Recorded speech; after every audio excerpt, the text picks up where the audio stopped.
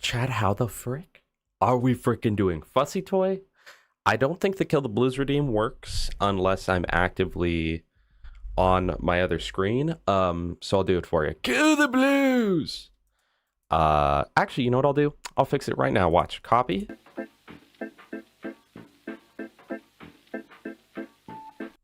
Alright, it should now work in there. Chat, welcome to frickin' Borderlands. It's so good to see you guys. Mimic Blade, welcome. Witchy Willow, welcome. Fussy Toy, welcome. Dominic, welcome. Cursory Cultist, welcome. Nick Jade, welcome. Diego, welcome. Shinobu, welcome. It is great to see you again. We are back, chat. We are back. Few great things have happened, okay? Witchy with the 20. Thank you for the 20 stream streak. I do genuinely appreciate that. Chat, two things. One, okay, so the Steam controller, you guys know, I have been trying to get it since the literal minute that it released, okay? And then I pre-ordered it. On the first day, it was possible to pre-order. Toasty, welcome. Chat, it's finally on its way. They finally gave me the privilege of spending my money on it. I also, as some of you guys may know, in one of the last streams, we were chit-chat about stuff and talking about 3D printers, and then Redstone made me aware that 3D printers only cost like, you know, 200 or less. And so I may have gotten a 3D printer. And you know what's crazy, chat? You know what's really crazy? People often say, I've seen a lot of people say that, like, oh, it's impossible to save money. It's impossible to blah, blah, blah with a 3D printer. I beg to differ, okay? I really do. Because I've already saved $7 or up to 19, depending on where I would have bought X product from, but I'll show you guys that later. Anyway, the Steam controller is not currently in the room with us. No. Very unfortunate. Very, very unfortunate. But we are here on Tediore Axton. And what did we do last time? Why is my game so quiet? Let me open up Volume Mixer. Yeah, so that's the thing, Dominic. We could... I could get like a big 6 and a 7. Witchy, I think, was saying that we put a 6 on this side of my head and a 7 on this side. What do you guys think? All right, so last time, Gunnerang, Triple Bear. Oh, wait, that's a brand new Gunnerang, too. I feel like that's a tiny, tiny bit loud. Turn that down just a hair. Yes, we've got that. God Baby Makers. Gub. Got a gub. And yeah, this is the current setup. This is here. We're currently beating the game and then going to something. Chat, what were we gonna do as soon as we beat the game? I think we were gonna move into like some DLC or something.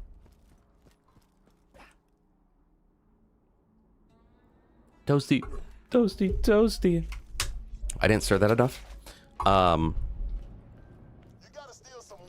What head and skin would you like? Also, Nick, Joe, welcome. Get fat, then water fast for a month? Great idea. Connie, welcome. I hope you're doing well, Connie. Chat, the Twitch only run is completed, so no more will you YouTube viewers be in agony.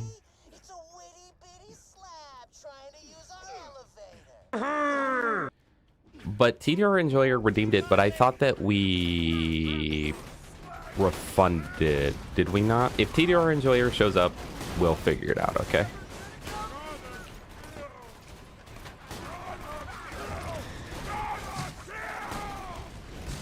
Well, I'm sorry to hear that, Connie, but also, hey, we ball. It's all good.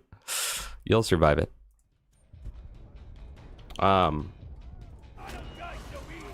Dang, we actually do so much damage. What was I about to say? You know how Astros have specialized ear cups for streamers? Do a 6 on the left and a 7 on the right. And honestly, I could. Honestly, I could. I just have to, like, learn how to... I know how to, like, 3D model and stuff, but I need to learn how to, like, create the real world dimensions to fit an item, you know? If I can figure that out, then the possibilities are endless, okay? Chat, does anyone know, is it good to breathe in 3D printer fumes? Yes or no? One in the chat, if it is. Fellas, is it gay to shower?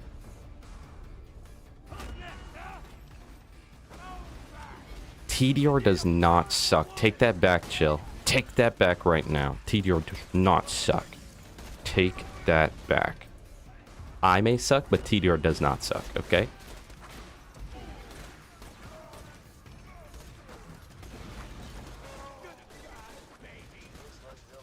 Bruh. Come do your degree for you? No, I'm good, bro. I'm good. Listen, I dropped out, so I don't think I'm eligible. You know?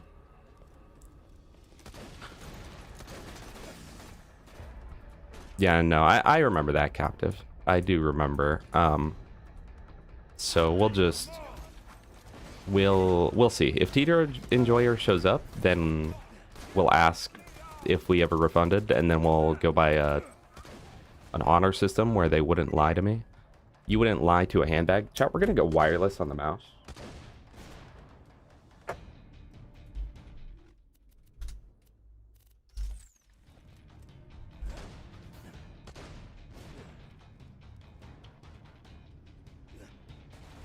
Yeah, literally, you're trying to smell good for other dudes, and not only that, but you have to touch a dude when you shower. Is that not weird?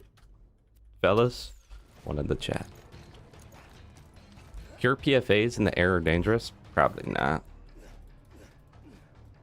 Of course it's gay, you're looking at a man's body. I keep my eyes closed the whole time I'm in the shower.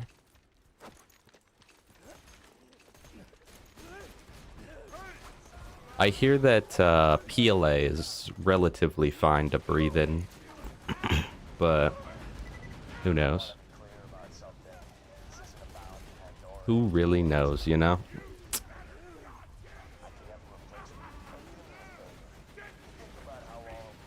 But those enclosures are only like 30 or 40 bucks, so figure I'll get one of those just in case, you know, not that I'm worried or anything. Oh, chat, I finally, for the first time in my entire life, I owned the game since Christmas Eve after it came out, okay? I finally, for the first time in my life, played Halo 3 ODST. Who's proud of me? Who is proud of me for that? I have owned the game. When did it come out? Was that like 2012? Because if so, I've owned the game since 2012. Never once played it in my entire life because I never liked it, even though I played every other Halo game an extensive amount, right? I finally played it. It was pretty good.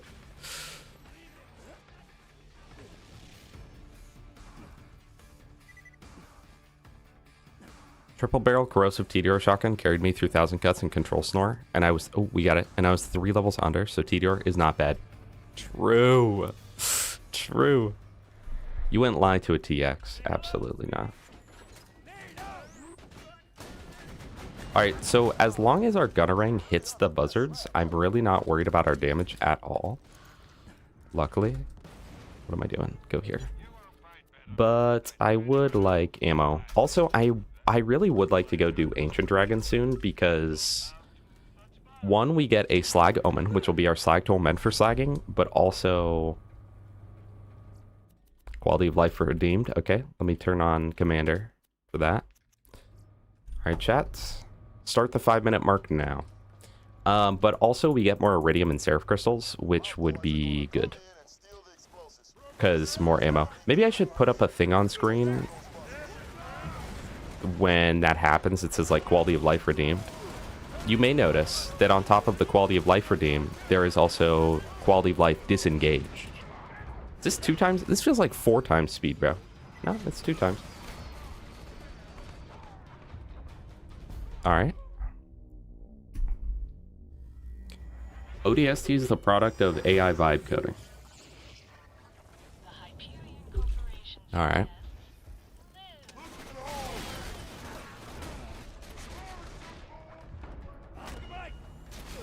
Okay, hold on.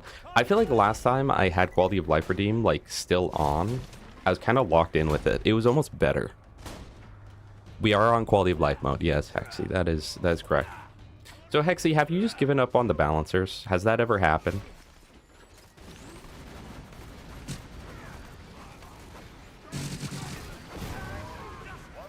Literally, all it takes is one gunnering to hit the non-slagged enemy UVHM and they die. But the problem is sometimes it's a little hard to hit said enemies.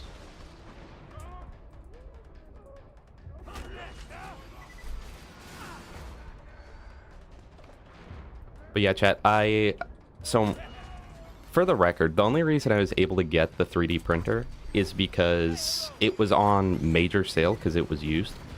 And so it's normally $300, but I got it for $150. And my girlfriend only allowed me to get it, assuming that I finish up the BL4 video. So that's happening. It is actually a little bit harder to hit the buzzards when they're flying at 2 times speed. That's actually very weird. So before I actually use it for anything fun, I have to finish up the video. Thanks a lot. But I'm excited. I'm excited to use it. I cannot lie. Friend beat it with randoms and lost all the way. Wait. Yeah, my friend beat it with randoms and has lost all the will to play them again. And I'm too bad to beat them solo. I understand. I understand. You just got to play Executor and lock it. TBH. Or you got to take me up on the offer. I'll carry you, bro. I'll carry you. I got an Ender 3 V3KE. Because I know that the Enders are all, like, very good budget options. But it's, like, the most premium of the budgets. And it happened to be on sale for cheaper than, like, if I just bought, like, an Ender 3 V3. So... And so far, I've only printed 2 things. I printed the boat, because that's, like, you have to. And then I did print one other thing, because I intended to have it up for stream. It was actually a thing that would go to stream. But then I woke up really late, so I didn't set it up, so I didn't actually end up using it. But, you know, I will.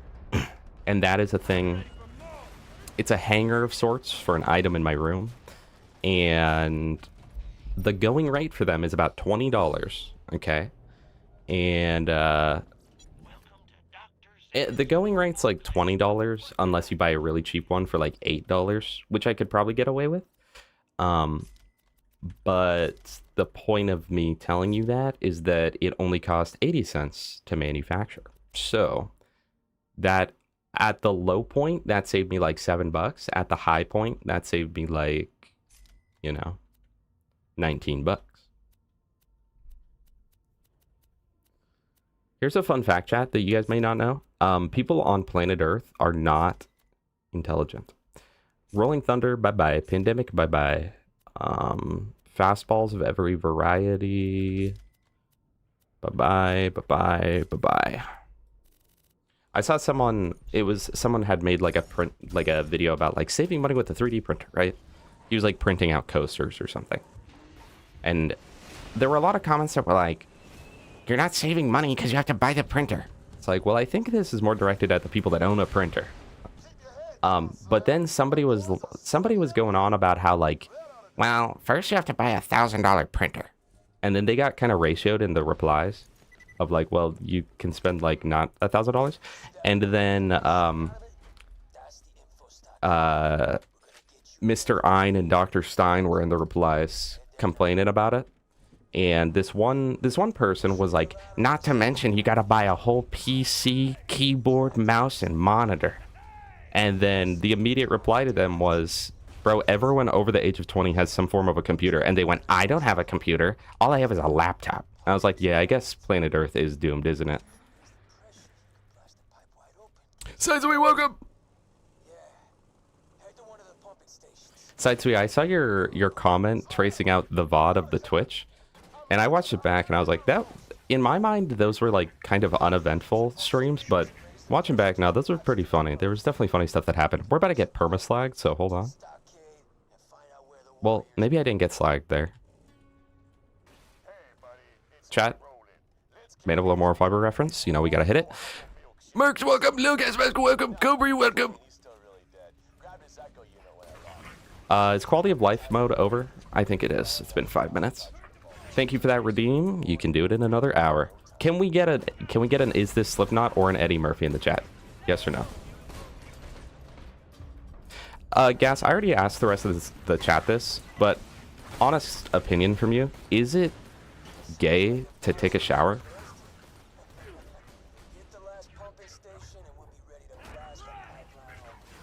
Chat, I don't know why, but I got this urge to get the red chest. Hey, is this Slipknot?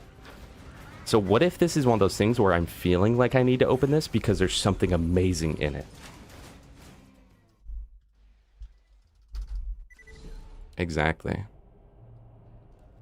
Enjoy your first Shadow of the Erdtree playthrough. You know, I will admit, out of my like 200 something hours on Elden Ring, I've never beat the DLC because I started playing it for a couple hours and then I was like, wow, I'm really not interested at all in this at all. But maybe that was just wrong. Is it gay to drink out of a cup? Yes. Yes. Yeah. Because other men do that, and so that makes you actually become less of a man, I think. Wait. That was a Tediore?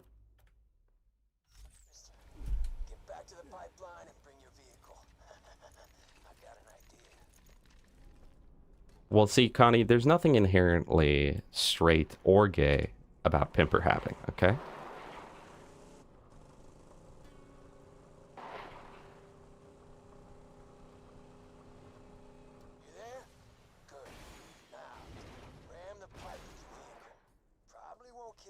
Are we so for real right now? You know, after playing on 2x speed for 5 minutes, I always forget that it gives me whiplash because now it feels so slow.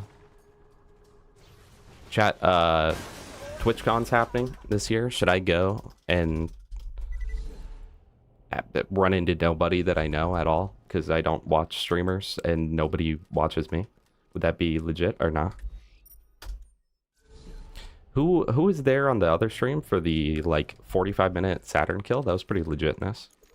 I think we're gonna skip him because you know, I was really thinking about it, but I remembered that I do exclusively grenade damage.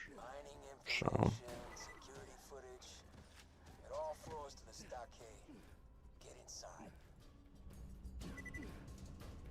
that's actually a really good point, Dominic. If I had a nickel for every time I heard anime talked about on your stream, I'd have 10 cents. No, we've talked about it more. You'd have more than 10 cents, I'm not gonna lie. But I guess every time that you've heard it.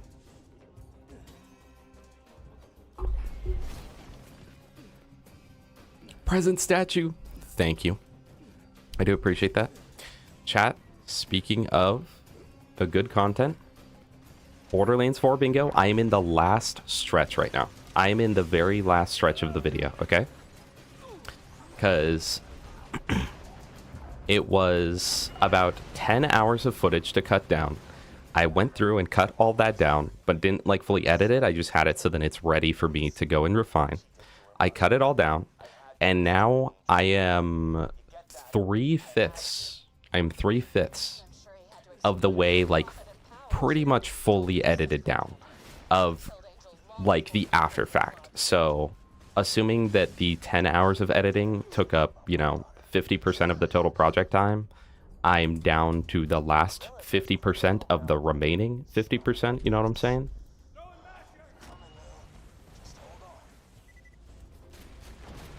Homer let the Barts out. You know, I saw you say that on Discord. A little confused, but I do know that's the only thing you've said in the last 18 hours. Chat, there was something else I want to like inform you of, but I don't remember what. There's a meteor headed for Earth. Oh man, I'm not even gonna complete this mission because I don't want to, or like I'll complete this mission, but I don't want to complete the next because I really don't want to kill the warrior. Last time we killed the warrior, it took forever. Hello, Jufi from the Jufi Twitch channel. How are you doing? I'm glad that guy can't hit me.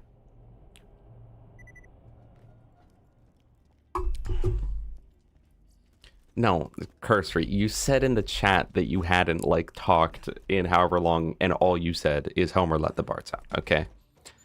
Okay, buddy, I'm talking about what you said. Buster.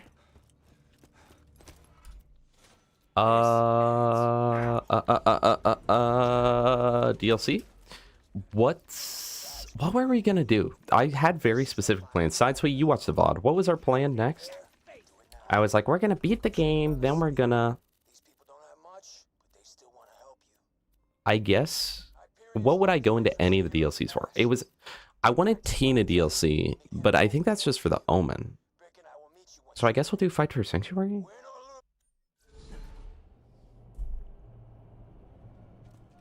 You are getting personally attacked. It is, just so you know, Cultist, it is an attack on you and your person.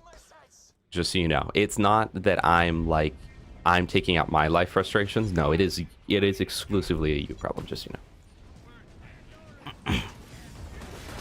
Crystals for a TVHM Retcher.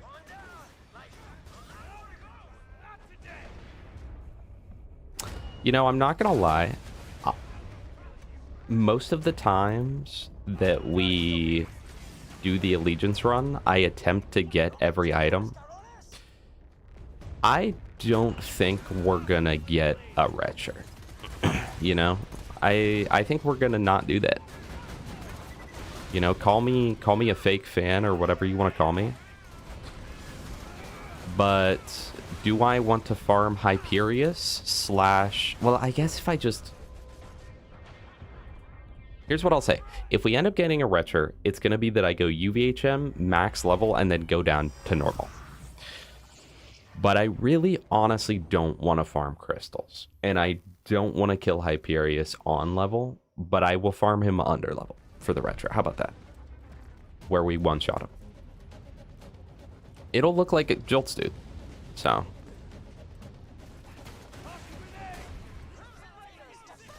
Oh, did I... What fastballs do I have? Do I still one-shot with the shotgun? If I do, maybe I'll put that on, because there's a lot of shielded enemies in this DLC. The Dulf? Bruh. What do you mean when I stand directly in front of all the enemies and don't avoid a single one of their gunfire, I proceed to, like, get hurt and die? That's so dumb, dude. Can we get a Sparky Shield build going? Like, this is ridiculous. It's actually so ridiculous. God, I feel like there's something else I want to tell you guys, but I don't know now. I don't know. I don't know. You know what's really cool, chat? The fact that I've gotten, like, 5 different people with sponsorship offers that make it all the way through to, like, past the budget phase. We've already agreed on a budget, already agreed on, like, details, and then they just ghost me afterwards. And then weeks later I message them, hey, what's up? And then every time they're like, oh, sorry, the brand decided to not go through with it. So I'm thinking I'm saying something on stream that's making brands not want to work with me, but I can see what that'd be. Kill the blues. Infection Cleaner, Hyperius, OP0. Will that kill without using bones and such? Yes or no? Get to, like, OP5, do it at OP0? That could work.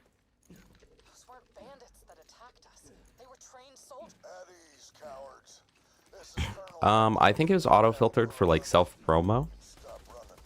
Probably, Nick.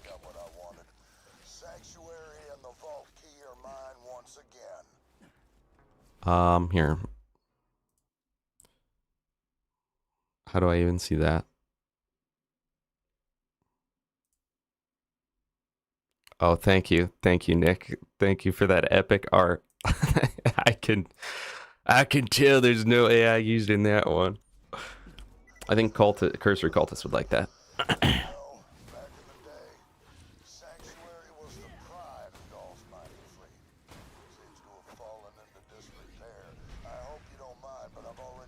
I'll allow it. Chat, nobody ban Nick for that. Because it's funny.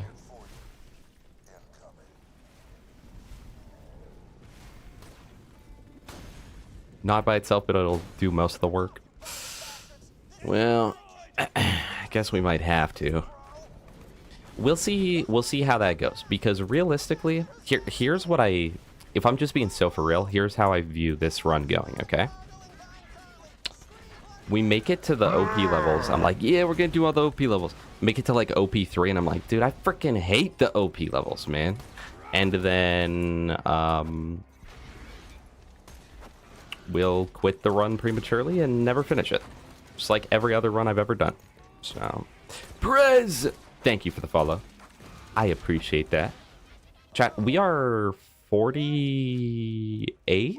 Also, Joseph Cantor, I never saw your notification. I'm so sorry. If you're still here, thank you for the follow. I think we are 48 follows away from 2,000, which is huge. Huge, huge, huge. And I'm very happy about that, and I appreciate you guys. I was like, maybe I'll save ammo if I don't go for the Tediore chuck, and then it took exactly 1 magazine worth.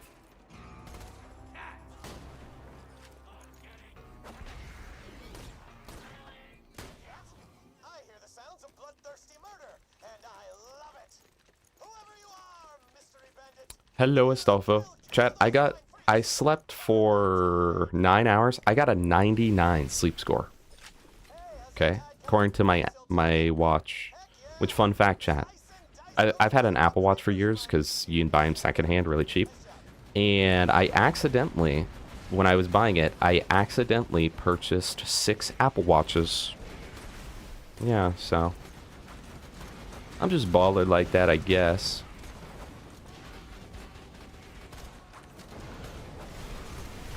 I obviously refunded them, but...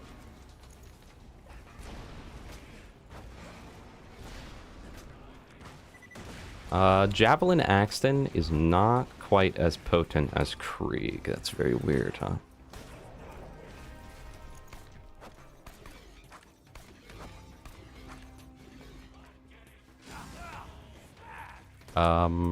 Okay. Meet Balius! With the Prime sub, 8 months. It's been so long. And yet, it doesn't feel that long. Because when I'm with you, Meet Baliest, time just seems to fly by, you know? Like, it's hard to even tell, you know, night from day sometimes with you. Thank you for the Prime sub. I do appreciate that.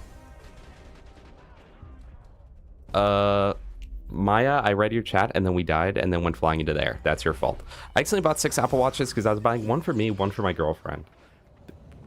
The first time I bought them on eBay and it never gave me any sort of confirmation or anything. And it in fact said that I didn't purchase them. So I was like, okay, I guess I didn't buy them. So then I clicked it again and then it went through and I was like, okay, cool. Everything looks normal on my bank account, all that. Then the next morning I look and it's like, your order has been confirmed. And I'm like, So I look and all 4 of them that I attempted to purchase the night before all went through. So now I have 4 on the way, right? So then, actually, I think I bought 7 Apple Watches total. And then I then proceeded to realize that I bought the wrong one. I actually bought the model right below the model that I wanted and intended to purchase because I had bought the one on accident that doesn't receive any updates. It's like the version, I think like the V3 or something. Prez with the sub. Thank you so much. 6 months at tier 1. Wait, but you just followed? Wait, I'm confused about that. Oh, in advance? What the heck? Prez, what the frick? Thank you. Thank you so much, Prez. 6 months in advance of tier 1. Thank you so much. Genuinely, that means so much to me. Like, I literally, this is, at this point in my life, this, and like YouTube, primarily YouTube, is my only source of income. And I really appreciate that because you know, with your generosity, it allows me to continue doing this. And I really, really, genuinely appreciate that so much. That is so much. Thank you, thank you. Bottom of my heart, thank you. But yes, I did buy about 6 or 7 Apple Watches. I realized those were the wrong ones, so then I went through and bought the correct ones. And then the one for my girlfriend didn't work. Yeah, so Prez, the moral of that story is that the 6 months you just paid in advance, I'm purchasing Apple Watches with that. So just so you know. So thank you. No, again, I do appreciate that. I really, really do. And Meatball is, I appreciate your Prime as well. And did we not? I could have swore we had another earlier. I think I'm just thinking of the Slipknot redeem. It brings me as much joy as a gifted sub, so. But thank all of you guys. I appreciate you so much. So I'm going to start e-begging. Don't even mention it, buddy. All right.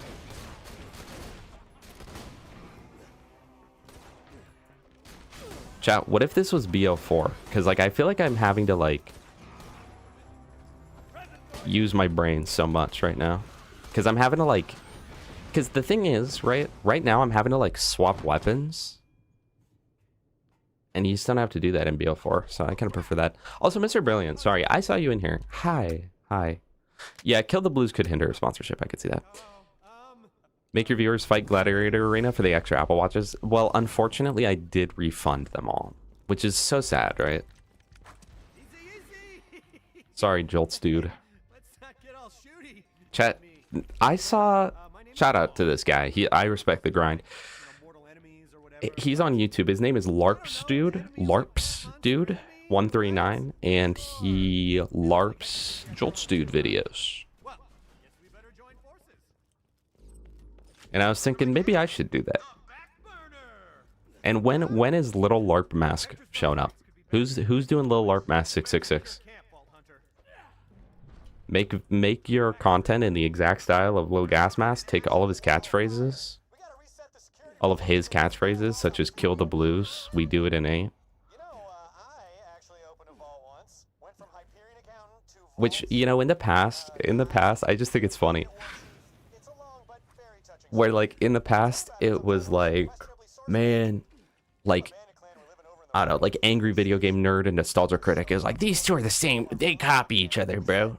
And now it's like, we've just got, now we've just straight up got, you know, LARPer 6, an epic NN LARP. But hey, I respect the grind, bro. I respect the grind. Oh, Jolts was in chat a few minutes ago and I didn't see it. Yeah, that makes sense. He would have definitely copied me. Oh, Turret Doll Axton, yeah. He showed up for his cameo. Well, sorry, Jolts. Hey, if you're still watching, first of all, why are you on BL2? You're copying me. Second of all, I hope you're doing well today.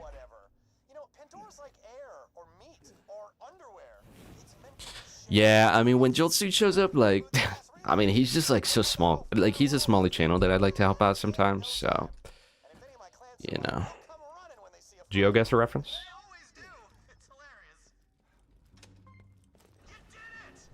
You're not willing to go bald to be gas? No, be gas in when he has a buzz cut.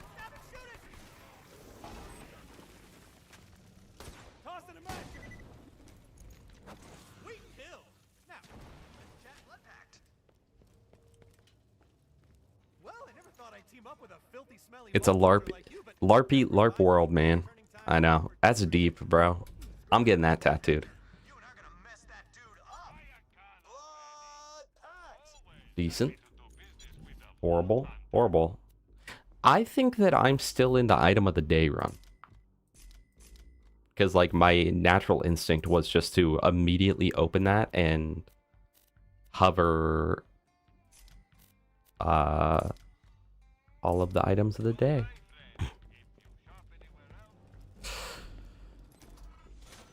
Chat, drop it in the comments section. Just give a number.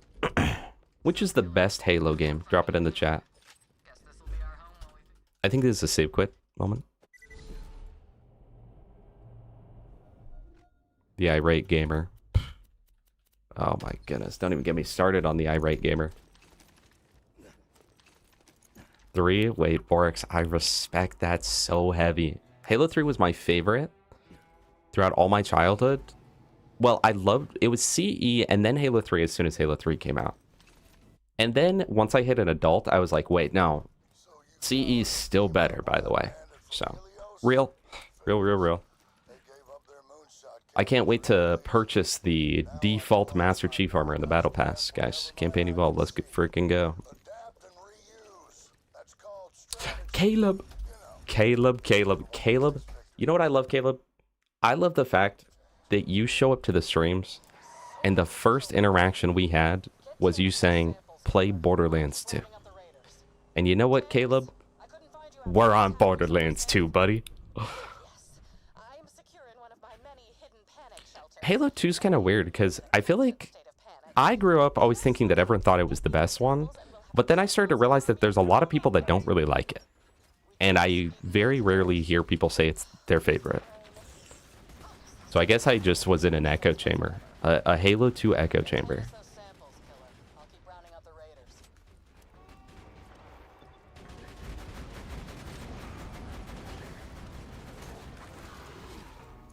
Halo 2 the best because sentimental reasons, true. Listening to Kanye West, a college trilogy with my cousin and brother during the summers was the best. How old are you? Dude, when Halo 2 came out, I was like 4. Who LARPed Yodi and his name was Creepaslaya, and we would do the same genitals joke at the start of his videos. I was gonna say maybe I'll start LARPing Yodi, but then maybe don't LARP the dead. That seems kind of disrespectful, I guess. But for views, for clicks. What is going on, Murphs and Blues? It is your boy. LARPing Sky does Minecraft. LARP does Minecraft. Chat, maybe we just gotta start more LARP channels. What are they gonna do, you know? Also, why is the loot nest not just... Oh, he spawns right there. Jufi, did you say... What's a Jufi? Jewish-fi? What's your favorite Halo? You're a Halo player. Coolest lore, but CE best campaign.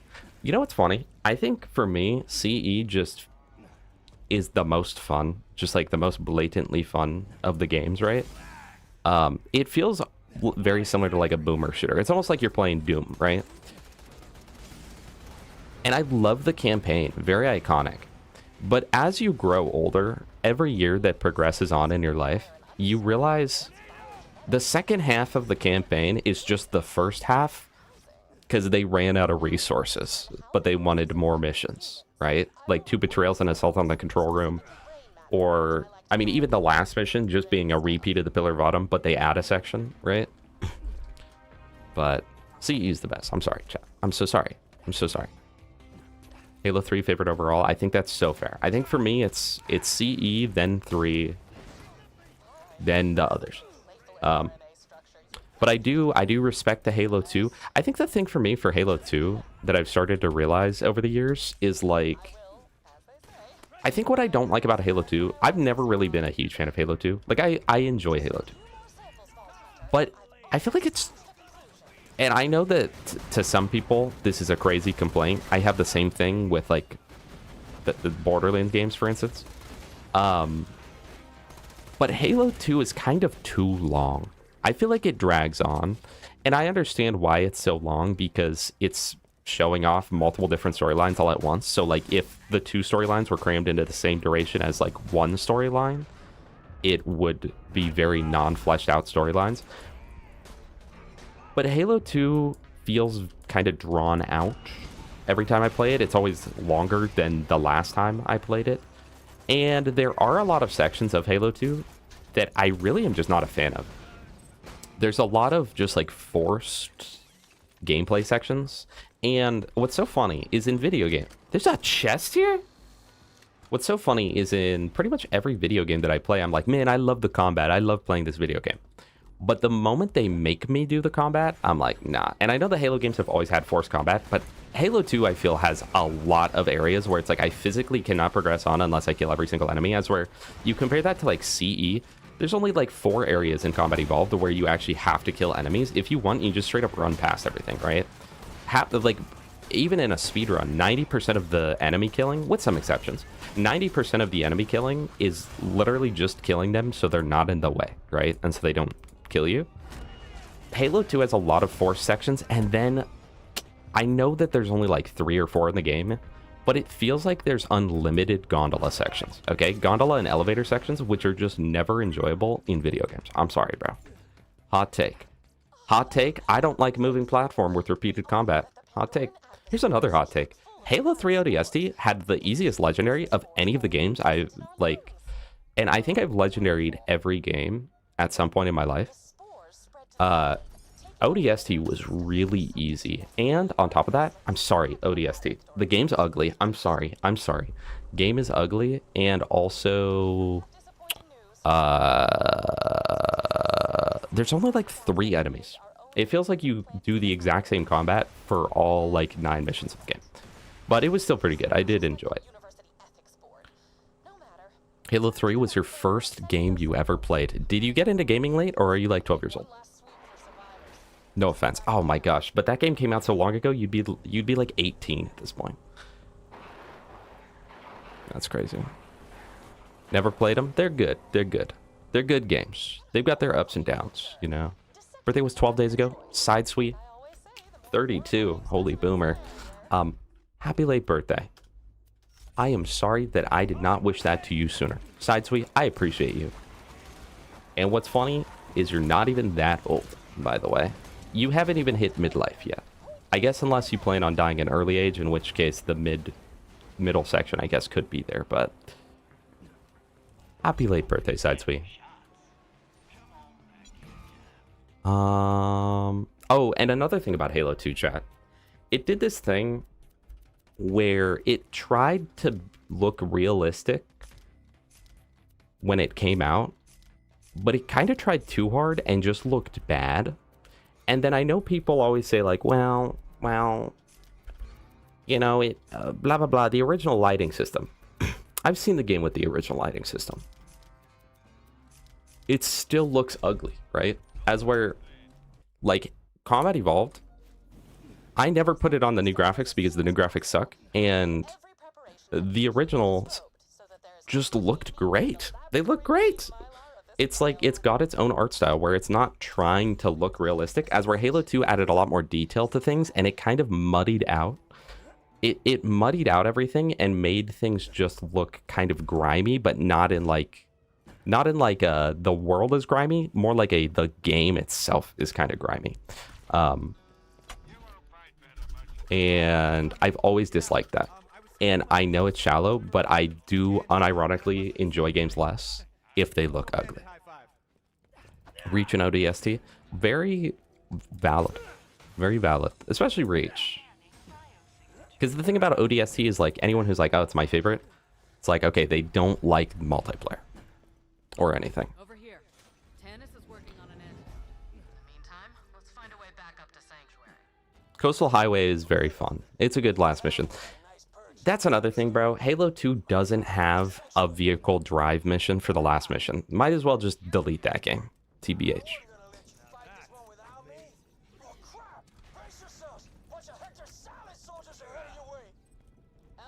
Well, ODST created Firefight, right? It was the very, very first one with Firefight.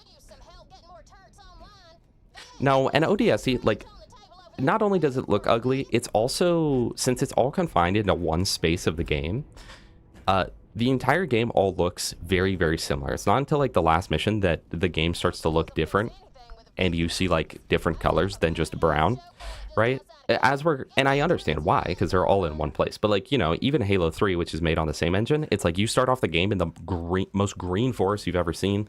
You go to, like, snowy, like, go through snowy canyons and stuff, you do go through some of the gray, like, deserty area. But there's just, like, so much diversity in the visuals. But ODST just doesn't have that. And then on top of that, ODST has, like, this permanent layer of, like, Vaseline covering it. And it's not, like, in the same way that people talk about, like, you know, like anti-aliasing, where it's like, oh, it looks like it's smeared in Vaseline. No, it looks like the ODST visor, unironically, is, like, covered in oil. You were 7 when it came out? Okay. Okay. So you just started playing video games a little later. So you're a bit of a late bloomer then, huh? What year did 3 come out? Was that that was in 2009, right?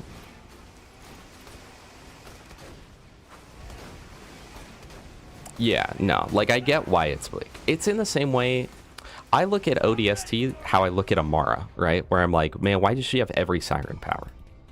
Why is she just the most powerful siren ever? Why does she just straight up have Maya's power?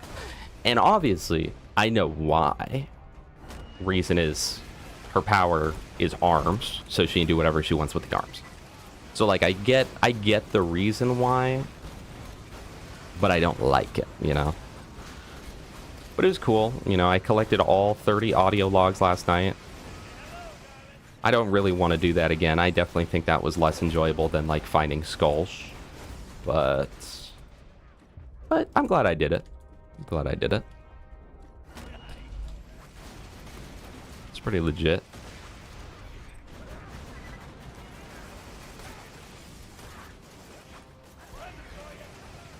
And it was interesting because like every Halo game's like, the world is ending. Everyone will blow up. And then ODST's like, man, I'm lost. Where the hell is my team?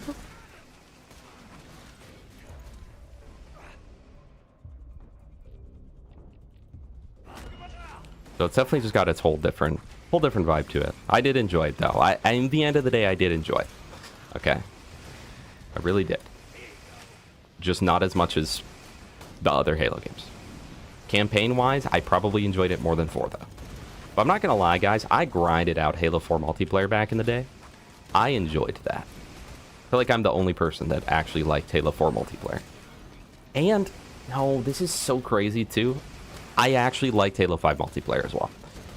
Okay? Even though it was so far removed from, like, actual Halo gameplay in so many ways, I did low-key enjoy it. And it had the best Forge mode of all time. Though I've heard Infinite improved further on the Forge mode, which I can't speak for because I've never played Infinite. It didn't interest me when it came out.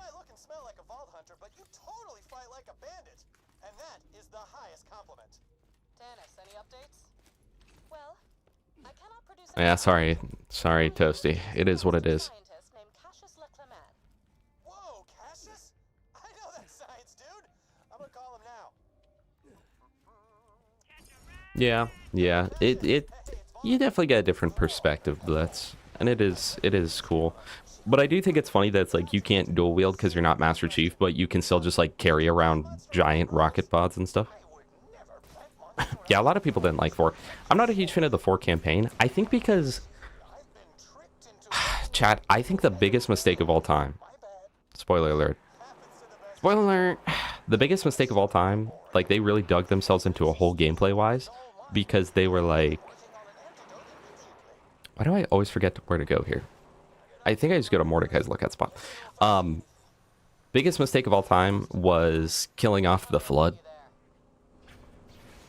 Because it's like that genuinely, that's why like Combat Evolved in Halo 2 and Halo 3 are so good. Because you've got so much variety in all the combats, so much variety in the enemies you kill throughout the game, so much variety in everything. But then like Halo, the Halos that don't have the Flood by default feel less diverse in the gameplay, obviously, because you've just removed an entire faction.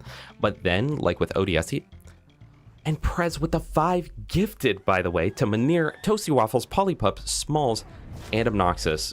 People that actually show up, by the way. Thank you, guys. Also, there was a Hydrate. Thank you, Prez. You are, quite frankly, grooming me. And I'll take it. Thank you so much. I do appreciate that.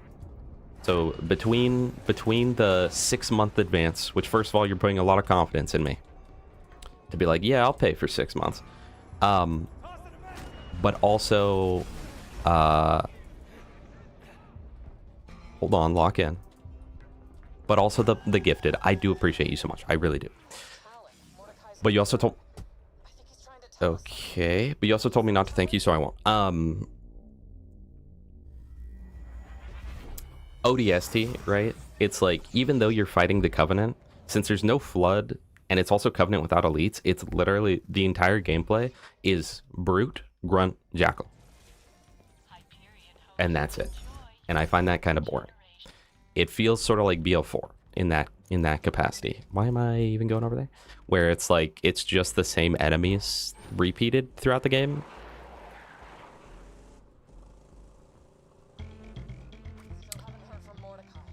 And Prez with another one. Thank you for maxing us out at 10 today. Well, not maxing us out, but making it 10 for Karumi, who does. That is a name that I recognize, so they've showed up at least once or twice. Thank you for helping us hit our 10 goal. Where we hit the 10 goal, and chat, we are very, very, very close to the 2,000 follower mark, okay? Which has been the goal in the making for a while now. And we are very close to that as well. Thank you, Prez. I do appreciate you. W Prez. W Prez.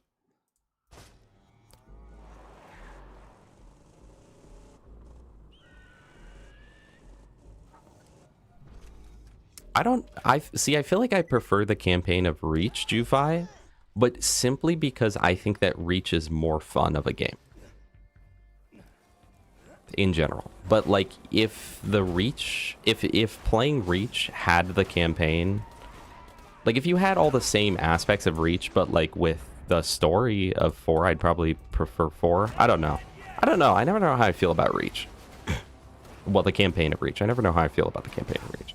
Dude, I cannot get the skip, dude. I cannot get the skip, dude. I'm not LARPs, dude. 139. Hold on. Lock in. It's because I'm talking about a better game right now.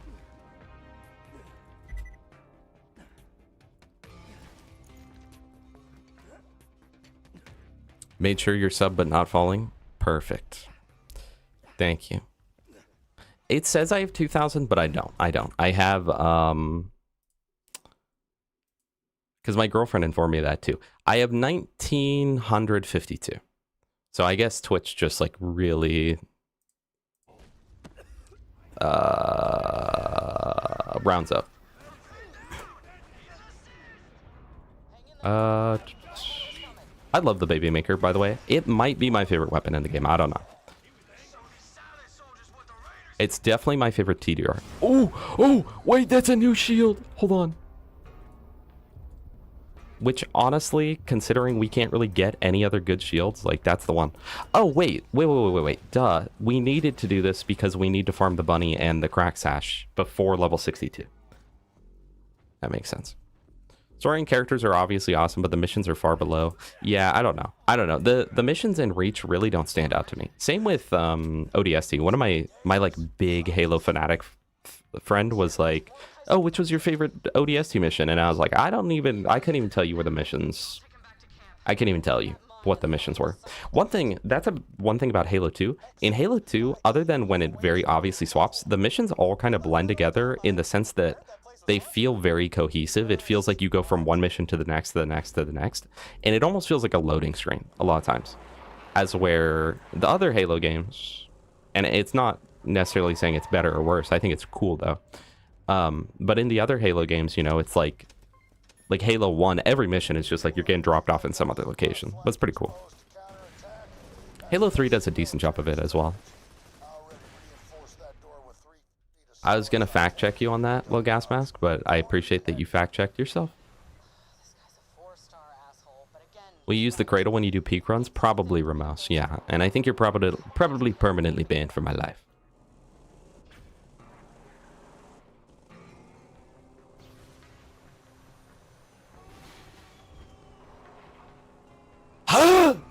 Gas. Surely that's a bad word. Surely what you just said is in some way wrong, correct?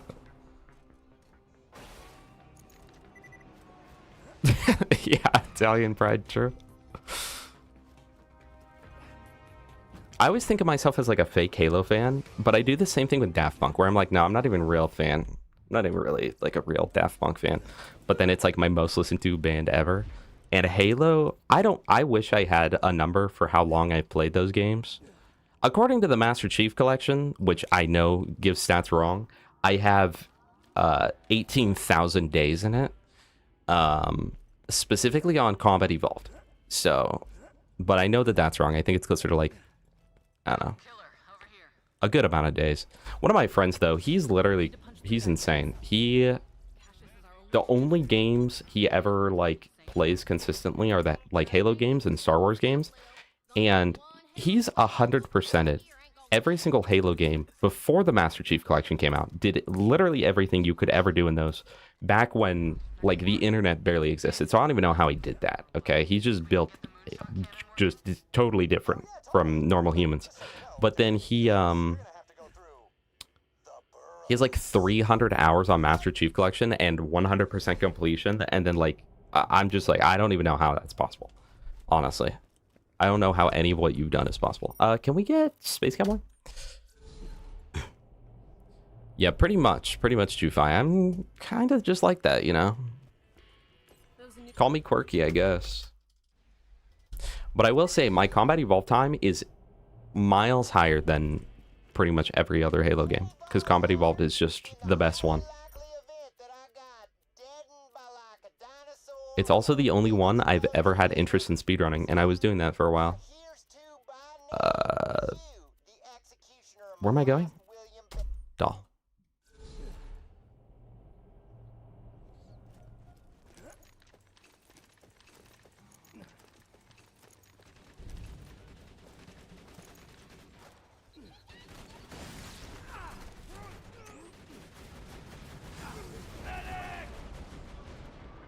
Bruh.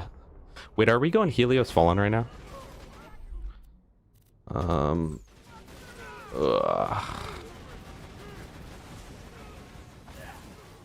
Yep. Wheeze. Probably the one where Buck and Romero are fighting on the high-rise buildings. Yeah, that one was pretty cool. You walk across the bridge.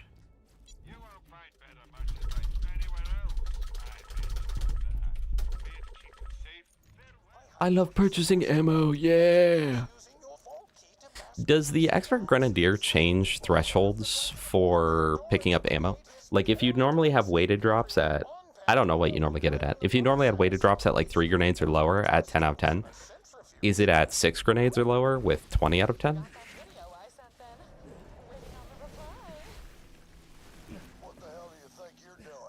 What did Tanis send him?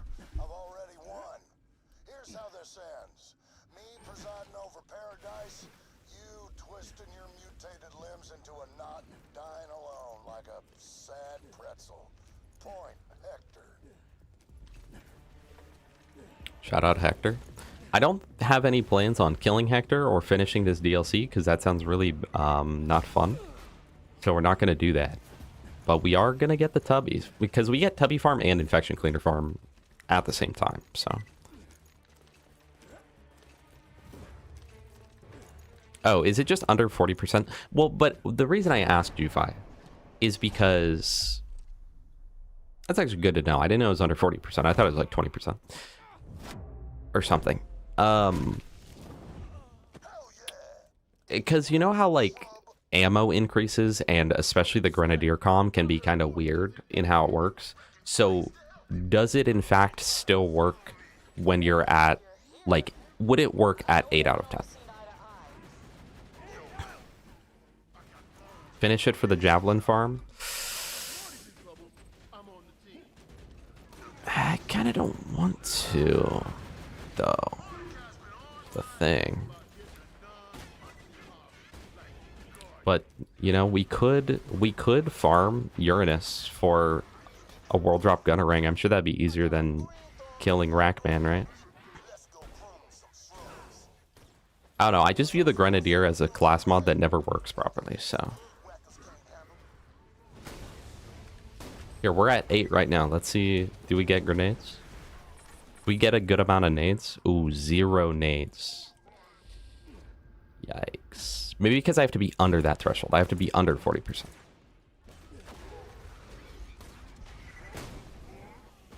Okay.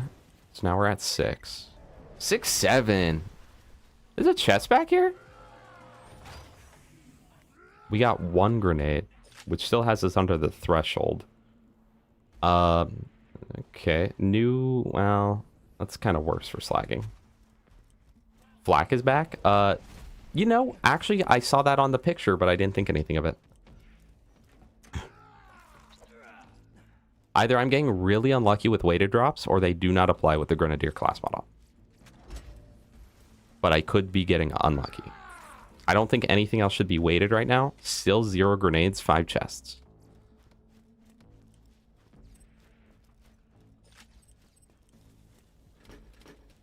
I'm just saying.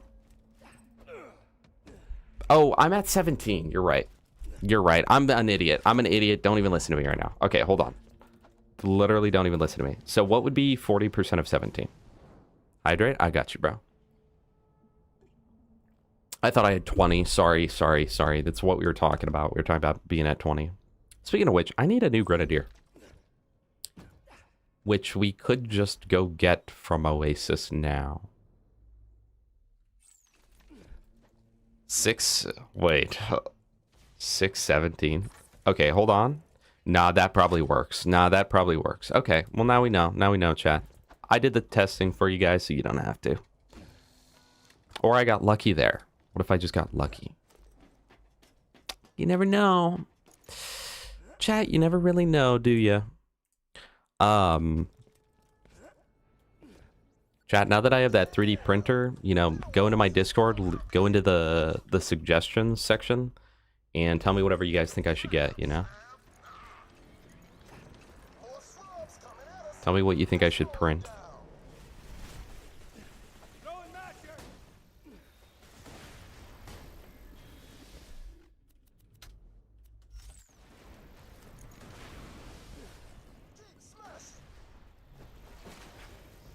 Wait, chat, imagine how much better this DLC would be if it didn't have forced mobbing and I could choose to do this mobbing. I'm telling you guys, it's one of those things. Mobbing in video games is the same as your parents telling you to do your homework. It's like, I was already going to do it. I was going to do it. But now that you said that, I don't want to. All of a sudden. I all of a sudden do not want to. Chat, so is it more strategical at high-level gameplay to, like, constantly use your grenades so then you're permanently below the threshold?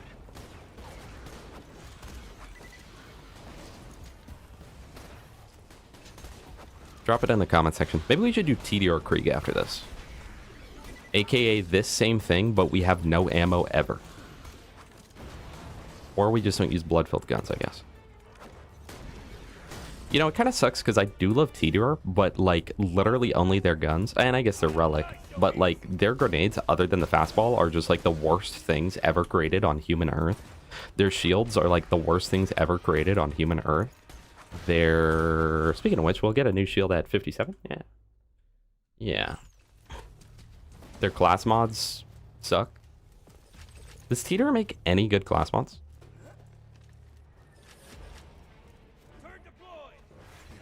Print 6.7 background with holes with LED lights. Very good idea. Someone will be like, it's a fire hazard. Because PLA isn't meant to withstand an LED. Wait? No, this isn't weighted.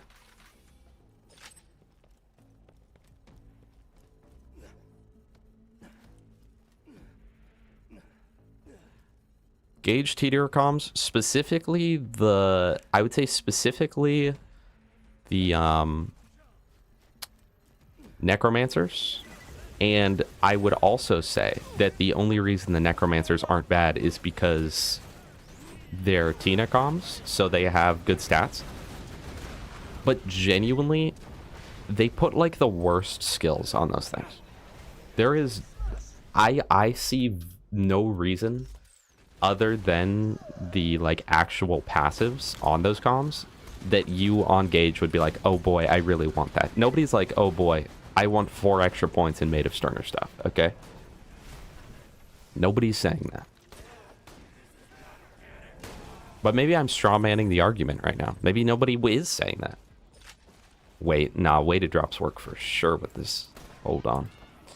Part of me, chat, should we get +6 steady and +5 Grenadier, or +6 Grenadier, +5 steady?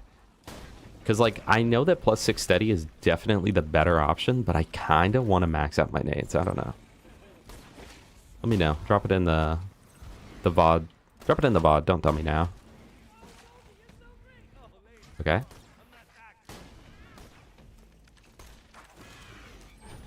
I don't remember the last time I got a Nirvana, by the way.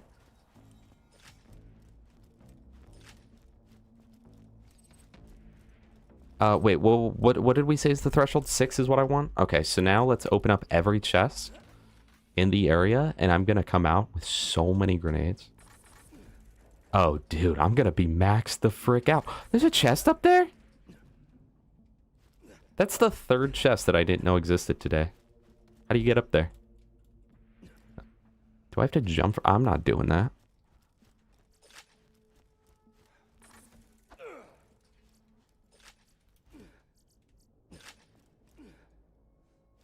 Okay, yeah. No, weighted drops definitely work with it. Okay. In my mind, they just didn't because this comm can be weird, but... All right, let's go do that right now, actually. Especially because we just leveled up, so we're going to be better.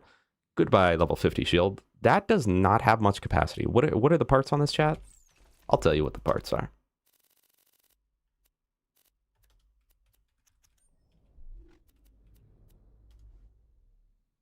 Torg doll. That's horrible, no? That not horrible? Am I wrong? Aren't like Torg parts very bad most of the time? Maybe not. Wires don't talk is a meaningful boost. I guess if you're playing shock gauge. No, Jufi. By the way, what you said about Kiss the Bride, I just read that. Literally true. Literally true. It's like, well, now I don't want to. The delay and rate are crazy. True, true. No, the rate on this is faster than the capacity. So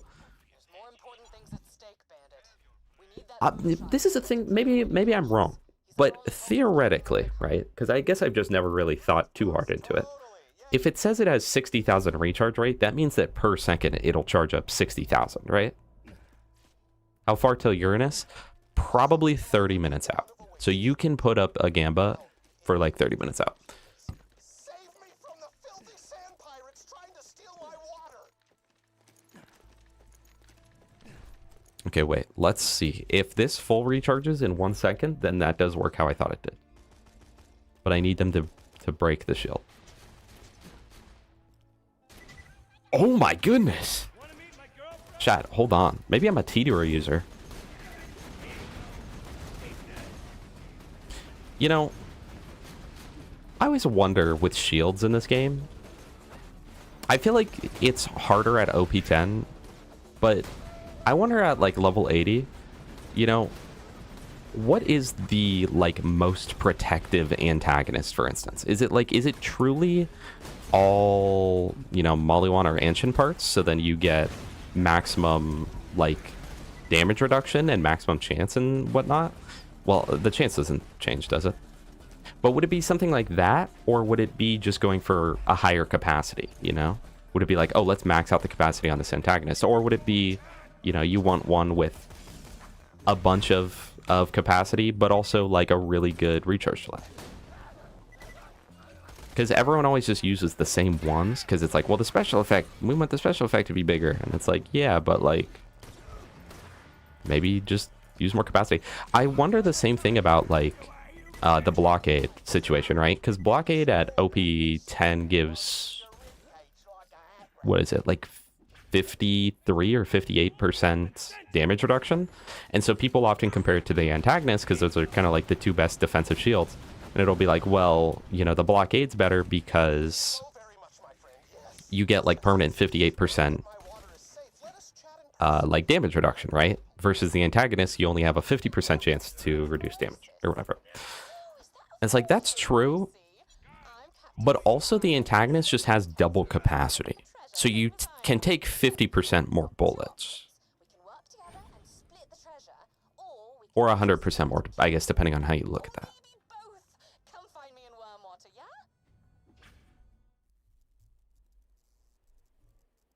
Tediore unique from first kill. Chat, I would go all in on now. The chance of getting a Tediore unique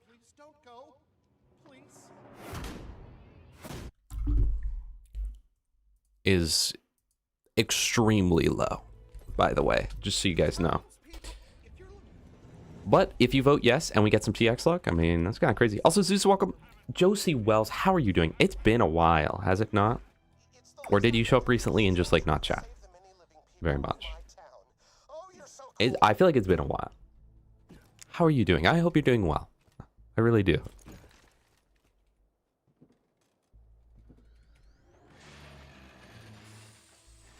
No, that too. Well, but okay, but with absorb shields, it is exclusively in a gun area.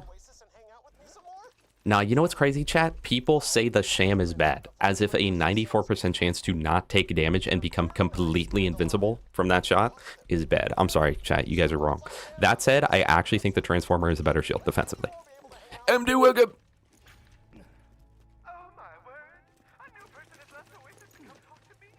Yeah, I felt that too, Jufi. I feel like the antagonist is one specifically that I would rather just have like more capacity on it, right?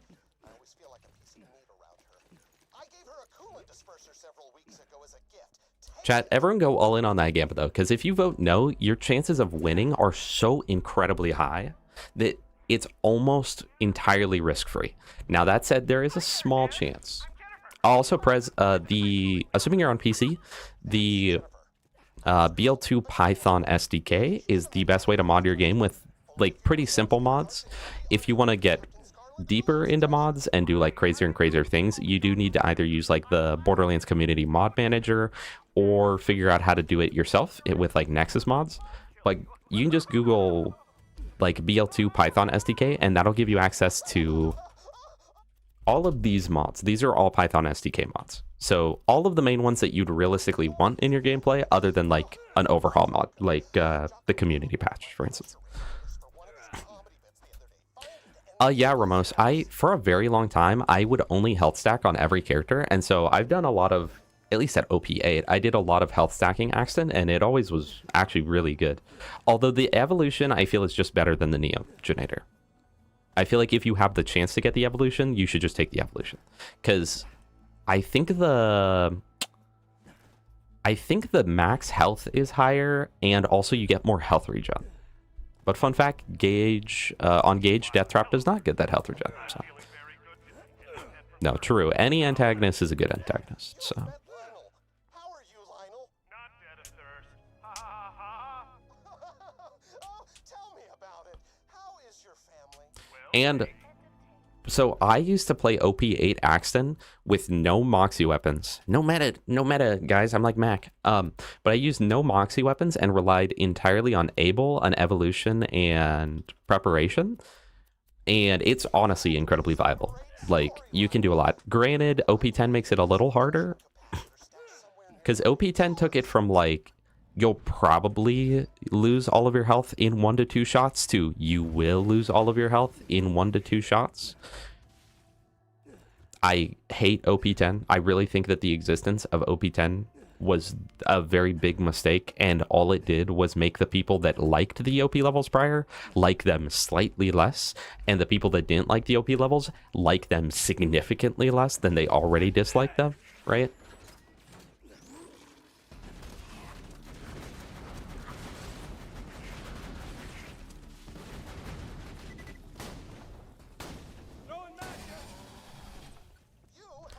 Anyway, yeah, no, evolution plus Able is kind of crazy. And then if you throw in a max health relic, it's like if you're at 4 million health, you're healing 4% of your max health per second from Able. You're healing 2% from preparation. You're healing, if you take shots, was it 4% from the evolution?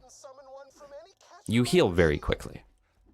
And Axton is like I feel like Axton is the easiest character to survive on. Because, and I do hear a lot of people say that his one knife is one of the easiest, other than the grind, because he has no good way to get XP.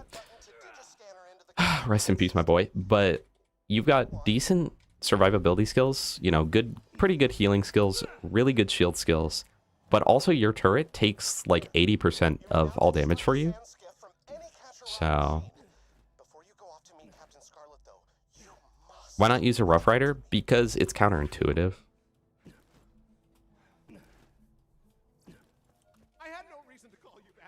I'm sure that you're not being like 1000% slash genuine, but yeah, no. I would love, like, you can use the Rough Rider on Axton and you do get crisis management, but by using a Rough Rider, you do entirely lose out on like half this trait. Preparation is 1000% useless. You actually get no bonus from it. With Rough Rider, you get no bonus from quick charge, you get no bonus. You get half the bonus of pressure, you still get the reload speed. And you arguably get more reload speed because your health will be lower percentage-wise, but you lose out on that, and willing becomes entirely useless. And yeah. I feel like the Rough Rider is the last adaptive shield I would want to use on Axton.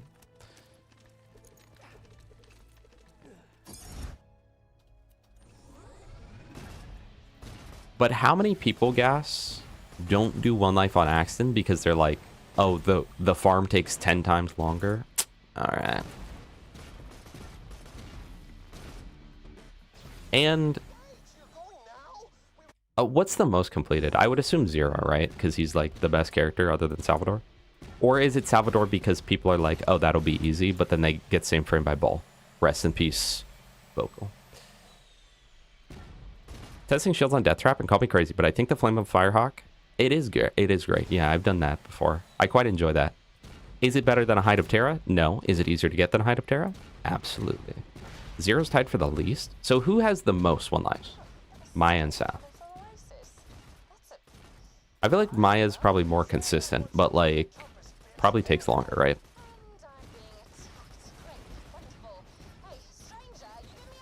OP levels is what killed BL2 for me. Every time I go back, the OP levels kill it. Yeah. Well, here is the thing. Luckily, they are totally optional. You actually gain nothing from them. But there is always that feeling if you don't do them. So I get why people still complain about them, even when they don't play them. It does give that feeling of like, I didn't fully complete this character because I didn't do the OP levels, but I don't want to do the OP levels because they suck. That's from the perspective of a lot of people. I like the OP levels, but honestly, OP10 made me dislike them. It used to be that every time I got a character to max level, every time I got a character to 72, I was like, boy, the OP levels, I can't wait. And now every time I'm like, okay, I guess we'll do the OP levels. But Zeus, I would recommend just playing on level 80, honestly. I think that it is more enjoyable to play at level 80 than OP10, and is a lot easier. Because you don't have to do 10 hours of grinding the peak. Whatever, no, welcome.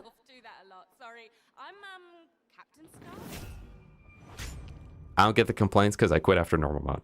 Thank you. Nice to meet you. Oh, right, I should No, and then the fact, dude, what I have learned on planet Earth is that most people just speak without knowing, okay? Every time you can come into something with full evidence and they'll just straight face tell you you're wrong about it. Like, I had multiple comments because on my video about like the worst things about each Borderlands game, I said that the worst thing about BL2 is the XP grind and is the peak grind and is all just the tedium of the grinds, right? And I'm not saying that the peak is inherently bad. I don't think UVHM is bad. I love UVHM.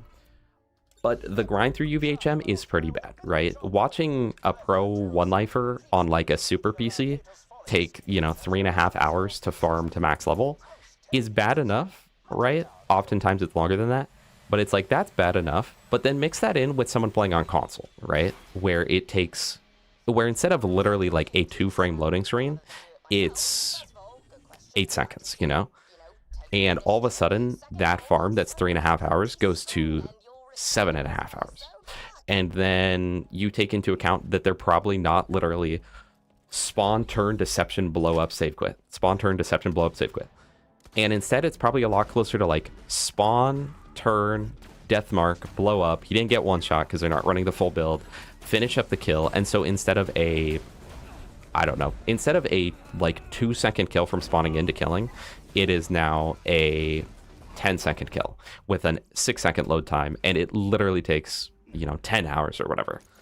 And it's really bad. And then like with the peak levels too, I don't know why they increase them, because genuinely it just... Hey, chat, wait, check this out. Look, so I looted all those chests. Watch this.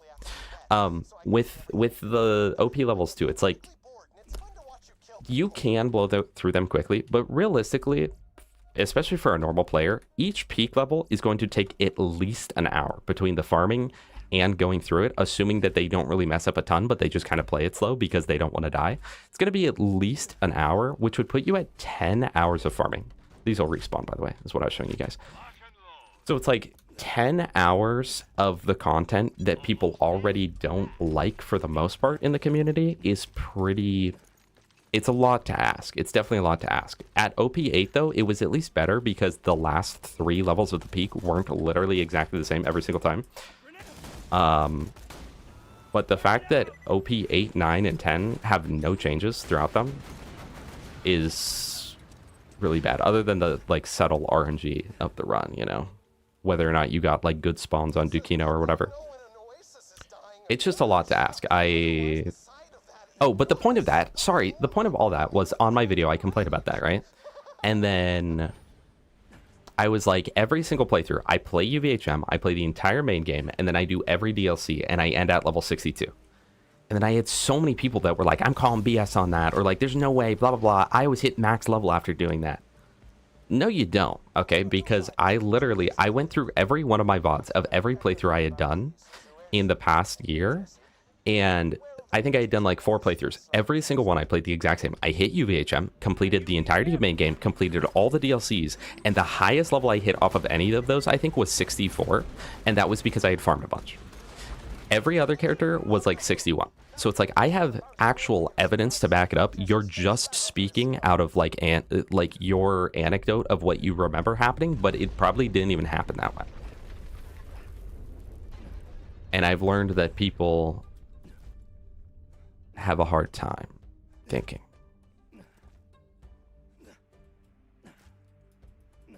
Yeah, at 72 you had to as well, but it was such a big difference because, you know, if you're able to get a level every 10 minutes, let's say, which is not crazy. Let's say that you got a level every 10 minutes from one of the farms, which is doable depending on farm. It's like, okay, I'm level 62. I've got 10 levels to go. So, you know, we'll say an hour and a half to 2 hours of farming. I can do that. Maybe 3 if I'm really slow. 3 hours of farming, that's not bad. And the loot that you're getting along the way, if you got something at like even 65, if it's a really good item, it'll be usable at 72, right? It'll be usable along the way. And especially once you hit like 68, everything from there on out, loot-wise, will be like, yeah, I can use this once I hit 72. But now it's like you go through those 10 and then you still have 8 more, and everything prior to like 80 or everything prior to like 75 is just not going to be usable. So all of that farming is just totally in vain because all those levels are just like, they're just to get you to the point when you can actually gain something out of it. As where before going from 62 to 70 to 72, it's like there's, you know, 5 levels of just I'm not doing anything, and then 5 levels of okay, I'm actually getting items I can use. Level 62 to 80 is here's, you know, 12 levels of stuff I can't use. I don't know. Team 68. That's right. Do I have map reloader on? I do. I do have map reloader. Good news. You don't have to help me Okay. Jesse's face back on because he's dead. We did it! Holy farm, that took so long, chat. But we did it, you know, after grinding hard and working harder, we finally did it. Shout out to the 362 damage gunnerang that did 57,000 damage in normal mode. Okay, well now, because what was that one? Chat, everyone go all in. The gambit is still up. That was +4 steady, so we're getting a bonus 10%. Bonus 10% damage plus extra 4% grenade damage. Plus 2 more grenades. That is very good. Very, very good. I'll take that. Only good part of mindlessly grinding is that you get to level 67. True. True. Chat, remember on Vlad Maya, our sham of the run was level 67? How fire. How fire, chat. 1 to 10. New devcast for BL4 content. It always somehow disappoints me. I didn't watch it. Colty boy. Thank you for the follow. I do appreciate that. We are now 47 follows away from 2,000. That's my ultimate endgame, chat. No, I feel like my endgame is like 100,000 on YouTube, maybe. And then like, I don't know, 5K on Twitch. That's like, I'll die happy at that point, you know? Until then, I cannot die.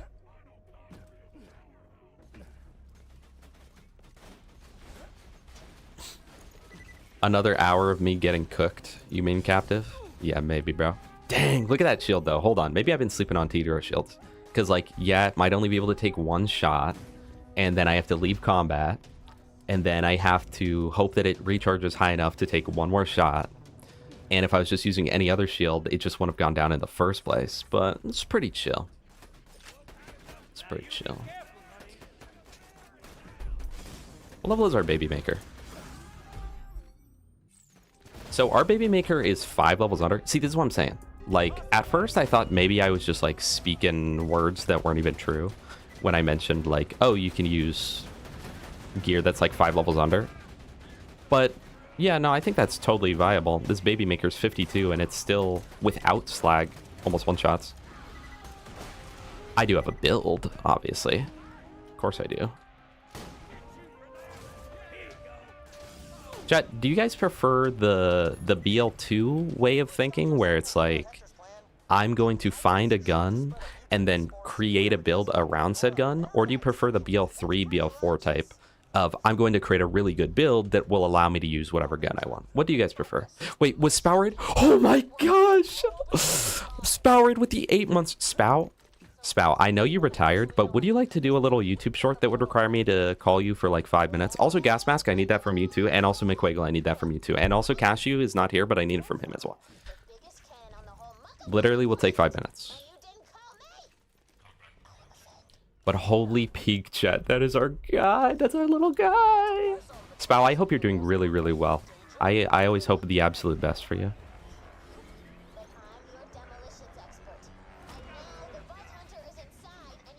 And also, thank you for the Prime.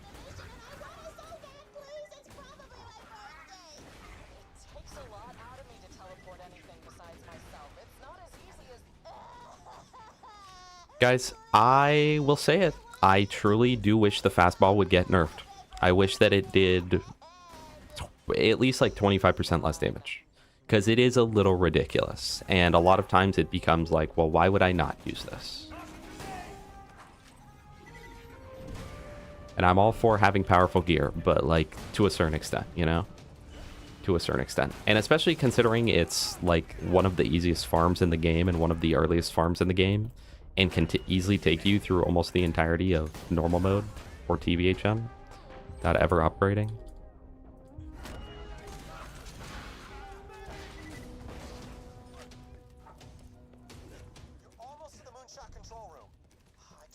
Yeah, the solos all content.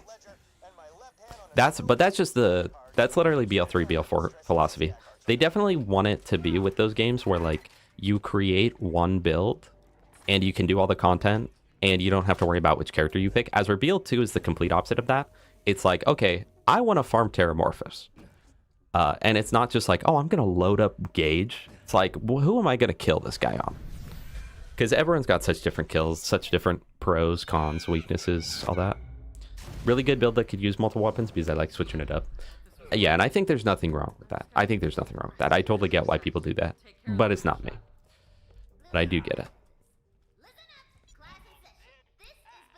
Shout out to the Nirvana. Chat, fun fact, that actually has the Hyperion-like effect if you're using Salvador with Steady as She Goes. Spow's not dead, but he is retired. I am welcomed by using gear that I get in BL2. BL4, very knowing that the outcome will be at a dedicated farm. Did I read that weird? Or did you type that weird? I am more welcomed by using gear that I get in BL4, very knowing what the outcome will be at a dedicated farm. I don't know if my RAM is overloaded right now or what, mentally, but I'm having trouble with that one. I don't know why. Oh, rather knowing, I am more welcome by using gear that I get in BL4, rather knowing what the outcome will be at a dedicated. I'm still confused. I think I've read it too many times, and I think I'm at the point where I'm too far gone on it. So no, but I know what you're talking about, Jufai. Agree, totally. I get what you're saying. Mix of both. I like Harlow that allows me to use anything I want, but I don't like that it creates this weird thing of Harlow just being stupid broken. Yeah, I guess that's another thing of like, how broken do you want the Vault Hunters? See, that's what I love about BL2 though. I even though I was just complaining about how powerful the fastball is, I do think that it's good for games to have very, very good and very bad things and then some in-betweens. Even like with the Vault Hunters, right? Because yes, Gage can rival the power of Salvador under the right circumstances, but for the most part, it's like, okay, I want to play the really good character. Who's the good character? And it's like, oh, go play Salvador. Or it's like, hey, I want to play like a hard character. It's like, okay, go play like Zero or, you know, maybe Gage. And then it's like, I want someone that's kind of all well-rounded. And it's like, go play Axton or Maya. Or I want to play a character that feels like no other character. And it's like, go play Gage. And then BL4, it's like, go play a character that feels like no other character. You could play a different game. That might accomplish that. Or like, oh, I want to play a character who's really good. And it's like, oh, okay. If you want to play a good character, go Rafa or Amon or Harlow or Vex or Cash. Dang, oh my goodness. Yeah, that has 9,000 recharge. This has 61,000. Torg Doll is the way to go. Always get that on every shield chat. Don't feel the need to close down the prediction yet. I'll probably just close it so you can all gamble, but it's going to be a minute. Seth! Oh my gosh, Seth, how are you doing? Oh, yeah. Sorry, Josie. Yeah. Let me know. Let me know. Let me know. Let me know. Does Uranus have grenade damage reduction? I thought they might have gotten rid of that with from Saturn. But I'm starting to think maybe that's not the case. Chat, does anyone know, does Uranus have grenade damage reduction? Because it feels like it.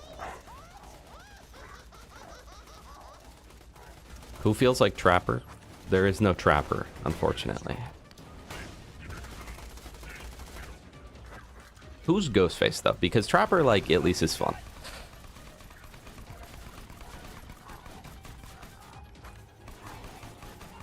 Wow, thank you, McQuagle.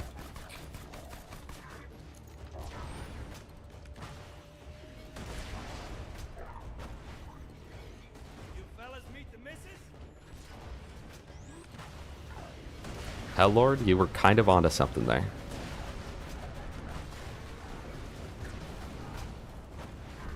They remastered BL2. What would you want to add to the game from 3 or 4? I would be fine with... I generally don't like the characters having 4 different action skills, but I would be fine with them giving each character 1 extra action skill. Or some sort of action skill augment as well, I'd be fine with. And like, you kind of already have that with things like Scorched Earth, but I wouldn't mind if it was a separate like augment set. I think that's a really cool part of the skill trees in BL4. So I would be fine with something like that. Guys, I hate Hyperion Sight because it makes you zoom so much. I don't want to zoom that much. I don't know what I'd give everyone though, but something. I guess maybe...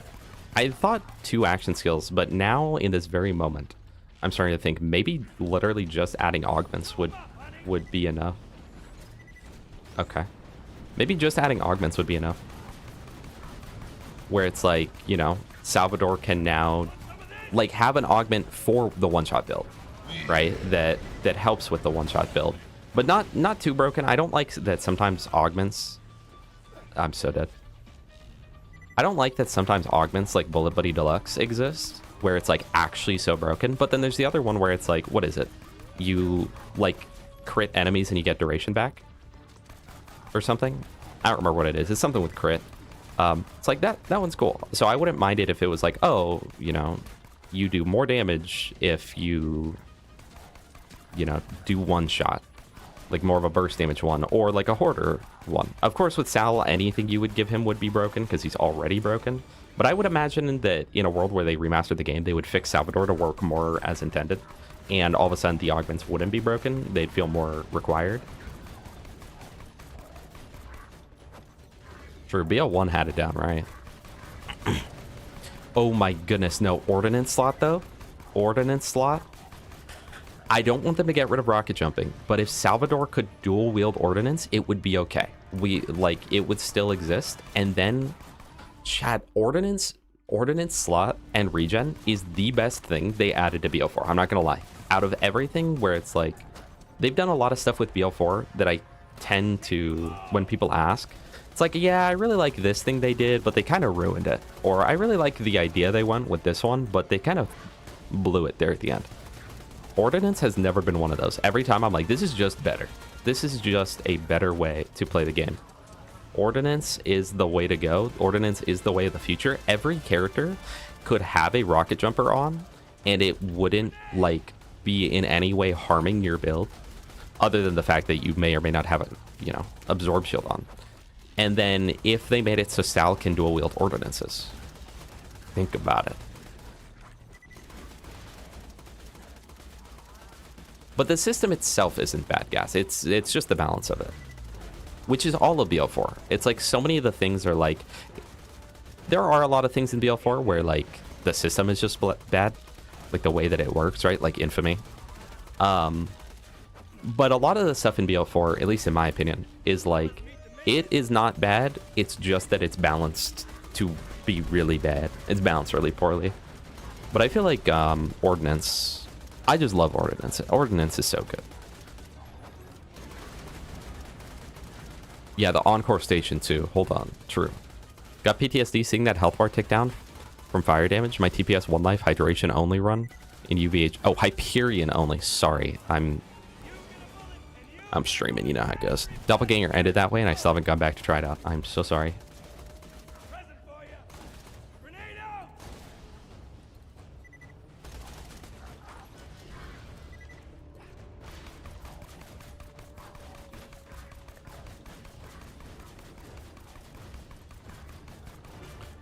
Yeah, I feel like we should just avoid underbarrels. They've never really made those balanced, so I think that's just a thing we should avoid.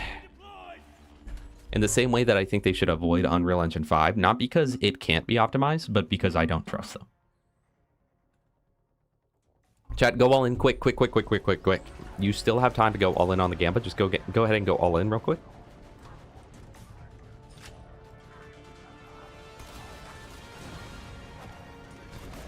That's so cool that he resists grenades too.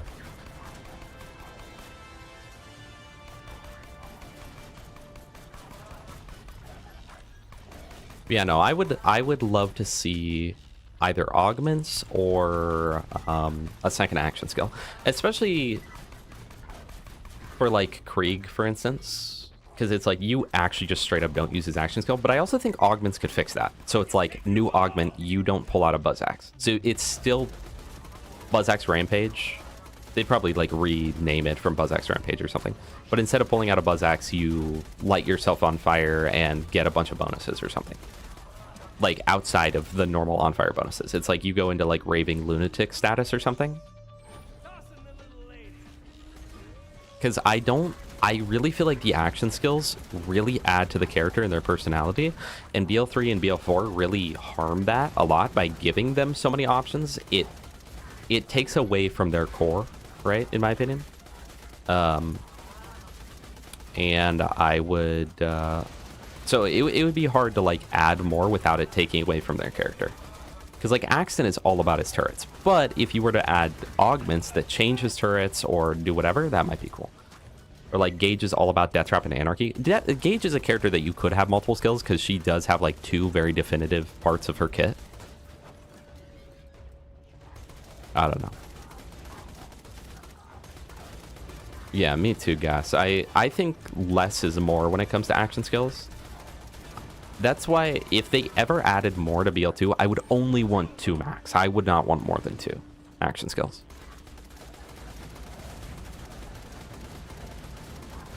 Underbarrel, crit chance, and overshield? Yeah. I don't like crit chance in general.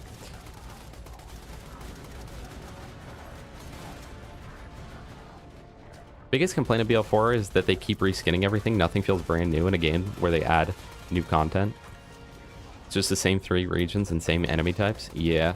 I will say the Vault of the Dam DLC added some cool enemies with all the, like, necromorph wannabes. But other than that, I feel like that DLC didn't really add any interesting enemies or combat.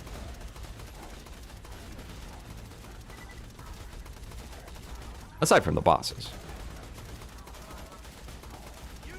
But that DLC, it's like, oh, it's got the doll soldiers, but it's like they don't feel any different to kill than Order Sense or than Rippers, you know?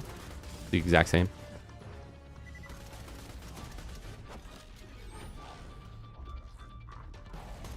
Yeah, that's true. Wolf and Saint is like a great version of just like one action skill with a million different augments. Chad, how do we feel about the fact that you can hit all 3 cap zones in TPS? I'm not personally the biggest fan of that. We have no ammo, so if I leave the arena and then come back to the... Oh, it's not even open.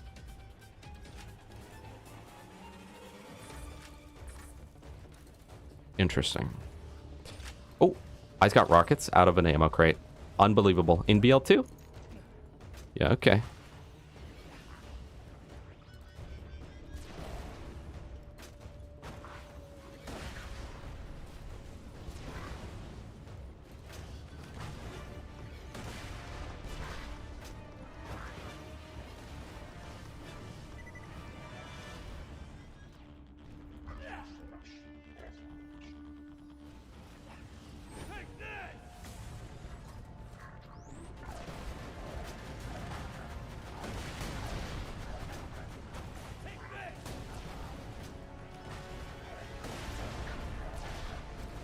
Okay, he's dying. He's dying.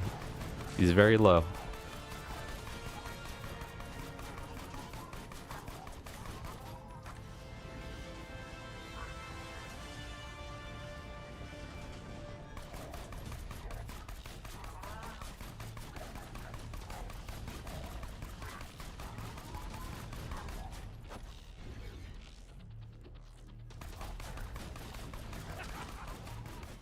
Here's the thing about Amon, chat. I literally only like Onslaughter and none of his other action skills.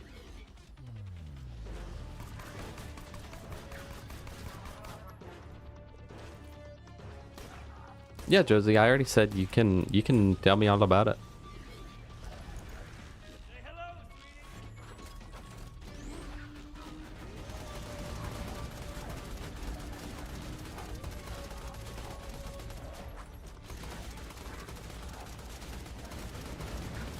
Ever thought about the action skill options taking away from the core of the Vault Hunter? Yeah, no, it really does. I mean, like, it started in BL3, but at least in BL3, I still feel like the core is there. But the way that I always describe it, Zeus, is like, in BL2, you could set someone on the character for 30 minutes with dialogue turned off, and you'd still kind of be able to get an idea for what their personality is probably like, you know?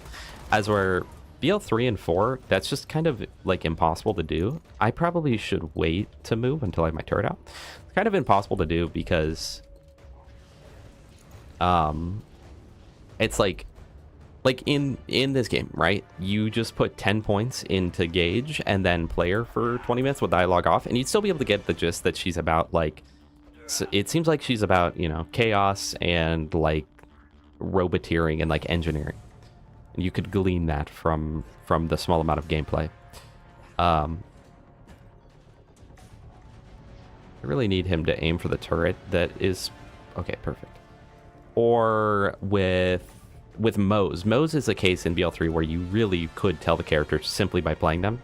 Moze, you know she's all about her you know, her Iron Bear. And I think Mose is like a very big exception because she is just one action skill, but just used in different ways. And she's kind of the perfect idea of what I think with like the 2 action skills, because her Iron Cub is still her core. It's still like her Iron Bear, which is like her big thing, but done in a different way that actually, you know, adds to gameplay. So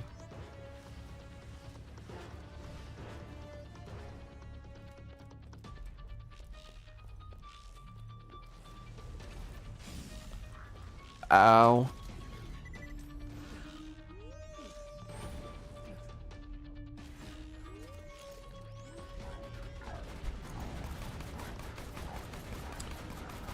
Wonderlands did the multi-action skill thing best because it did make sense since you're basically playing D&D character, so you multi-class tab sense to have 2 action skills, but at the same time they made it feel like one you can choose to go with over the other and still put points into the other trees. I read that really weird, but I know what you're getting at. I really like the way that Wonderlands did it, and Wonderlands is an exception because you're building your character.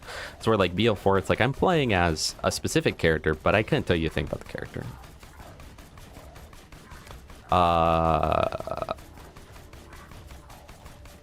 Krook, welcome. I hope you're doing well. Oh, please, Chad, I just want him dead. Sliding to BL2 and make relics have boosted sliding speed. I personally don't like that. I would rather there be other ways of movement speed, which there is. Things like rocket jumping, I think, is a lot more fun, or super dashing, I think, is infinitely more fun. I really dislike BL3 sliding. The same with, like, Black Ops 3, honestly. Ah, crap. I'll use Be Gone Out of Bounds loot just to make sure we don't miss something, but we'll go through and loot normally to begin with. I don't like when movement in video games is... And there's a lot of games that do this, where it's just slide and you move faster, because then you're just constantly spamming the slide button the whole time, and there's no like actual depth to the movement. I get why some people do like that. I personally do not like that. That's actually a thing I do not like about BL3. It does not seem like we got any Tediore uniques. Let's use Be Gone Out of Bounds loot, just to make sure. There is a legendary. Hold on. It's a baby maker. It's not, but it is a Quasar. It's a sticky longbow Quasar, which actually is kind of legit, but nothing else, unfortunately. So I will call that Gamba. Choose prediction outcome. Tediore unique from first year in his kill. Choose outcome. No. Anyone who voted yes on that? I'm sorry. What were you thinking?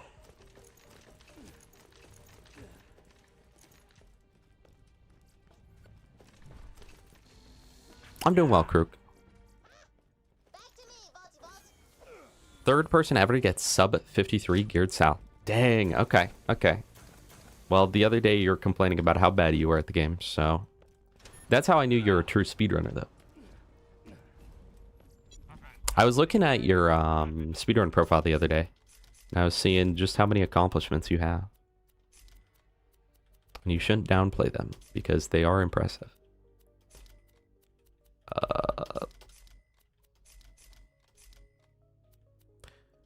Now, it is a Tediore only run, but what if I want that Quasar at some point? You know what I mean?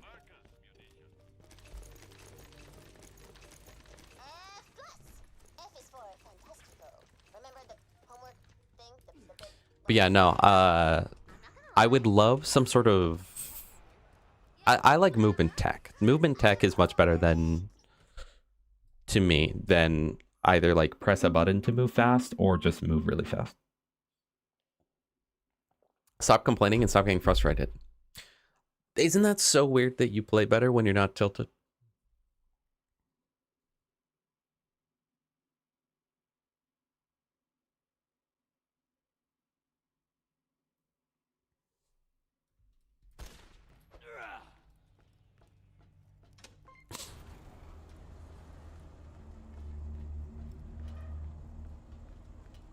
Okay, that's true. I wish there was a way to super dash easily or easier on console. Technically you can, but you have to like go sideways or something.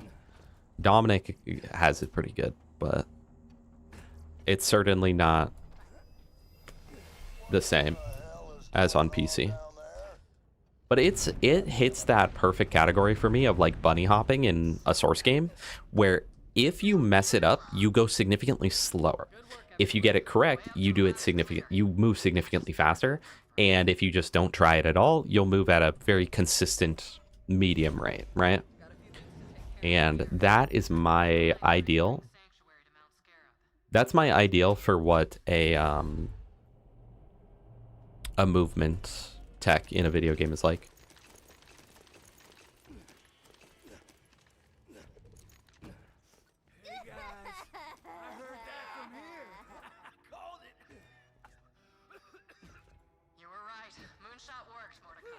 But yeah, no, super dashing is pretty tough though. It's hard to get that timing down.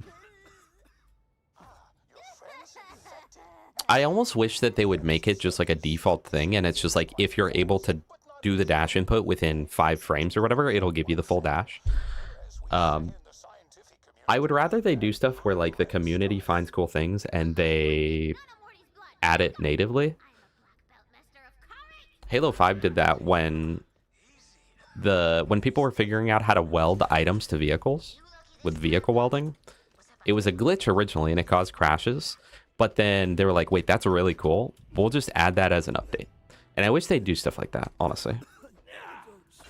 Especially because this is just like PvE game made for PvE.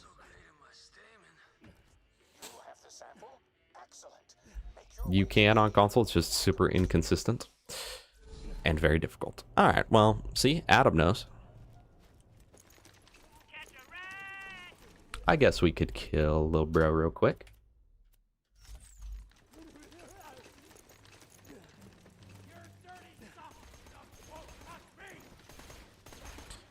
You know, Zeus, I get that. When I originally swapped to PC, I thought about just using controller for everything, but there are so many advantages to playing on keyboard and mouse that once you get good at it, which it will take a while, because you have to like fully relearn. Once you get good at it though, it's so worth it and it pays off, and it unlocks so many more like potentials and opportunities than what you get on a controller. But it is certainly, it's hard to get into if you've console gamed your whole life, which was exactly my case. I'd only ever played on console, other than there was a few PC games I had played, but they were pretty much all like point and click type games. I don't think I had ever used like movement keys prior to 2016. No. I did a few times, but it was always at school when someone would figure out how to download like Doom or Halo, I guess, onto like the school computers. But other than that, I don't think I had probably spent a combined total of my entire life of like 3 hours on keyboard and mouse, other than, you know, like I played Age of Mythology when I was a kid. That's an RTS, so it's like point and click, and I played other point and click games. But I do recommend, if you play on PC, I would recommend getting into it. You just can become so much, like your ceiling is so much higher than on a controller, and the amount of things you can do is just so much higher. What are these guys doing?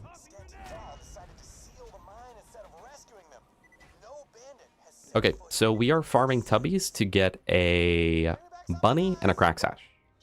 And that is all that we need from these guys. But we are going to do that, because if we wait until 62, the chances plummet. They go from 20... I think right now it's a 25% chance to get either of those. And if we do it at 62, it's like a 0.5%. It's something really crazy.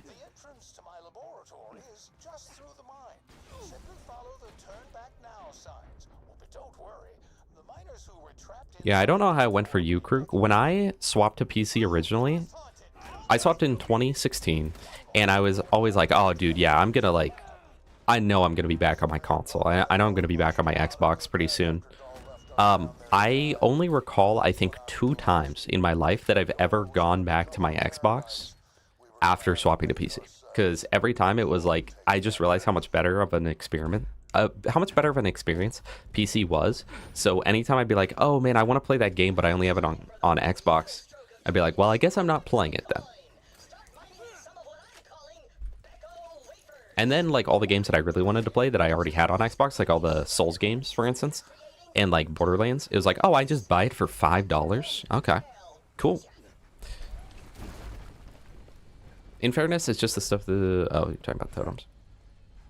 I get it most on console with the height differential, like near stairs dip. I get a huge launch. Oh. What am I doing? Hold on. Yeah, I think Dominic's mentioned that super dashing on console has some amount to do with like your position in the world. I mainly played console still until 2023, but swapped to PC on mouse and keyboard, then fully swapped 2014 and started speedrunning 2025. Dang, yeah, you have the mechanics of someone who's been playing for a very long time.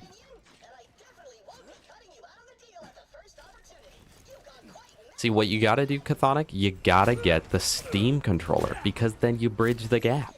You get all the benefits of keyboard and mouse with all the downsides of controller.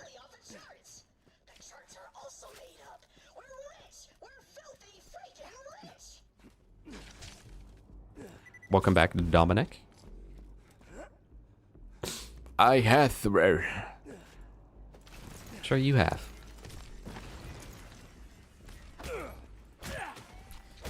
Now, it would make sense to kill the guys outside for an infection cleaner, but I don't think I want to do that.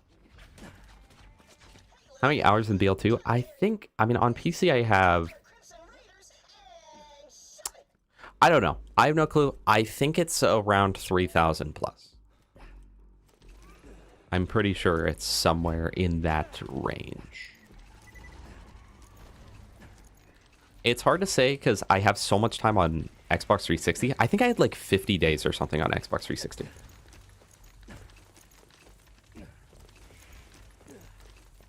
Played controller for so long, but finally swapped keyboard and mouse because it's like so much more tech. Yeah, it really is. But that said, there are some games I would never even dream of touching with keyboard and mouse, okay? You will not catch me playing a FromSoft game with keyboard and mouse. I know Mick does, but I'm not Mick. He's a better man than me, okay? Actually, hold on. Do I one-shot with a shock fastball? I do, so maybe I will farm them. Maybe I will. Also, farm... Chat, should I tab out and actually change the name of the farm? I never do that. But I don't know, I'm feeling a little quirky. Oh, okay.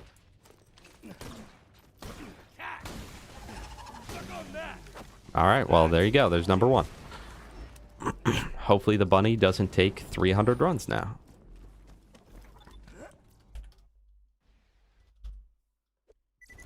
Does Borderlands have the most hours on your Steam account? I don't even want to go over my Steam account. No. So my... Oh, wait. Yes. I think it officially does. Technically, okay, why would I do that to me? Why would you do that to me, game? Steam. Hold on. It's loading.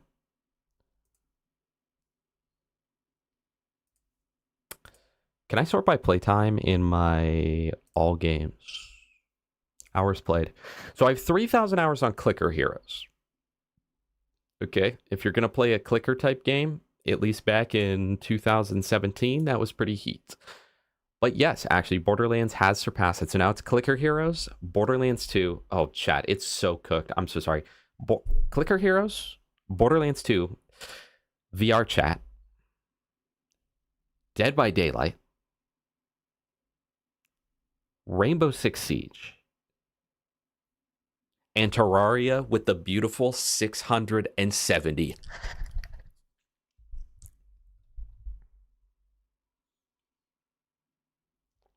Then Counter-Strike, Risk of Rain, Left 4 Dead 2, Dark Souls 2, Dark Souls 3, Balloons TD6, Black Ops 3, Night Rain, BL4, Elden Ring, BL1, Game of the Year Enhanced, Killing Floor, Binding of Isaac, TF2, Pavlov, Warframe, Halo. Although a lot of those I actually have way more time on than it says. It's just those are only on my Steam account. So Terraria, I probably have a lot closer to 1,000 hours because I used to play.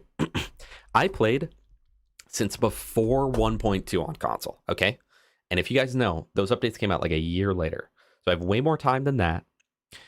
Left 4 Dead 2, I played the heck out of on console. So I have a ton of time on console. Every one of the Souls games, you can just double my hours for console. Obviously, the Borderlands games get significantly boosted as well. But yeah, chat. So now you know. Now you know. VR Chat is one of my most played games of all time. I'm sorry. Listen, I used to be very depressed, okay? So you can imagine. Which, by the way, cannot wait for the Steam frame. You know, I never once in my life fought Okram. I was never good enough. And then they got rid of him, so... I did not live on VR Chat, but I used to. There was a period of time in my life when I was... It was after I dropped out, and I just felt like a loser all the time. And so it was literally wake up, put on VR headset, play all day, go to bed. I never saw my family. I never saw my friends. It was exclusively VR Chat all day, every day. I never was a degenerate on there, for the record, okay? I was not a mirror dweller by choice. I have never ERP'd. And yeah. And then I went through my fair share of VR Chat girlfriends, okay? I will admit. Nothing too serious though. But I was depressed for a long time, and so what I would do is I would load up VR Chat, put on my sad playlist, and literally lay down in worlds alone on my floor. There was this treehouse in the shade map. I would lay down on the floor and then just walk to the edge of the map, which was like 8,000 meters away, and do that for hours at a time. It was pretty cool. And then at a certain point in my life, I was like, wow, I've been horribly depressed for months. Maybe I should go do something with my life.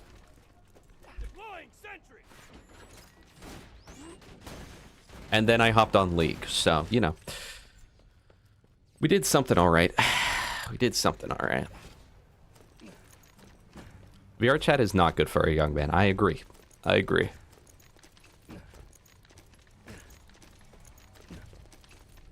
Shout out BTD6. True. The best Bloons game. Which I was one of those people when I first started playing it. I was like, man, this isn't Bloons, bro. Why is it 3D? It looks ugly. And now I'm like, why would I ever in my entire life ever decide that I want to go back to any of the previous Bloons games, okay? Aside from like 3 and before, but like, why would I ever play like 4 or 5, you know? When 6 just exists.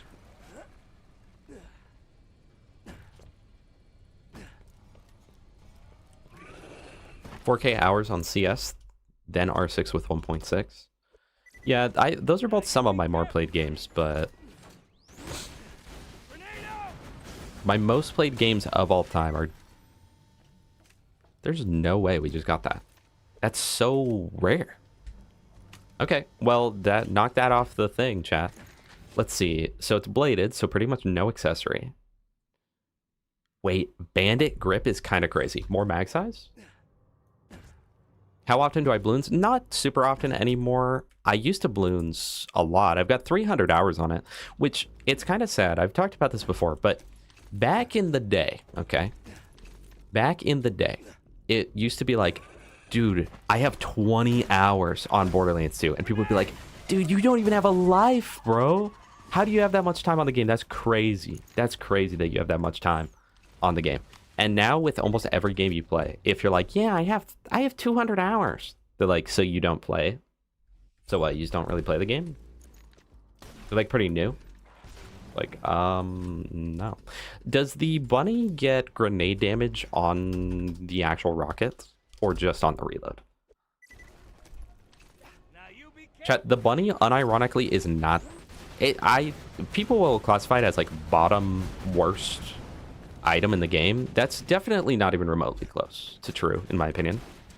It's not the best in the game, but it's a competent rocket launcher. It's just got a weird reload gimmick.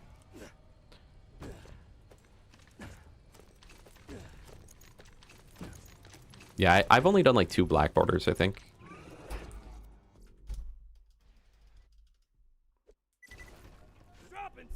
No, literally, holy milk. I hate that. I hate that. But it's because nobody has lives or jobs nowadays. Or like anything, and people just spend all their time in their house. So the floor of how much time you have to spend on a game before you're like a fan of it is so much higher than it used to be. Pretty much, if you have less than 100 hours on a game, you've never played it at that point. If you have like 1 to 300, it's like, oh, so you've tried it. You've tried it a little bit. But how many days is 300 hours? Because I guess 100 hours is 4 days, so that's, right?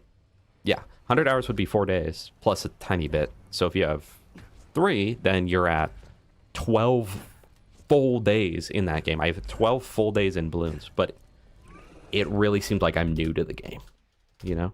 I've not been adding this up. I think we're on 8. Do I even need slag? Oh, that's so good. I didn't realize. Thank you. Thank you, 4 level under fastball, for being broken. You got a job? I'm very sorry. I'm very sorry. Hey, stand in front of it. Wait, watch the infection cleaner go off, chat? See, what I love most about the infection cleaner in Avenger is that they don't blow up on impact. They blow up after a set amount. Oh! That's huge! No, I got backlash on my short when I said that the Baby Maker is the best overall Tediore, and people were like, the Avenger's way better. I can guarantee not a single one of those people has ever gotten an actual mobbing kill with the infection cleaner or the Avenger, by the way. They're so impractical to use. Yes, their ceiling is higher because they can be used on raid bosses, but also the Baby Maker would do that too if it had the ability to get B shield damage, just like the Avenger does. But literally, the infection cleaner and Baby Maker are like only going to be consistently good for the purpose of raid bossing. Outside of that, they are not good weapons, okay? The Baby Maker is infinitely easier to use and will do infinitely more damage infinitely quicker. Because you throw it and then the enemy takes damage. As where the infection cleaner, like... Okay, I'm lucky I hit a barrel, but that would not have killed. Plus the fact that like the Baby Maker you can farm at level 13 and Avenger you can farm extremely inconsistently. Avenger Pearl better than Legendary. No, but Gas, what you just said isn't even accurate to the Borderlands community, because instead they go, "You're using Pearl bad, worst gun game, Pearl." Okay, chat. Tediore Plasma Caster or Baby Maker? Ooh, that's tough. That's tough. Drop it in the comment section down below. Avenger Infection Cleaner are unique for having gun damage.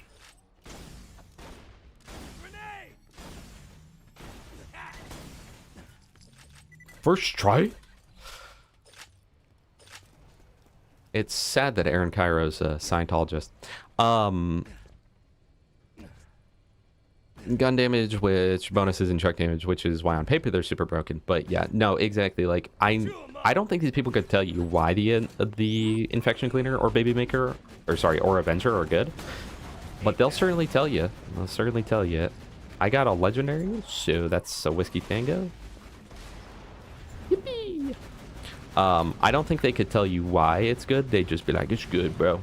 You just don't know. And I can, again, guarantee they've probably never even gotten them in the first place, let alone ever gotten a kill with them. And it's like, well, you can use it for raid bossing. Which I get, but, like, raid bossing is, like, 0.1% of the total gameplay loop. Hello, Cake, welcome.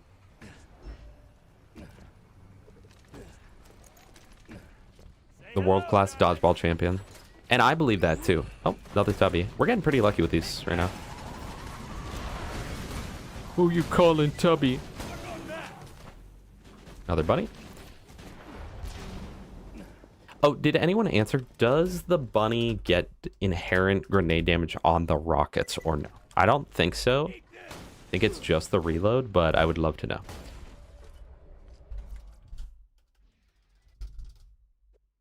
Plasma for single target, Baby Maker for bullying. Bullying? Or is that a translation issue? Mobbing, sorry. It auto-translate on YouTube. Really screwed you over there. Just reload a little, bro. Skip to 22 minutes, an epic NNG video where he says gun is good before I pause and gibbed it in. Perfect. What do you guys think of gibbed? I feel like gibbed in a game like BL3 or 4 kind of hurt because it's like, oh, look, this is what a perfect build looks like. But I know that in those games, you're never going to get those items, you know, realistically. See, in BL2, it's like, oh, here's a perfect build. Other than like a few select items, things like the Height of Terra. Without that, though, it's like, oh, here's what a perfect build looks like. And it's like, the Herald has matching grip. I can do that. I used to hate gibbed, but I think it's because I was on console, so I wasn't allowed to use it. But I used to be like, man, that ruins the fun of the game. But then I realized that, like, it's fun to test items. And that's, like, half my fun in this game is just like, hey, what gun can I gib in that sucks and make it do something?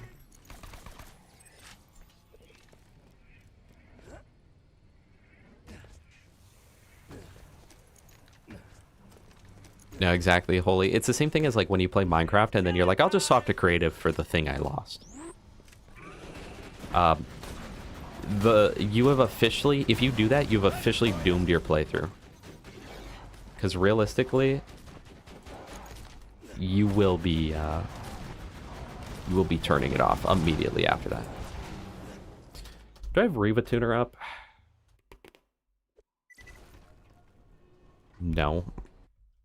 I'd like it up. I'm gonna load it up. That way the loot drops don't go everywhere. I'm out of ammo.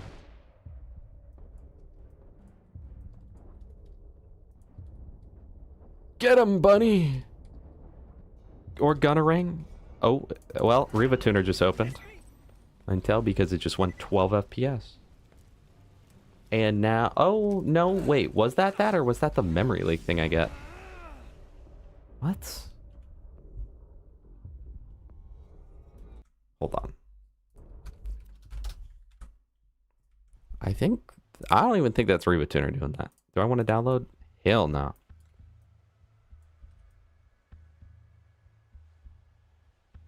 Okay, well, let me restart the game. I don't know what causes that, but I just get this issue with the game where it randomly stops working. Cloud up to date. Perfect.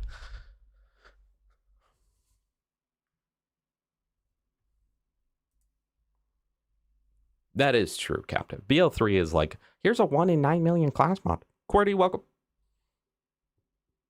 I hope you're doing well. I watched that, Captive. I like how all of that was for a game that he played for 5 minutes.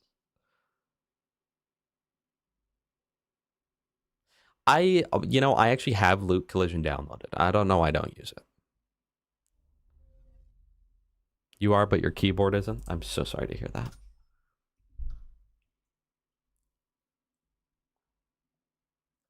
Yeah, I don't know what it is. For some reason, like, I'm using all these mods, but there's something about Loot Collision where I'm like, nah, it's not legit.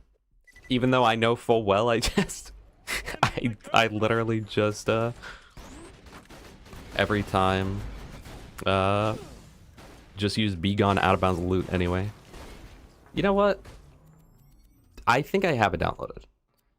I could have swore that I downloaded it. Maybe I didn't. Maybe I never downloaded it, because... I don't know. I don't know what on earth I was thinking, where I was like, nah, can't download that. Thank you, Gunnerang Man, for gunning.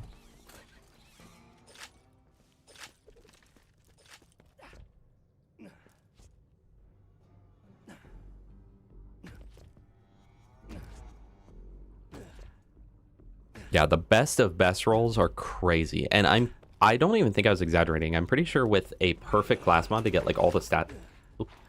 With BL3, if I'm not mistaken, to get like the perfect class mod with all the stats that you want, it's literally like 1 in, 10 million or something.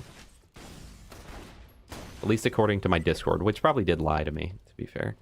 I already got an infection cleaner. I'm not going to kill them anymore. I don't need to. This is Sanctuary DLC. We're currently farming for, I know it just says thing, but we are currently farming for a cracked sash. Because this is a completion run, and the cracked sash right now has a very high chance to drop.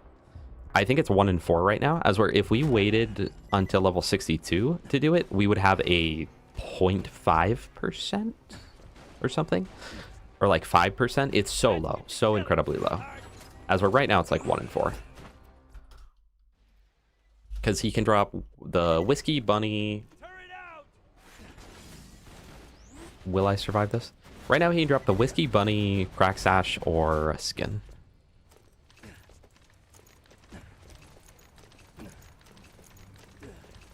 Backpack manager? Yeah, what is a backpack manager? Mod that gives you more backpack space? Oh.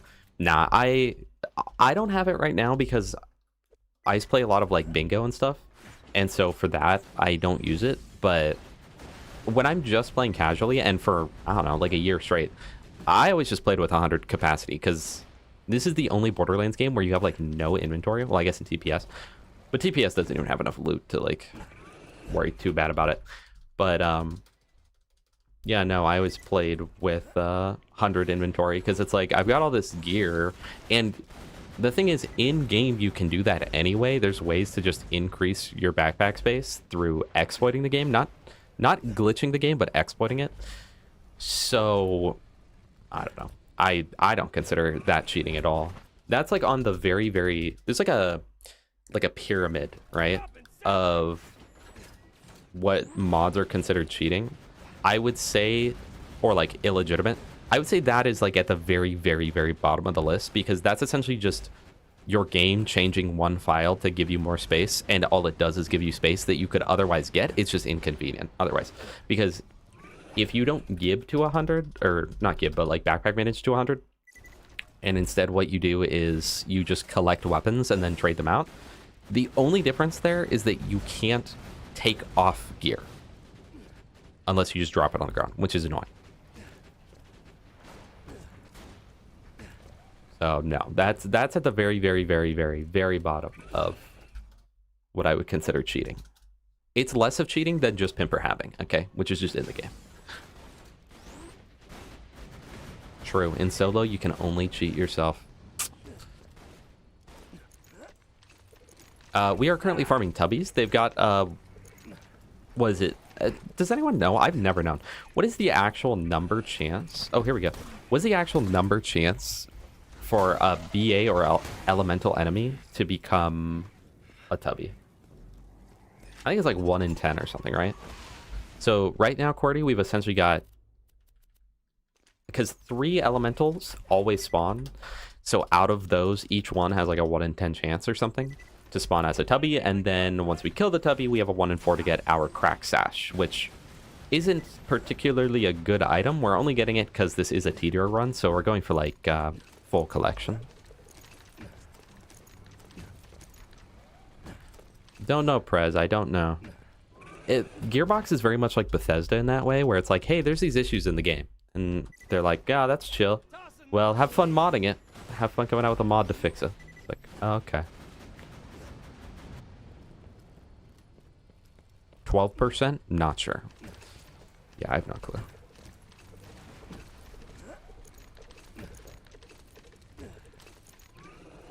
If you want to know what's cheating, go watch my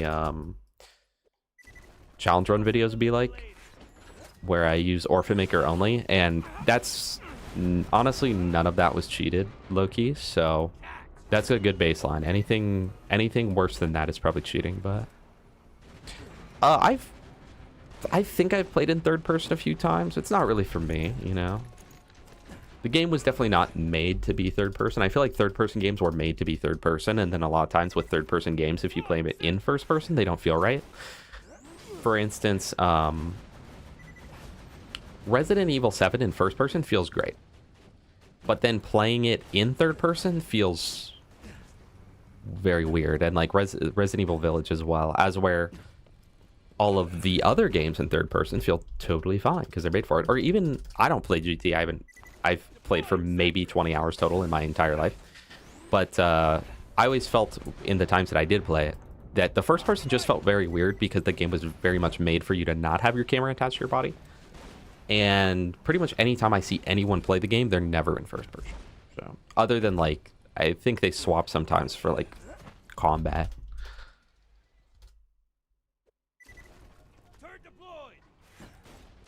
Yeah, well, to be fair, the Tediore shields always feel like the B shield in terms of protection. I definitely think Tediore shields are probably my least favorite shield type in the game. I think I would prefer literally any other shield that's not a Whiskey Tango or a Cradle. Well, the Cradle's Tediore anyway, so. Third person BL2 does not work well. Oh yeah, no, I forgot about that. Yeah, things will just go like in reverse.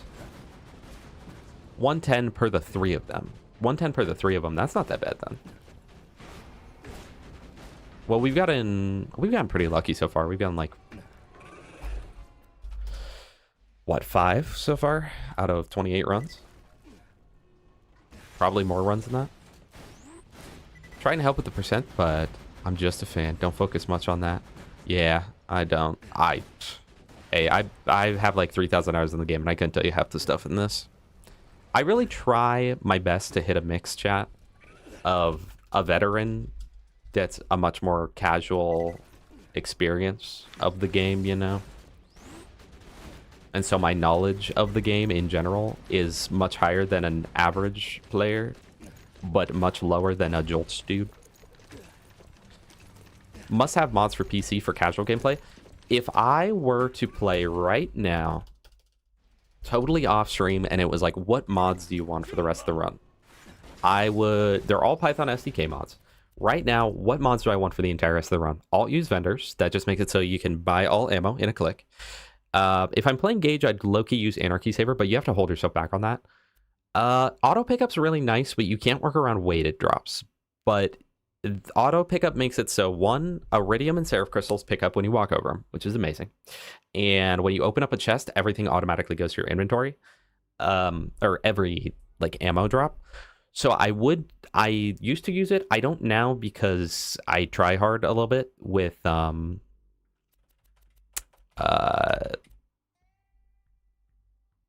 because you can get like weighted drops, and auto pick up makes it so you don't get weighted drops. Be Gone Out of Bounds I would use for like if you're farming a Skullmaster or whatever. Honestly, I'd probably use Map Reloader, where you can just reload at any point. I'll show it off right now. It is very helpful. It kind of depends on what kind of person you are, and it is easy to go kind of overboard with that. And then you start to get to the point where you're just teleporting to every location and killing everything.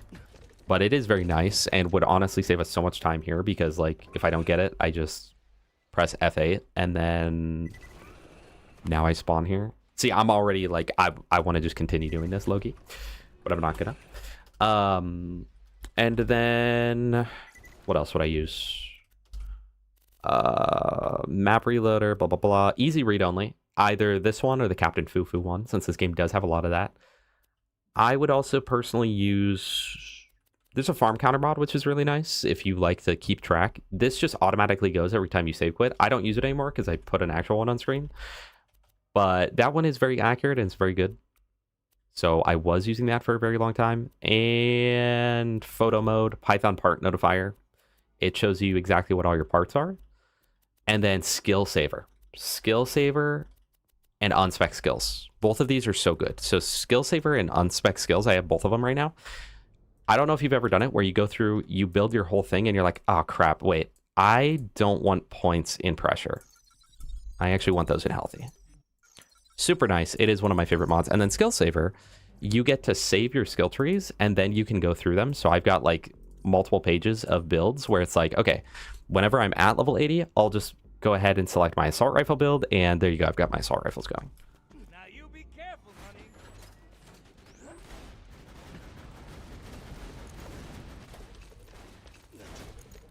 Sparky. Oh my goodness, not now Sparky. Chat, Sparky is an OG. One of the few people I played with outside of Borderlands, or outside of stream, and I think the only person that I've ever played multiple games with, okay? I pulled out the Hugo on Street Fighter 3. I mean, it is what it is, you know? But yes, we are crack sash farming. Probably the only time you will ever see me do this.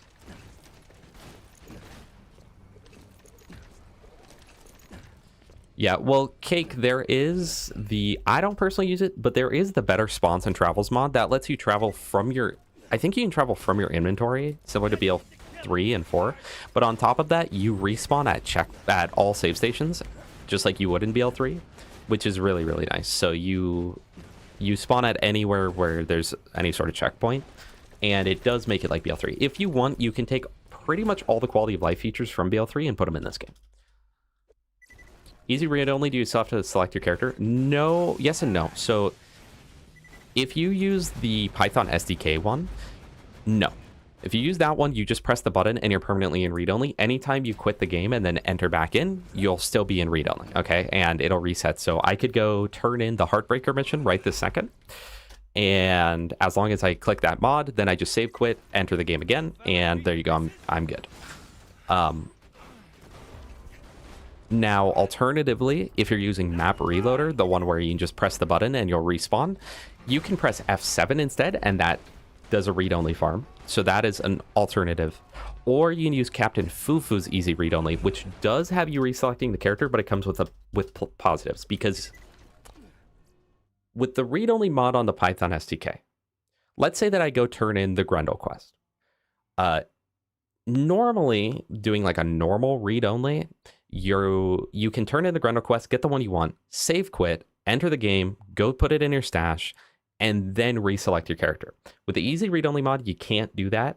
You turn it on, turn it in, you get the one that you want, and then you have to run all the way back to Sanctuary, then put it in the safe, then you can save quit, and you'll go back to where you were.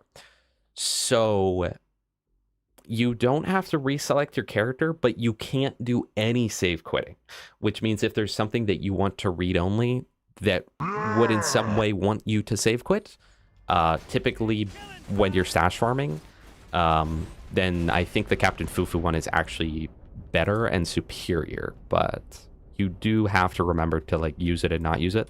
Essentially, Captain Fufu's literally all it does is it just goes into your files and presses the read-only button for you, as where the easy read-only just works entirely different. But both are good. Both are good.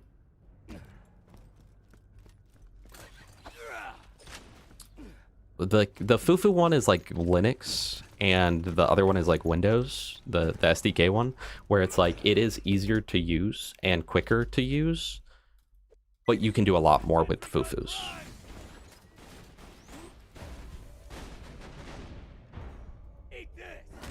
Disable the half that spawns you at the closest point when you save quit, though, because I found it annoying. Yeah, I had that too when I first started using it. I don't personally use it. It's not my favorite, but a lot of people do like it. The only thing about the Captain Fufu one, though, chat, you have to download it off GitHub, and it's harder to find. And you have to, like, move it correctly and set it up a little bit. There is also the Flame of the Firehawk limiter. If you play Krieg at all, download that mod. It's one of the weird ones that you have to like enable every time you get on through the console, but if you play Hellborn Krieg, you definitely want it. Sentry deployed.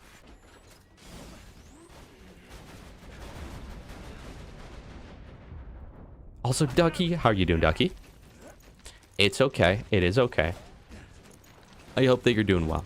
Quality of life engaged? All right. Hey, Mimic, what about this? You know what would really be quality of life right now, Mimic? Now you be Imagine if I just spawned at them. Would that be quality of life? One in the chat. You're the one who redeemed it, you know. So I'm just saying. Would that be high key quality of life? One in the chat? All right. killing time. I don't know what analogy I made, but I'm sure it was absolutely perfect. Well, if Mimic wants it, you know, they paid their hard-earned channel points, so... That one Mick video where he got Sparky Flint. What the hell? Will they respawn properly here? Oh, baby. I mean, if I have to do this, I mean, yeah, 10 times drops. I think for quality of life redeem, we'll just give it in. Oh, there we go. I am doing good, Ducky. I'm doing very well. I bought a 3D printer because chat convinced me to, but I got it half off, so And my girlfriend said I'm not really allowed to use it until I complete my BL4 video. So I have inspiration to finish that video, which has been in the works for 9 months. You know. She's been also editing down my Halloween like subathon thing where I adopt a little gas mask. And in it multiple times I'm like, yeah, I'm working on this BL4 video. So it's definitely been in the works. Definitely been in the works. Yeah, pretty much 2 years. Do you think it would be cool if you get the TPS characters? Yes, yes. There's a great mod for Fallout 3, or technically it's for New Vegas, called a Tale of Two Wastelands, I think, where what it essentially is you can go to a train station on your your Fallout 3, we'll say your Fallout 3 save. You can take a train and it takes you into New Vegas on your same save file. So you keep everything from Fallout 3 and it combines the two games directly. Super, super awesome. And if BL2 had anything remotely similar, it would be so good. Because there's a lot of times when I'm playing TPS and I'm like, man, this would be more fun if I was great though. And there's a lot of times in TPS where I'm like, wow, this would be more fun if I wasn't playing TPS, right? Like, you know, if I could play Jack, but not in TPS. No offense to the pre-sequel, but I think I've really come to this realization recently, and Jufi helped me get to it, that I like TPS less than I think I like TPS. I really just like the Vault Hunters, but like playing through the campaign, I really don't care to do that. The environments in the game, I really don't like. I think I prefer the BL1 environments. Mick was just talking about that to me the other day too. I think he was saying it on stream. And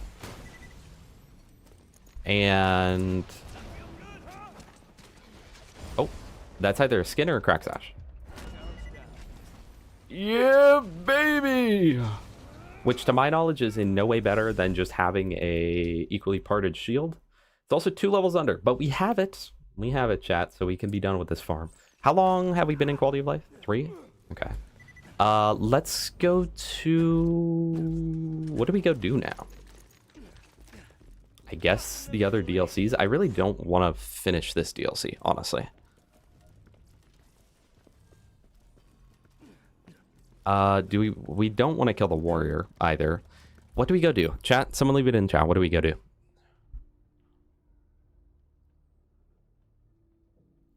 Hyperius. DBD. Okay.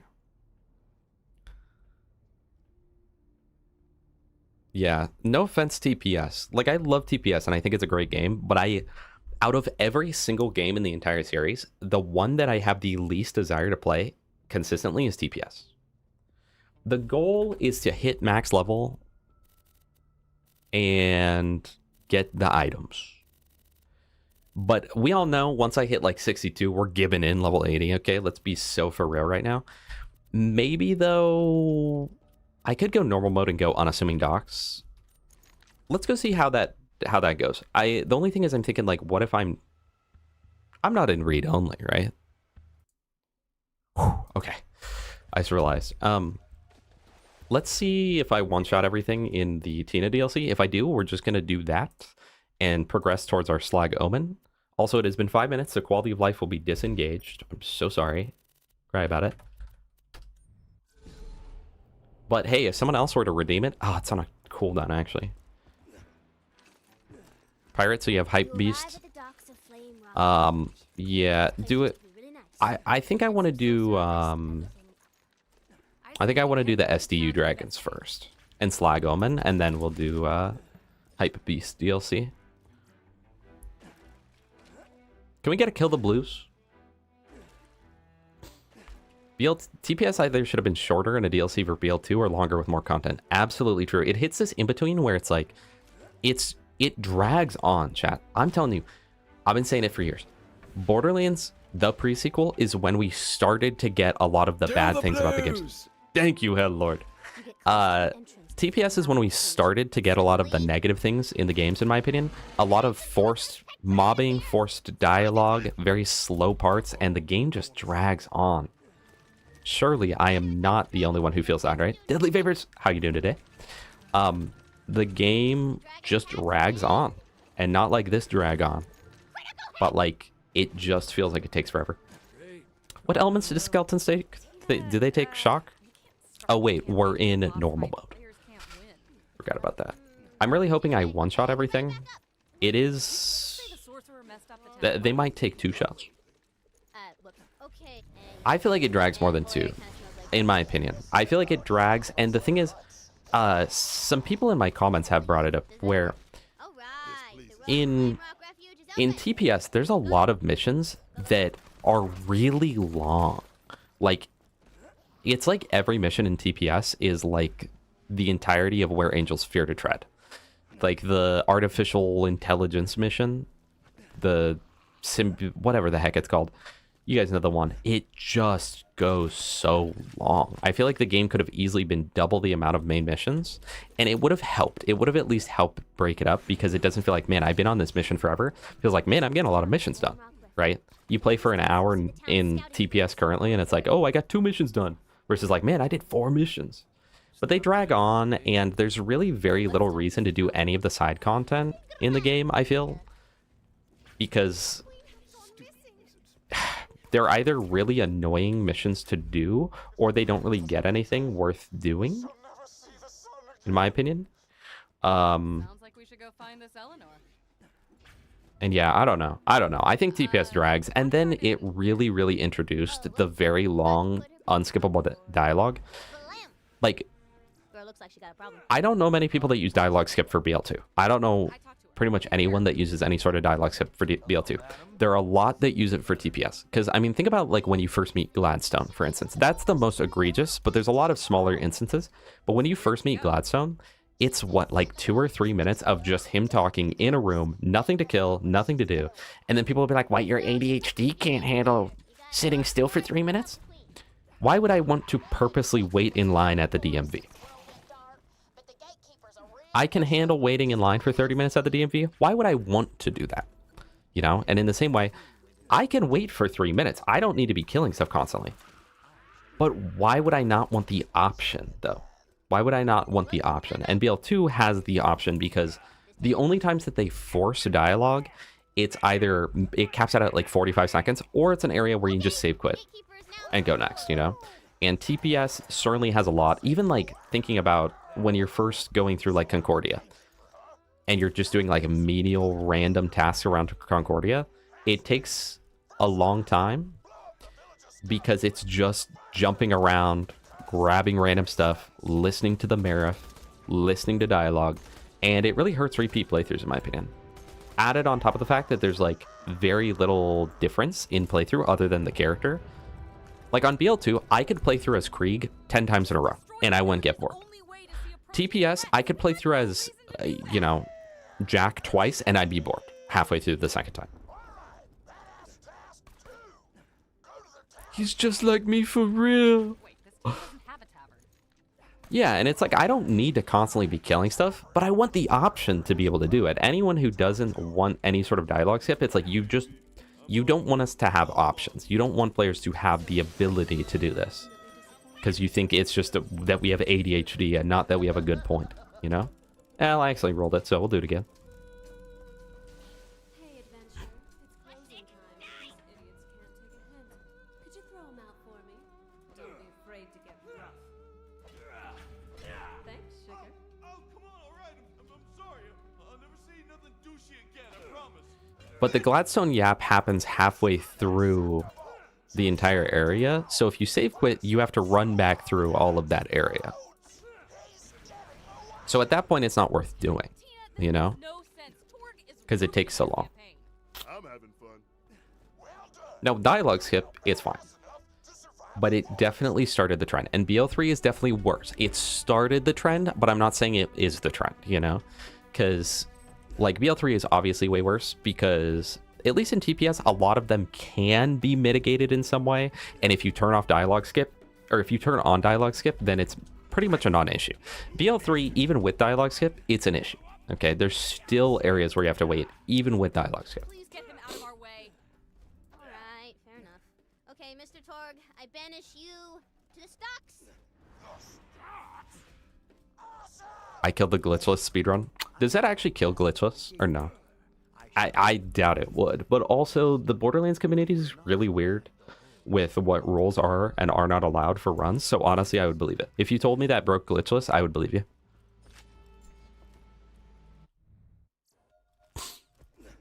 Mods do fix the issue. BL3 mods help a lot, but it's still there.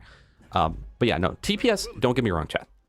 The bad things that TPS did are not anywhere even close to the level of BL3 or 4. But they are there. It shows the signs, you know? It's one of those, like, people won't know if I become rich, but they'll see the signs, right? That's TPS. That's TPS. Ooh, yeah, we do not one-shot everything. So I wonder how the dragons will go. As long as I one-chuck the dragons, I think we're fine. To, like, farm it quickly. Then we should follow the jewels that lead us right to her. Yeah, what Big Lily Style said. Just stick to the main road and you'll be ace. Can you start BL3 at level 30 with no story, or did you mean BL4? And nah, here's my hot take. I think the level 13 characters on BL4 are the best.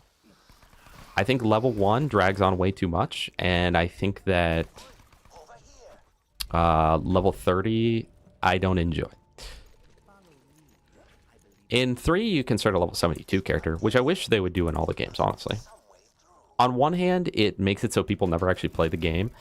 But at the same time, if someone doesn't want to play through the game to hit max level, then I don't care. Right? I like that in BL3, it's like you just do it one time and then every character can be done that way. I think it did great. I'm telling you guys, as much as I don't like BL3, I think it's the best game in the series.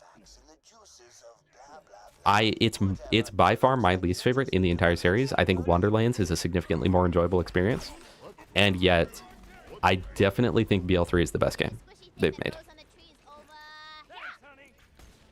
Wait, check this out. The setup with the infection cleaner? Holy nuke! Whoa. Wait, somehow he actually did get dotted, though. Oh, sorry, Pixie.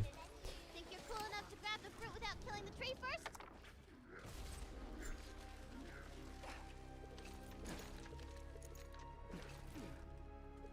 BL4 being balanced around expecting players to one-shot and speedrun is a sign they're never going to balance it. That's how I felt as soon as... Because I didn't fight Bloom Reaper when it came out, but Gas was telling me about it, and he was like, oh yeah, blah, blah, blah. If you platinum it in a minute and whatever. Or I guess maybe it wasn't Gas Mask. Gas Mask definitely talked about it with me.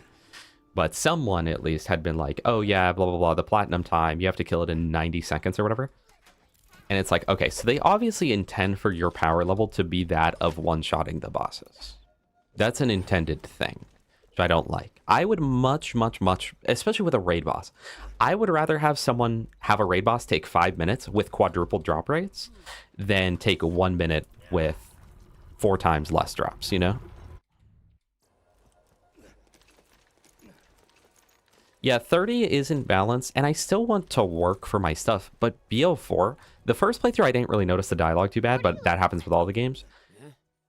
Well, no, actually, in BL, I specifically remember in BL3, us, on my first playthrough, I was so excited to play the game, and on my first playthrough, me and my friends being like, dude, can they stop talking? Just let us play the game.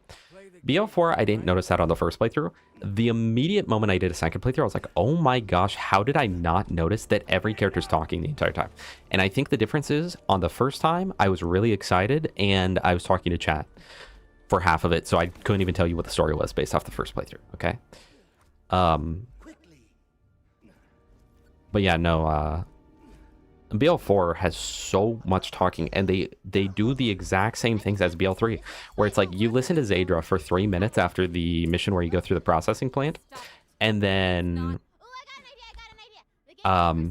afterwards, if you want to continue the like main story, she then makes you go over and press some buttons and talk to her, and it's like all of this would have been mitigated if the moment she finished talking, or the moment she started talking, you could just head to the next location.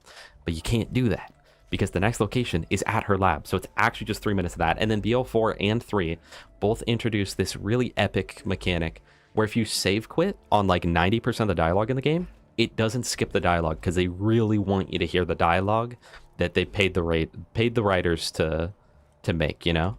They really, really want you to listen to it. So save quitting doesn't even do it.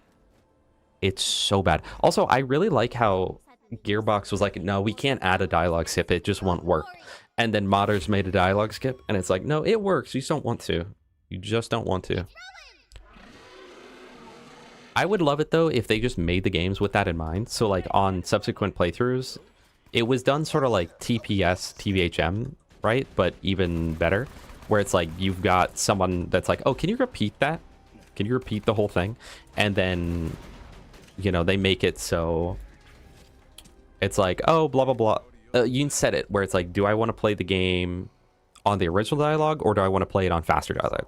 And on faster dialogue, like all of this section, for instance, would be like, and then they found Roland and then they headed over to the princess and you don't have to listen to this stuff. I think that'd be really, really good. It would actually enhance the writing because you're getting to have like funny moments of watching the playthrough again. And it would significantly speed up the gameplay because I would agree with someone if they're like, oh, what, you can't wait around for 2 minutes? It's like, on the first playthrough, sure. On the second playthrough, yeah. Third playthrough, that's kind of pushing it. But fourth playthrough, yeah, whatever, chill. But by the 10th playthrough of the game, why would I ever want to stand still and listen to Lilith talk for 4 minutes straight? Why would I want that? Why would anyone want that? Sorry. I feel like most of the people that are like, why would I want dialogue skip? They're always console players, by the way. So they're just mad that they can't even have it in the first place. Okay, I'm not going to lie. Molly 1 capacitor on that. It's like, by default, they're console players. So they just, like, are pissed that we can have a good life and they can't, right? They're the type of people where it's like, they hate to see you doing well, right? But then on top of that, they're players that have probably played through the game 3 times total, at max. So it's like, yeah, if that's all I had played, I would get it. But, like, we play these games more than 3 times. One thing that bugged me with dialogue skip, but save quitting fixes instantly. Yeah, so then you're just, like, back to default. The way the story starts in 3 is where I tapped out. All right. I lost interest in the BL3 story around, like, that part where you're on Marcus's bus. Pretty soon after that is when I sort of tapped out personally. Hold on. Shipped. Oh, estimated to arrive by... Why did this get delayed by a week? And 8 more items. We are sorry for the delay. How about you just deliver, like... Why would you delay all 9 items? I bought a bunch of, like, little things. You know why? It's because I did the thing where I was like, oh, yeah, we'll just, like, have them all show up on Thursday. Have them all show up on the same time. That way it's just, like, 1 box, whatever. I don't need them until then. And they really just hit me with, yeah, 1 item got delayed, so your entire package, it's gone.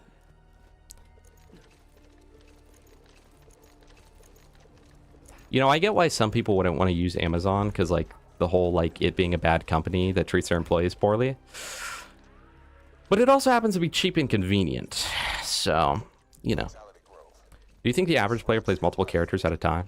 I would not think that. No, I don't think they do. I think well, that's exactly what I'm always saying about BL3 and 4. I don't like how they designed the Vault Hunters to all be powerful and all have 0 shortcomings, right? BL2, all the characters have significant shortcomings. Even Sal to a small extent. But for the most part, all the characters have some sort of shortcoming. Like for Gage, for instance, she's really powerful and really good, but the downside is you have to play Gage. Or like with Krieg, you know, he's really great, but if there's not enemies to kill and you're bossing, he's really bad. He's really bad. And if there's like, you know, if you want to be a character that plays safe and that you're never going to go down on, you're not going to want to play Krieg. BL3 and 4 are like every character is created to solo all content with no downsides. Every character has some way to tank, every character has some way to heal, every character has some form of utility, every character has incredibly high damage, every character has everything. And it's because the casual player, a lot of casual players, they literally just want to do a playthrough of the game. They buy a game, they play through the game, and then they call it a day. Because 99% of video games are that way, you know? If you're gonna buy, like, I don't know, if you're gonna play like a Resident Evil game, the vast majority of players are not going for that 100% completion. The vast majority of people that are going to buy and play Resident Evil 2 are going to give it one playthrough and then be like, wow, that was really fun, that was cool. And like most people that I know that play BL2, even the people that I know that like have gotten tattoos and stuff, it's obvious that they don't play the game. They just really, really love their one playthrough. And that's all they wanted. And then they're not able to do the other content because it's like, well, I'm playing Krieg right now. There's no way I'm going to be able to kill Veracitus, especially as a casual player. There's zero chance that I'm ever going to be able to do that. BL3 and 4 is like everyone can do everything because we know that most players quit after their first playthrough. They don't continue to play. So if we make their one character powerful enough to do everything in solo wall content, then they will by default play longer on average and continue playing our game, and it'll make them want to do that. And then with BL3 as well, it's like, okay, these players just want one character, so let's give them a DLC where instead of adding more Vault Hunters, we will give them instead of doing Vault Hunters, we'll give them a DLC where they're able to add on to their character even further and make them even more powerful. And it's just two different design philosophies with it. Also, fun fact, in the standalone Tina one-shot adventure, the mimics in the area where the ancient dragons are drop seraph crystals. I know that because someone was like, you forgot the easiest seraph crystal farm, literally the chest, bro. And I was like, that doesn't exist.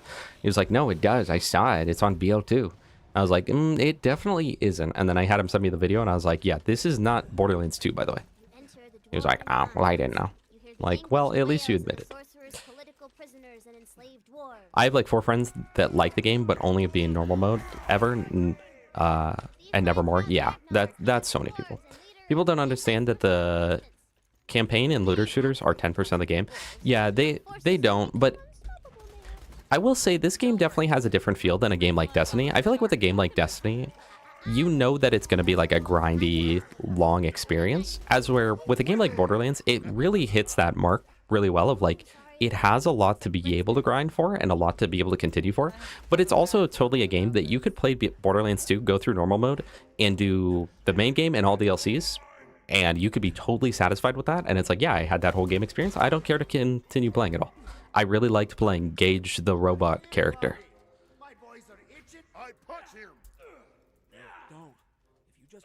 I genuinely don't think the average player does TVHM.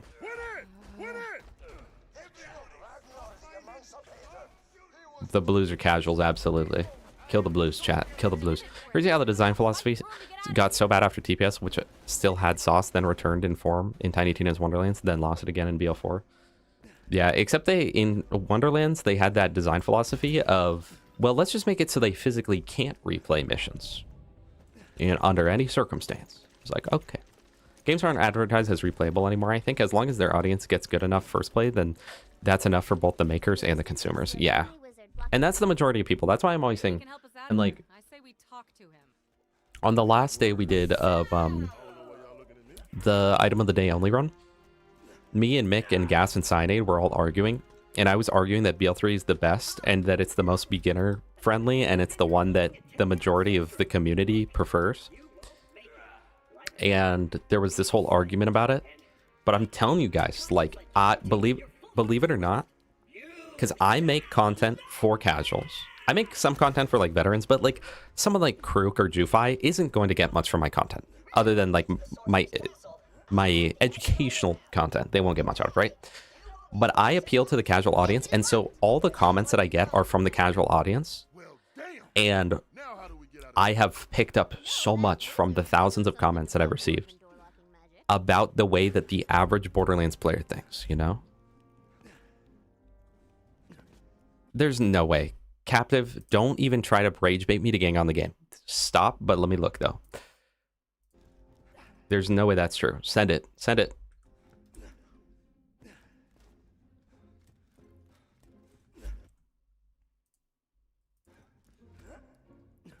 Pretty sure most of the players in Borderlands don't know the aspect of the game where you're playing farm things and builds.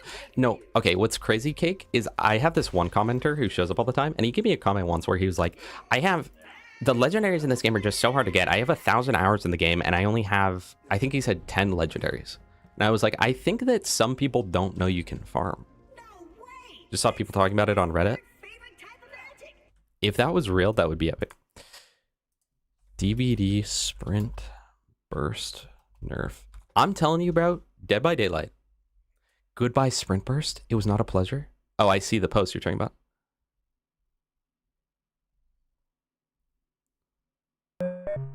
What is the change? What is the change? Pearlescent Coles, thank you for the follow. I do appreciate that. We're like 46 off of the thing. Saints, welcome Saints. That looks like a symbol for the letter T. Like people who think TVHM is too hard don't play UVHM or the OP levels, but complain about them anyway. Okay, here's what I'll say. TVHM is too hard. TVHM is ridiculous. But the rest of what you're saying, I agree. Most of the people who complain about the OP levels don't play the OP levels. But I kind of get it. You know, it is 1000% optional. There's actually zero reason to play the OP levels in terms of actual like gains or advantage you get. But I am definitely the type of player where I see what they're talking about, because if I'm playing a game, if I'm playing Borderlands 2 and I get my character to level 80 and I get the full build I want and I kill the raid bosses, I still feel like I didn't actually complete that character because I didn't hit max level. So I didn't complete it. And so people will be like, well, I'm not even able to complete a playthrough, because they view it as a completion thing and they don't view it so much as like it's an optional hardest difficulty. Oh my gosh, that was freaking sick! Tina, I'm pretty sure this jump is impossible. Why is the bridge already extended? Did I just do a skip, dude? What's good? Just popped in and realized I wasn't following you. That is okay. Thank you for the follow. I do appreciate it a ton. I really, really do. Hello, Strawberry. Welcome. Also, the 3-stream streak from Tediore Enjoyer. Welcome, Tediore. Tediore, did we were asking about this earlier. Yes or no? Did we... Oh, a 2! Did we refund your channel points on the head and skin last time? Wait, Toasty did a head and skin? I never changed the head and skin. I actually scammed Toasty. Look exactly like Salvador. That seems kind of... Got no competition, so why bother trying, right? If you look at what Xbox is doing, it just shows that devs don't care. No, they really don't. They really do not. Haste is being reduced some amount, it seems. Good, good, good, good, good. In DBD, literally get rid of Dead Hard and Sprint Burst, and the rest of exhaustion perks are fine. Yes, you did. Okay. Well, Toasty redeemed, and I never changed the head and skin, so I'll just let you live through him. What would you like for the head and skin today? And I'll change it later. Still haven't made a past meeting Maya in BL3. I try and just got bored and want to play BL2 again. Yeah, I feel like that too. I get why people prefer like the gameplay and stuff, but I find it less interesting. Smash? No. Smash it is fine. It's just sprint burst and Dead Hard, in my opinion. The rest of all the exhaustion perks, totally fine. Maybe a small nerf to Lithe, but like Lithe and Balanced, I think are much more okay. Smash it, totally fine. Smash it, 1000% legit. Nothing wrong with that. But boy, oh boy, do I hate Sprint Burst. Chat, as a killer, would you rather fight 4 Dead Hard or 4 Sprint Burst? I'm choosing 4 Dead Hard. I'm choosing 4 Dead Hard. And that only gets worse and worse depending on which killer you play. If you play the high tiers, maybe 4 Dead Hards is worse. If you play low tiers, absolutely Sprint Burst is the worst thing of all time. You try approaching on like Pig or Ghostface and they just walk away and you physically can't catch them. It's physically impossible. Been playing Black Ops 2, it's so peaks. Chat, why did they re-release it for $40 and make you pay for the DLC separately? See, but Strawberry, here's the great thing. Here's the great thing. All of these PlayStation players, I'm happy for you guys. I'm happy for you guys. But like all the PlayStation players are like, dude, I can finally play it again. And then meanwhile, like PC players are like, oh, I didn't know there was a time we quit playing. But it's so dumb. I honestly, low-key, Activision might be the worst company of all time. The fact that on Steam, if you were to buy the games fully legitimately, on Steam, they're full price, bro. Like, actually full price. People are memeing about, like, full price on Black Ops 2. But it's like, it's not full price. It's $40, which is too much to ask. But, like, it's not full price, right? On Steam, it's actually full price for those games, which is so unacceptable, in my opinion. I think that is very ridiculous. But plutonium does exist, so we've always been able to play it. But also, they don't patch the games, and like some of them, like Modern Warfare 2, is an actual security hazard to have on your PC. Like the other games are to an extent, but like I know MW2 is like the worst one, where it's like just by existing, this is an actual security hazard, and Activision does not care because they don't earn money if they fix it. Even though they probably would. Sprint burst got nerfed to 2 seconds from 3, right? That is huge. I mean, I'll take that, bro. I will happily take that. You enter the lair of Great Tooth the Dwarf. The sorcerer brainwashed him into running this place. You also notice a weird-ass magic globe. Might be what I feel weird about Scott John. I don't know. I like him, but also, like, I don't know. There's something about him. Also, I notice most of the things that he'll, like, be like, oh, we should do this, is always, like, weirdly convoluted. 14-year-old game that people already own being charged $30 is just great, no justification. I hear if you play on Xbox, then you can still just use the 360 version that you bought years ago, except it doesn't have all the patches, and it doesn't get rid of all the hackers and stuff. So, but I guess that is one win for Xbox. I forgot that Xbox is low-key pretty backwards compatible nowadays, as where PlayStation is not very backwards compatible. Do you guys remember back when the... Do you guys remember back when the Wii had like the best emulating system of all time, the Virtual Console, which people, a lot of like speedrunners and stuff, still play the Wii versions of those games. And then the Wii U came out and it was like, look, we have Virtual Console, and it was horrible. It was so bad. Was that not the password? Oh, God. I just figured it out. So say it. Fine. Did Gearbox ever fix the new bugs for 2 with the recent patch? I think so. I'm pretty sure they immediately fixed that, luckily. Thank you, Randy. Drop a list of everything they are changing in Discord. Not exact values because lazy. That's fine. Is it like a lot of stuff? You ruin everything. PlayStation looks like it looks you dead in the face and says playing these games through Google Stadia is better than disc. Yeah. Yay, yippee! Sorcerer's tower in sight. You think of what you're going to spend your reward money on once you rescue. I think that paying $40... No, Strawberry.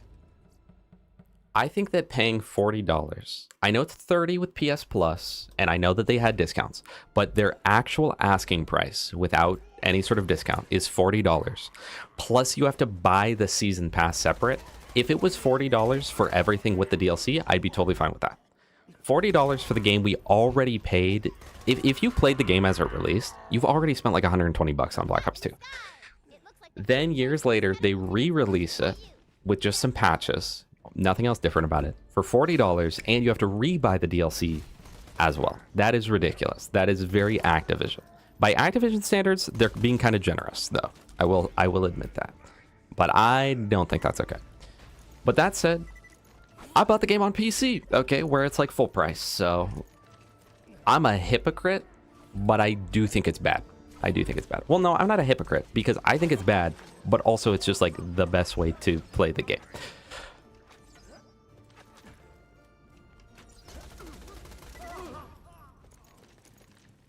I don't know. I would, anyone who has a PC, though, just honestly play the game on PC. Because you can get it on sale, and then you get plutonium and mods.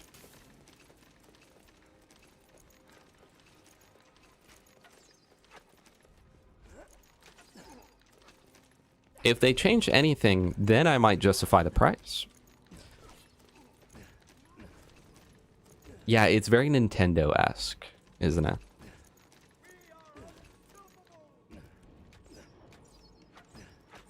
In light of recent events, I will spread Sony or PlayStation hate in any way that I can. What happened? What has Sony done? Oh, you know what, chat? So people were telling me to get the Bamboo Labs printer, but now I'm like hearing everyone's like, "Don't ever buy these! Stop!" All within the past like month. So I don't know if that's true, and it's probably just low-key fear-mongering, but I'm glad I didn't.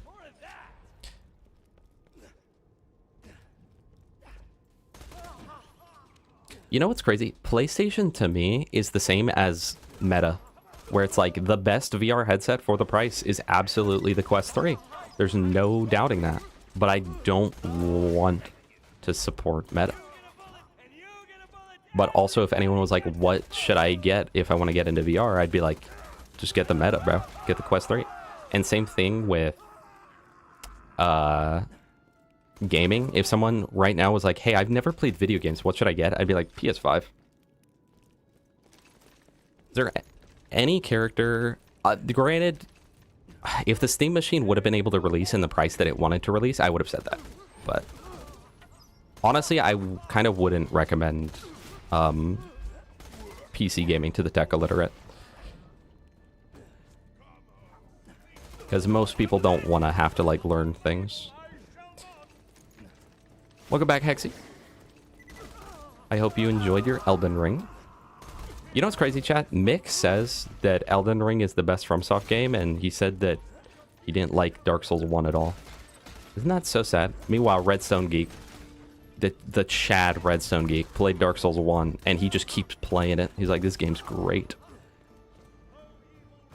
Right now we're talking about Sony, Hexy, and we're talking about the Black Ops 2 port that they released for $40 and then made you buy the DLC separate. No longer own any... Oh, I totally forgot. They're done with physical copies. I totally forgot about that. And I will admit, from the start, I've always been on the digital train. I'm like, I honestly prefer digital, but it does come with risks. But I would never, ever, ever be like, hey, we should get rid of discs. But the people that are cool with that are the same people that are like, why do you need a dialogue skip mod? What, you can't your ADHD can't handle sitting still for a minute? Like, I would rather have the option to physically collect the media if I'd like, and so I can actually own it. But I will say some people take it out of proportion. The people that are like, oh, if buying isn't owning, then pirating isn't stealing. That might be a little extreme in my opinion. Remember when Xbox was doing it, where like you bought... They luckily backpedaled because of how bad it was, but they were like, yeah, when you buy the disc, it's going to download, and that's your digital, like, account. So, like, you can't share games with other people physically. And they got so much backlash. That was, like, the rare thing since... In the past 16 years, that's, like, the very rare thing that Xbox has done that was like, wait, okay, thank you. You actually backpedaled on a very bad feature. And now PlayStation's like, we're just getting rid of them. Laser engraving machine? Yeah, for the 3D printer would go kind of hard.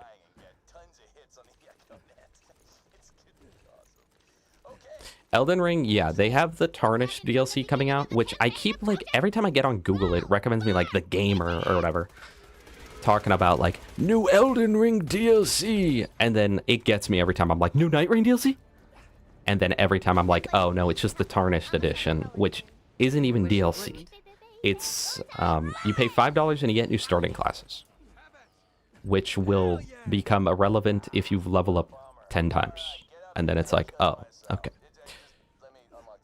Although there is cosmetics for, now that's crazy. There's cosmetics for Torrent, which if you guys remember Oblivion, the horse armor controversy, we are back. We are so back, chat. Back to the good old days. I'm hoping the new Gears is good too. It seems like they're going back to their roots, but we'll see. We'll see. 15 perk changes overall. Maya's good in TVHM. True. Agree with the Twitcher about Sony and PlayStation. PlayStation CEO sold 56% of his shares one day before the disc news. Ooh. $4 million before the disc news. So he knew. He was like, this is not going to be good. That's crazy. Engagement bit? Yeah, no. I think Tarnished Edition is just to get people to hop back on the game. You trapped, son. But I want to do side quests and stuff. Oh, good point. Suddenly, this happened.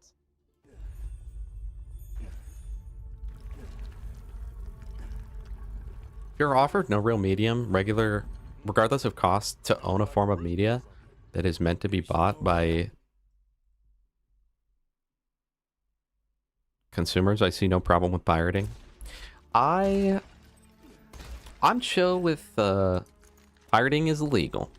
I'm chill with people finding ways to get games, but not necessarily for games that are like brand new. I feel like there's a certain cutoff for me where it's like honestly, anything, you know, anything like Wii or before at this point, like Wii U or before is like, dude, go for it, whatever. There's, in my opinion, there's, because I'm a very, like, I'm the type of person that, like, I almost turned myself in when I got an infection on World at War because I cheated, okay? So I'm a very, goody two-shoes type person.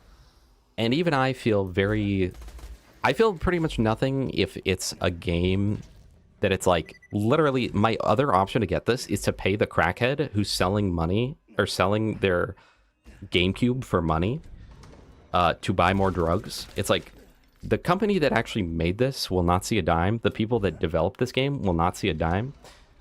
So it's literally just, do I buy it from a crackhead or not buy it from a crackhead, you know? But with newer games, I don't know. I personally would disagree with people who would pirate a brand new game. Like, if someone pirated Elden Ring, I would have some personal problem with it, but you do you. Are we about to get squished? Nope, we're fine.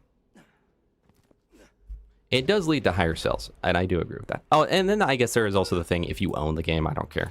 I already bought the game.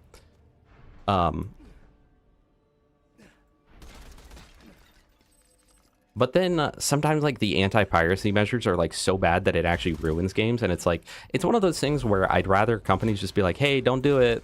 But, like, if people find a way to do it, they still do it, because in the end, I do actually think that, like you said, it does, in a lot of ways, actually add to sales, because people will enjoy the game. And this happens a lot with, like, indie games. People will, like, pirate indie games, and they'll be like, wait, this game's actually good. I want to support the developers, and then they'll buy it.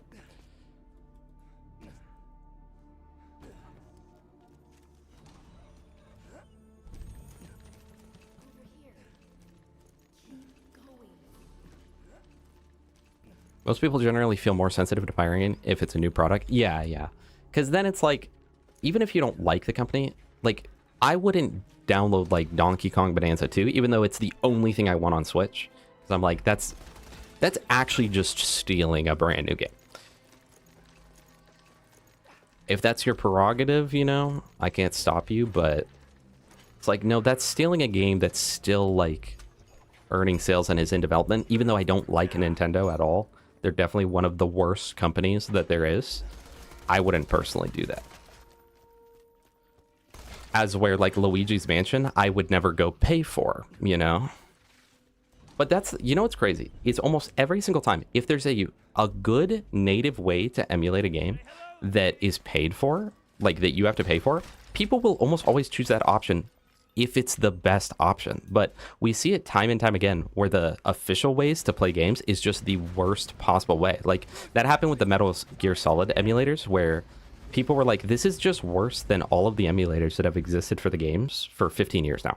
It has absolutely no features, absolutely nothing good about it that would make me want to do it. If they would have made a good port, I would have happily paid for those. I didn't personally do this. I didn't play them because I don't play Metal Gear. But it's like, you know, I know a lot of people that were like, if this would have just been a good port, I would have happily paid for it, because this is what we want and I want to support that. But they're really bad ports. They're very bare bones ports where it's just, like, worse than any other option that there is. So I'm not going to pay for it. But then games consistently that have good ways to play it. I mean, like the Wii with Virtual Console, right? When the Wii came out, they came out with their official emulator, and it was great. Like, the Wii versions of a lot of old school games are, like, the versions people play on. They're the best ways to play those games, right? So people are happy to pay for them. But then, you know, then you get the Wii U Virtual Console, where it's like, I would rather just download the game online, because there's just, like, absolutely no quality of life features, and it runs poorly, and there's really bad input delay. Like Donkey Kong 64, there's like a full second of input delay on the Wii U version. See, now that would be mitigated, Hexy, if they brought back the world of demos, game demos. Remember when it was, like, on Xbox, almost every game that you could download, they had a demo version of. But nowadays, you just can't do that. Sure, why not? Mega sales in the last 30 years outside of specifically Japan were always higher in areas where piracy was relevant. These people literally could not read or engage with them. Yeah, so you don't even know they exist if you don't have any way to get them.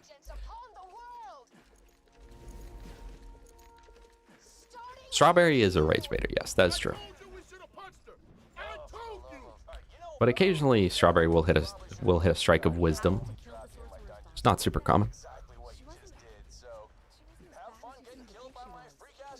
Oh yeah, exactly. Demos is the solution. I agree.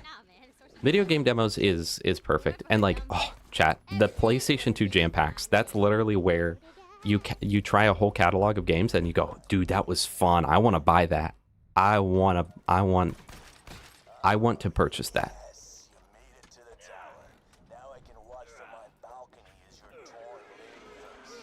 But I think every game truly should have some form of a demo.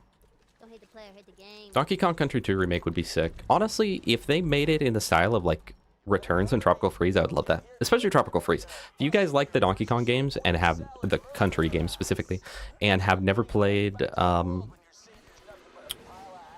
guys, I got a Cradle in here like a month ago. If you've played those games yet have never played Tropical Freeze, go play Tropical Freeze. I'm not the biggest fan of Donkey Kong Country Returns, honestly. I don't like how it looks, and none of the levels really stand out, and I don't really care for the enemies at all, and all that, but it's still a good game. And also they had the blow mechanic, where you can blow on dandelions to activate things. That was a quirky attempt. I'm glad that they went for it, but definitely was not the thing of all time. But Tropical Freeze, I feel, did really, really good.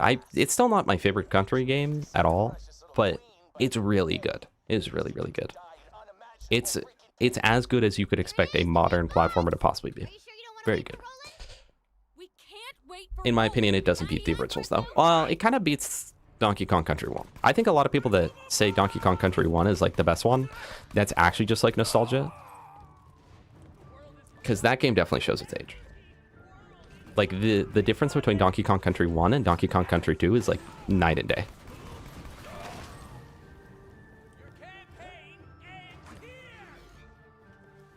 When services are poor, piracy increases every once in a while. Piracy increases every once in a while. They fix it somewhat until they botch it. Yeah, they almost always do. Every time, it's like the community does a better job at everything than the AAA developers, because the AAA developers are like, well, we'll just re-release the game and people will buy it. Or like a great example is the Street Fighter 30th anniversary. Everyone was excited for it. It was like, man, this is so cool. We can natively play all of the games, and then they're like, oh, there's input delay on a fighting game, on an emulated fighting game.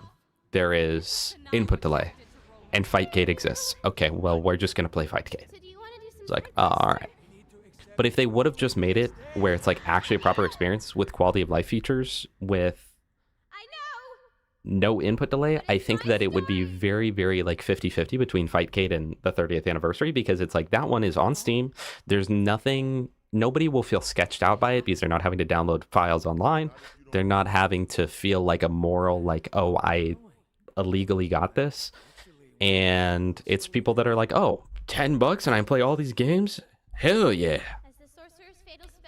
We're playing in normal mode, Hexy, because we need to farm a slag omen. That's our slagging tool, and we want iridium.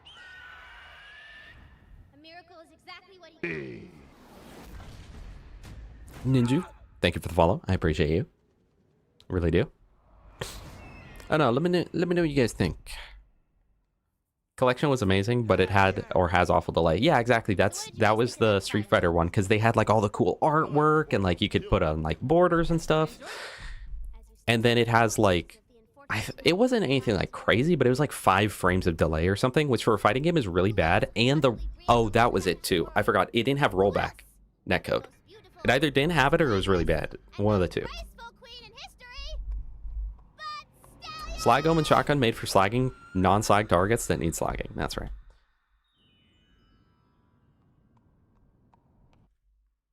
Twin Sunflower at the thrift store the other day. Did you buy it? Oh, we should have done a warrior gamba. Oh well, we got a leech. She is beautiful. With the queen safe, she can Surely there's somebody that like completed this DLC, got the Iridium, immediately teleported away to spend that Iridium on their SDU, and then when they came back, realized they had to feed her Iridium and then couldn't do it. Right? That's probably happened at some point.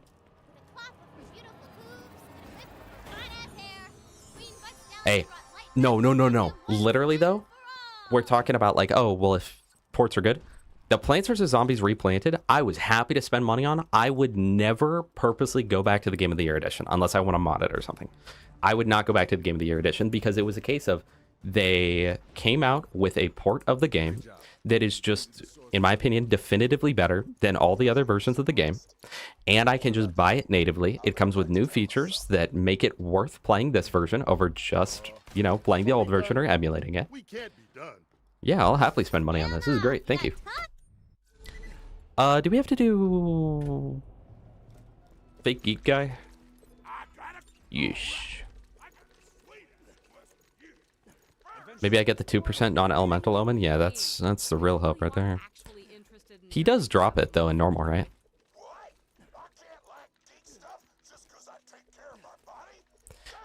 Okay, let's imagine though that you did Plants vs. Zombies 2 without the, or sorry, Plants vs. Zombies support, the replanted, but didn't add the, if you didn't add the extra stages, that's pretty much the exact ideal of what like a current day port would be, because that's how a lot are on PC. Like if I go back and play Majora's Mask on PC through emulator, I can get it to fix the bugs. I can get it to run in 60 FPS. I can get it to run in 4K. But if I go back and try to do that on like the virtual console or something, I can't do that. They are remaking it. I forgot about that. But, and that's honestly what PvZ Replanted is, other than the extra stages. It's just new. Eddie Murphy. It's the same thing, but with new quality of life. So it has a lot of quality of life features, new keybinds, and it is 4K and looks better. So aside from the new like levels, it's like the ideal remastered port of a game. Because other emulated ports have always done pretty much that same thing. How to keep your points at 67,000? Yeah, you're going to have to keep it that way for a while, okay? Question 2. In the Echo Book series...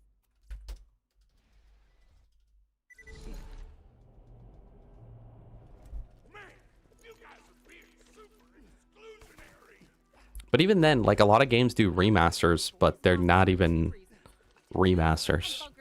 Honestly, like Dark Souls Remastered, that's not a remaster. That's more of just a modern day port.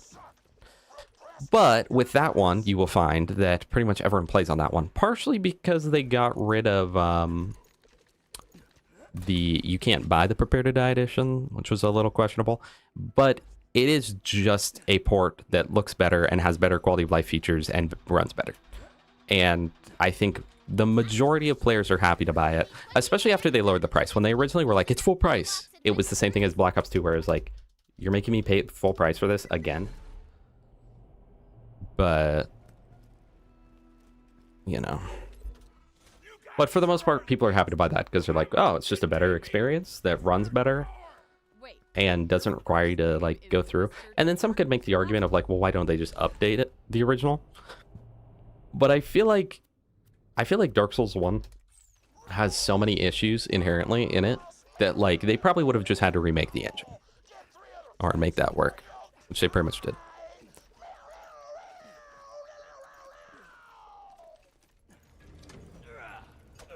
Rugby, how you doing? Yes, a port would be taking the game and putting it on a system, and ideally fixing the issues with it. A remaster would be more of actually going through and remastering it, changing things about it, fixing up the game, making it look better, run better, etc.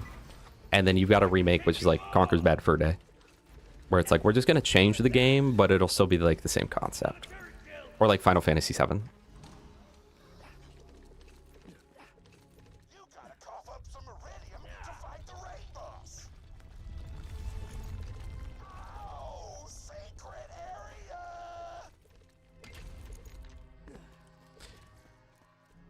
See, I think the thing that bugs me about Black Ops 2 on PlayStation is like the sale price should just be the price that it is, bro. The on sale price. The fact that not on sale they actually want $70 for it is crazy. For the game and DLCs. And why is the DLC separate, bro? I'm not gonna get started on it again, but it's ridiculous. And on PC it's ridiculous too, for the record. But hey, on PC we've been able to play it for ever since it came out. I only played Plants vs. Zombies 1, chat. Alright, I'm hoping these guys die really quick. I think that they will. Just got all the achievements for BL2 for the second time. Feeling good. Hey, good. I've never played BL2 or watched it. I just know that there's something with cards.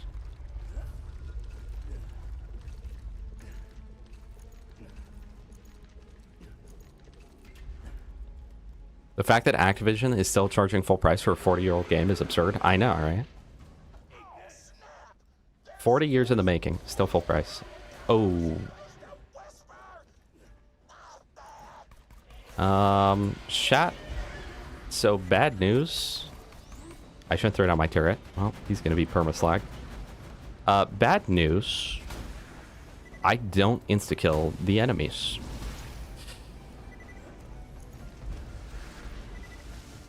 And he's fire resistant, so I can't even do this. GG.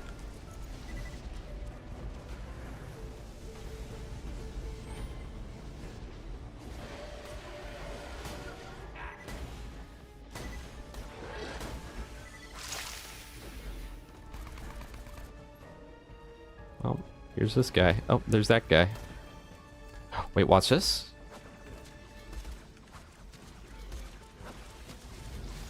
Yeah, so do I want to farm these guys now or wait until I'm a higher level so I actually just one-shot them? Because I'm kind of thinking that would be better.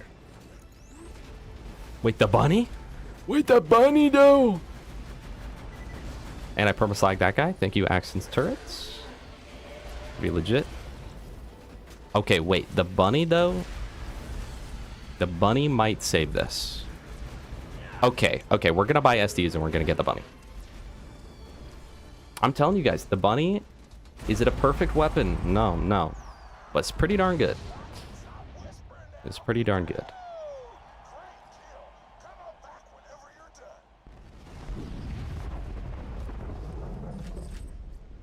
Okay, good start, good start. Got an omen.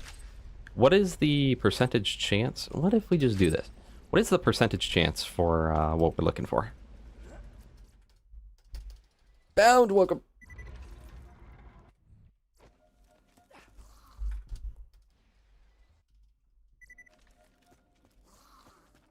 Dang, that doesn't work. Oh, but you know it does work. Yo, yo. Yo, yo. Workers, welcome.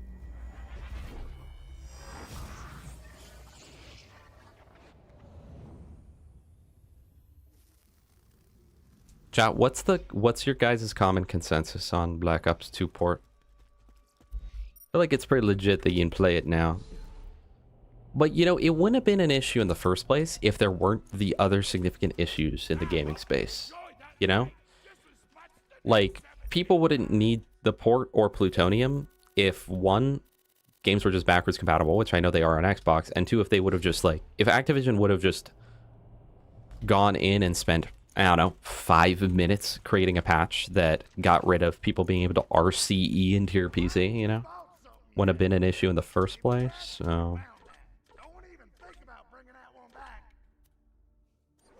That's my opinion. It's my official opinion. A lot of kids are going to need therapy from the lobby. Yeah. Well, that was how it used to be too. So I remember some guy telling me he was going to like hack my account on COD Ghosts and make it so he was going to give me negative squad points. Then I physically wouldn't have been able to play the game ever again. And I was crying. And then he was like, I think he might have mentioned something about like my IP or something. I had to go downstairs for dinner and act like like that didn't just happen, right? But I was like crying. I was like, don't do it, man. It's like, get your mom on the mic, bro. Get your mom on the mic. I was like, I can't.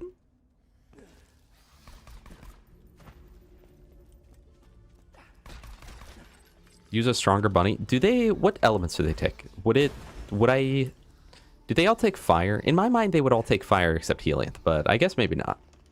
Because they are all flesh. And if that was true, then this would theoretically be the best one. If that wasn't true, then my 36 million damage one would be the best. Right?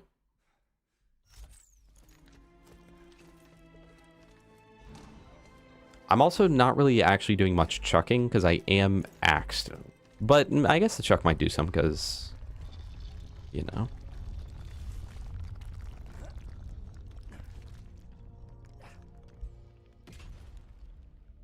Captive, how old are you? Me and my girlfriend were debating this. Shared accounts for games, and when he was mad, he signed me out and changed my avatar and say he was hacking me. I remember one of my friends getting hacked. And then he was like all upset. He's crying about it because he had like so many achievements and stuff. And I was like, did you call Xbox support? He was like, no, dude. I was like, are you going to call Xbox support? He was like, no, dude. I also remember his friend, guy's name was Alan. Never trust an Alan. Alan! More like Alan and the Chipmunks, eh?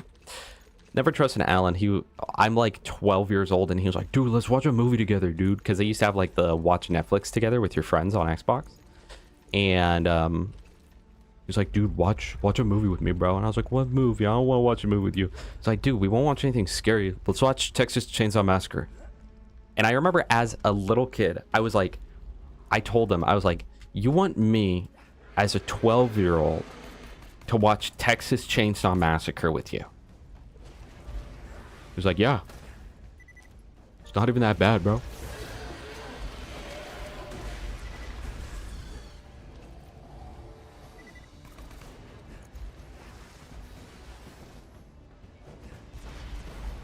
Yeah, luckily this is actually totally doable. The bunny to the rescue, chat. Bunny to the rescue. But you're hacking!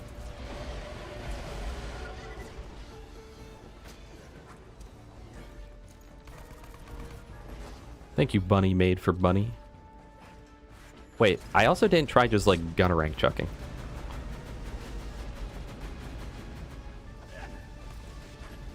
I don't think you're 5. I think that you're like 27 or something.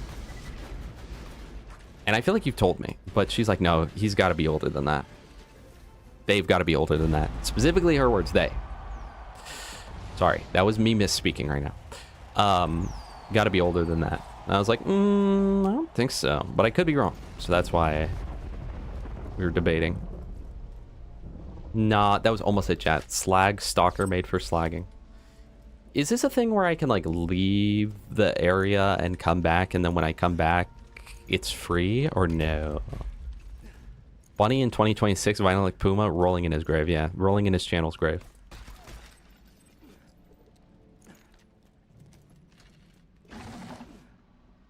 Now there is pretty good iridium gains to be had here. Just map reload. Well, we might do a fun little... Well, I guess we could probably down ourselves after the kill, right? And just have it respawn us.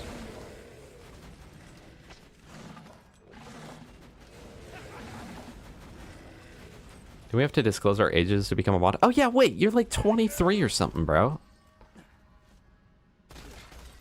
You're like literally 15 or something, bro. You're like literally like 67 years old, bro. Where's the respawn right now? Dude, you're like 19 years old, bro. Yeah, that's what I'm saying, captive. I'm like, what? I knew it. I knew it. Leave it to the man to be right, huh? Why am I getting DM'd? Yeah, just some McQuagle, little gas mask stuff. Yeah, I am pushing my mid-30s right now, chat. Just so you guys know. What? So I should have just hit quit. When someone said map... Oh, wait. What was I thinking? You pay Iridium to get into the map here. It's not like every other raid boss. Sorry. Well, there goes minus 20, bro. Minus 20 iridium. GG. I also want to see how much those mimics got me. I didn't pay attention. But if they are... If it's like 15 or 20 per, I might just do that. Every time. Will you download PvZ Fusion after stream? No. It's because you work in a library, I think. Midquagle and Bad Mask? Yeah, true. Oh, Rakaris told me I could have just saved quit. Alright, well. It's like the Demon Soul stream. I'll just quit.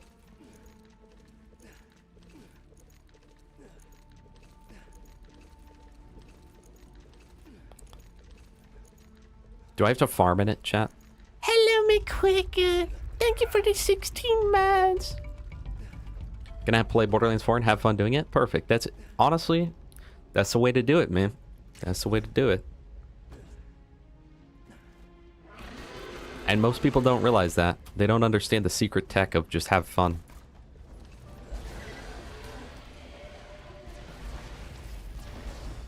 Absolutely unheard of. Get that guy. Oh, chat. I think there's something horrifically wrong with me because what I found is every time that someone says a movie or game is bad, it ends up being the one that I like the most. I was thinking about that right now because, as some of you may know, I've been making my way through the Friday the 13th movies, and consistently, two of the ones that I always see at the bottom of the list where people are like, that was so bad, bro, don't even think about it, are number 5, whatever that one's called, and number 9, Jason Goes to Hell. Not gonna lie, chat. Jason Goes to Hell, I like that one. I like that one. Okay? I thought that was a good movie. I like that movie. Hexy with the 10-month prime. I appreciate you so much. I really, honestly, really do. You always bring me joy when you show up to my stream. And not because you give me money. Because you don't give me money every stream. But some streams you do. And it makes me happy when you're here. And when you give me money as well. But chat, go watch Jason Goes to Hell after you watch the other 8. Nah, just skip Manhattan though. That one was pretty bad. Oh, I didn't map reload, right? Hello.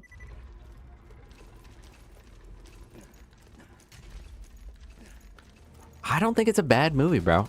I really don't. I really don't. Like, I think that it's a good movie, not just in a campy, fun type way. I think Jason Goes to Hell was like, I actually enjoyed that. And I thought maybe I was crazy. And then I asked my girlfriend, I was like, what did you think of that movie? Because we were on the tier list.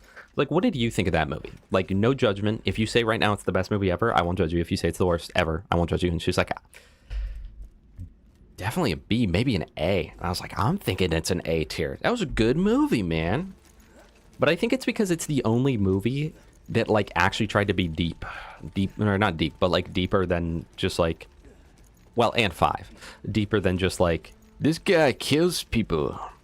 And chat, that end credit sequence is better than any Marvel end credit sequence. I won't spoil it, but I was like, no freaking way they did that. If I would have been growing up in the 80s and 90s and watched those movies from the start, oh my gosh, chills, bro, chills. If you know, you know.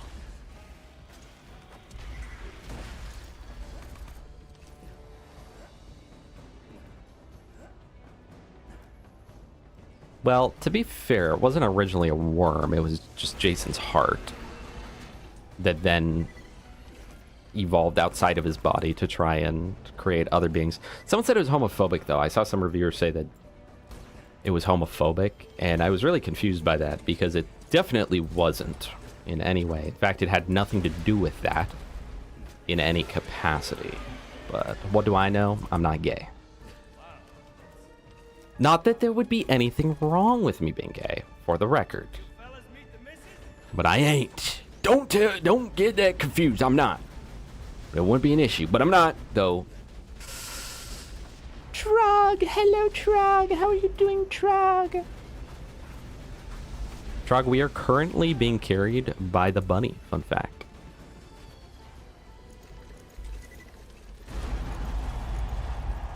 Are contracts still the best way to get 45-ish? I think so.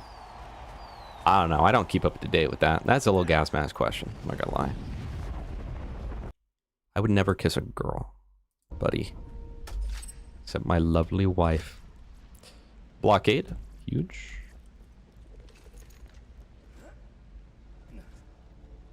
No, I don't know either, Captive. I don't know. I really don't know. The worm is homophobic, though, yeah. And I'm confused because two dudes pretty much kiss in that movie as well. So...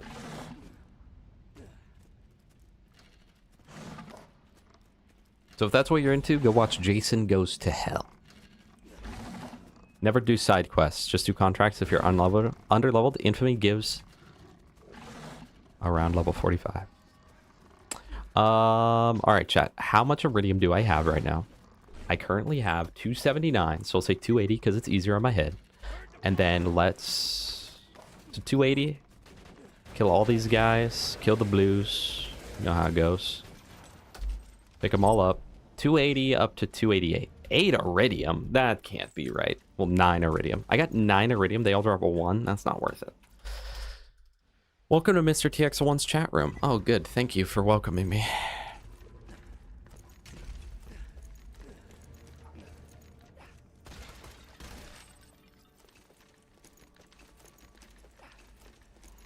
Chat, I found there's a lot of rage baiters in the Borderlands community. Other thing with Jason Goes to Hell, what the original idea was way better and funnier. So for me personally, that knocks off a little. Yeah, I mean, I don't think it's like the best movie of all time, but oh yeah. What skin and head?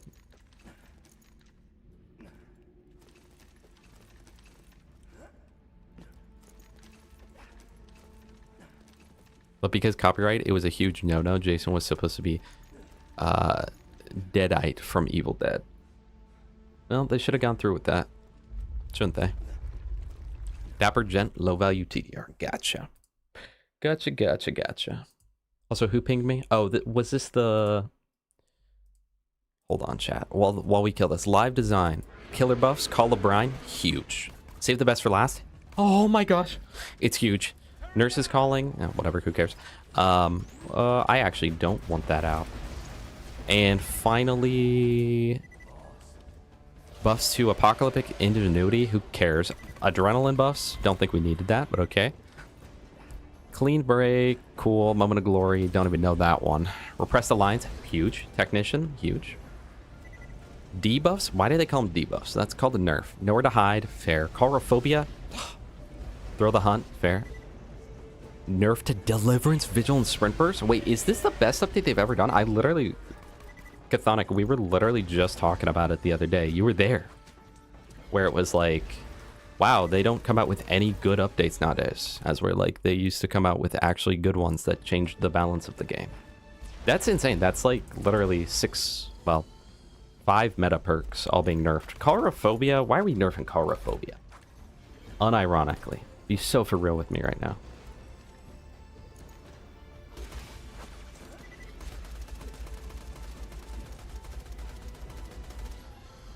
Granted, I did get a tie against a comp team, an actual comp team, because of Chorophobia, and then they went, who runs Chorophobia? Me. Your Vigil? I'm glad it's gone, buddy. I don't know what they did to it, but that is a problematic perk, for sure. Oh my gosh, we got our Slag Omen meant for slagging. That is crazy. I did not expect to get that so quick.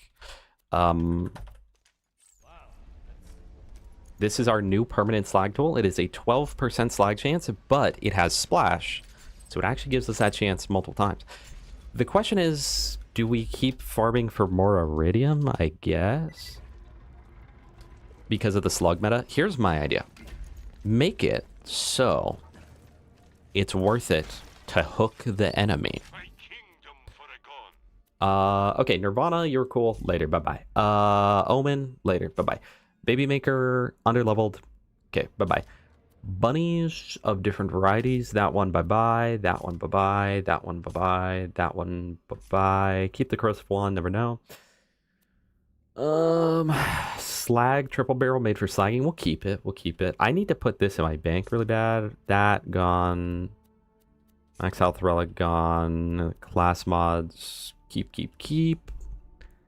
How about this? How about I mark everything that I want to keep as a favorite item? I won't use that Quasar, but you never know. Might come down to it late game. Keep that. I don't know if I'll use other relics or if I won't allow them, but if I was going to use them, it would be those ones. Slag Gunnerin made for slagging is not that bad. And let's go ahead and favorite everything currently on my person. Let's at least hit 500 iridium. That should be enough for, I think, everything, right? The only thing is the bullet speed on this is less than my Tediore shotgun made for Tediore.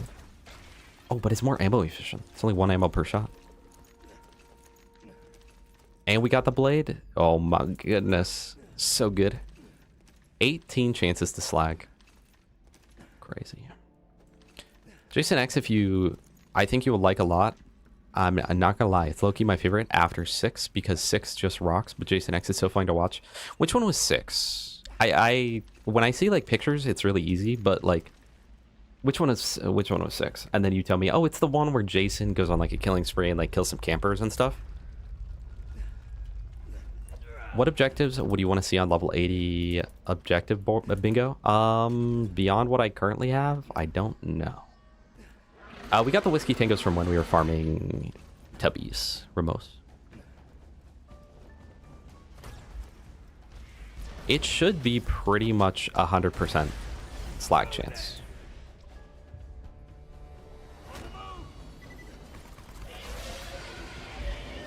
You think about it. Because what's 18 times 12? But then, like, assuming that you don't get perfect outcome every time, you know? Like, what does it actually come out to? Because you know how, like, 10% plus 10% isn't 20%? It's like, you know, whatever weird percent. It's like 9, something like that. 6 is the resurrection after. Oh, yes. Where Tommy resurrect. That's a great one. I like that one.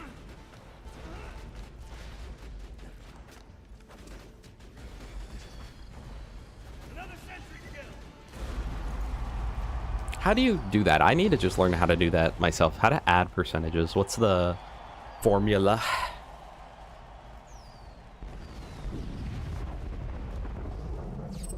Another omen. Fire omen. It's a bummer because we're realistically not going to get the omen at max level, but it is pretty good. Not too long ago, I got a Whiskey Tango from a Tina DLC vase thing, and I used it. Not long after, it killed me. Yeah, well. I had that, but with the Cradle. But the difference is the Cradle can't kill you, because at OP10 it does 9,000 damage. Not 900,000, not 90,000. 9,000. Put into perspective, my pistol right now does 25,000.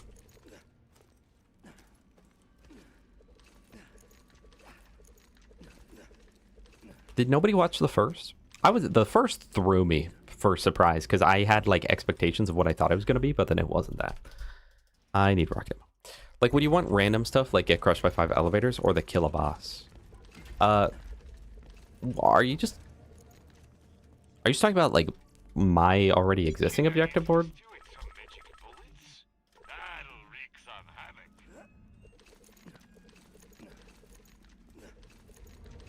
Like, would you want random stuff like... Yeah, I mean, both of those are on the board.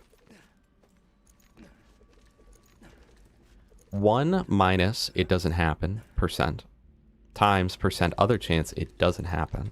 So in this case, 10% plus 10% would be 0.9%. So now throw in the numbers 8, 18, and 12.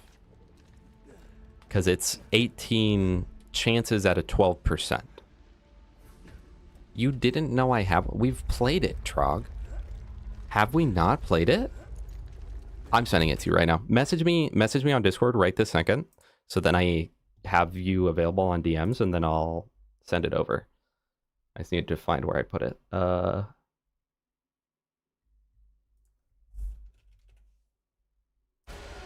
And then you can just load it into Lockout Live and See it for yourself.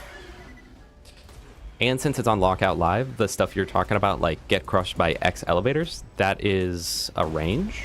So on one board, it could be get crushed by 2 elevators, and on another board, it could be get crushed by 6 elevators.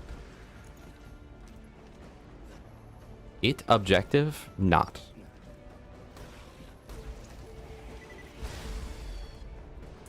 Huh?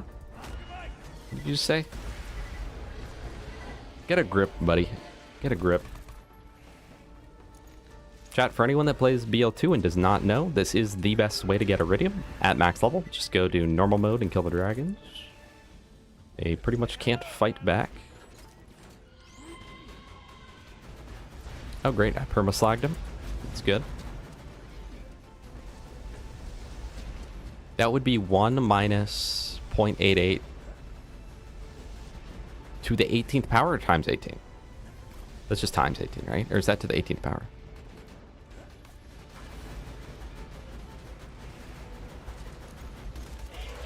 Math guy, how about instead of teaching a man to fish, you just throw him a fish right now? Just throw me a trout, okay?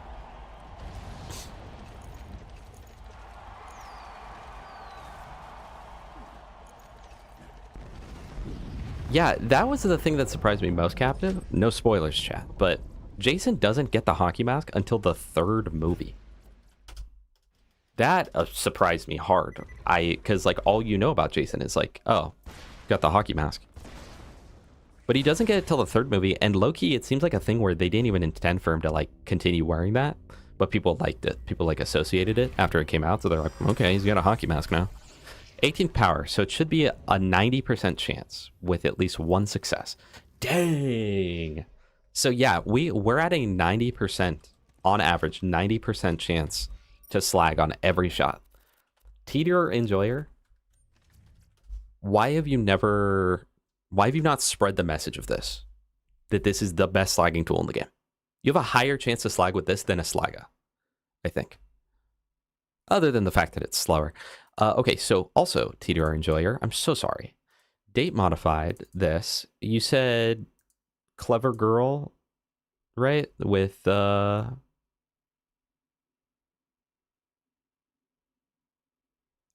Dapper Gent. No, you said Dapper Gent. You said Dapper Gent.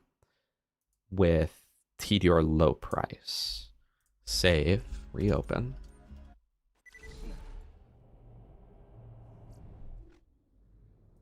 There you go.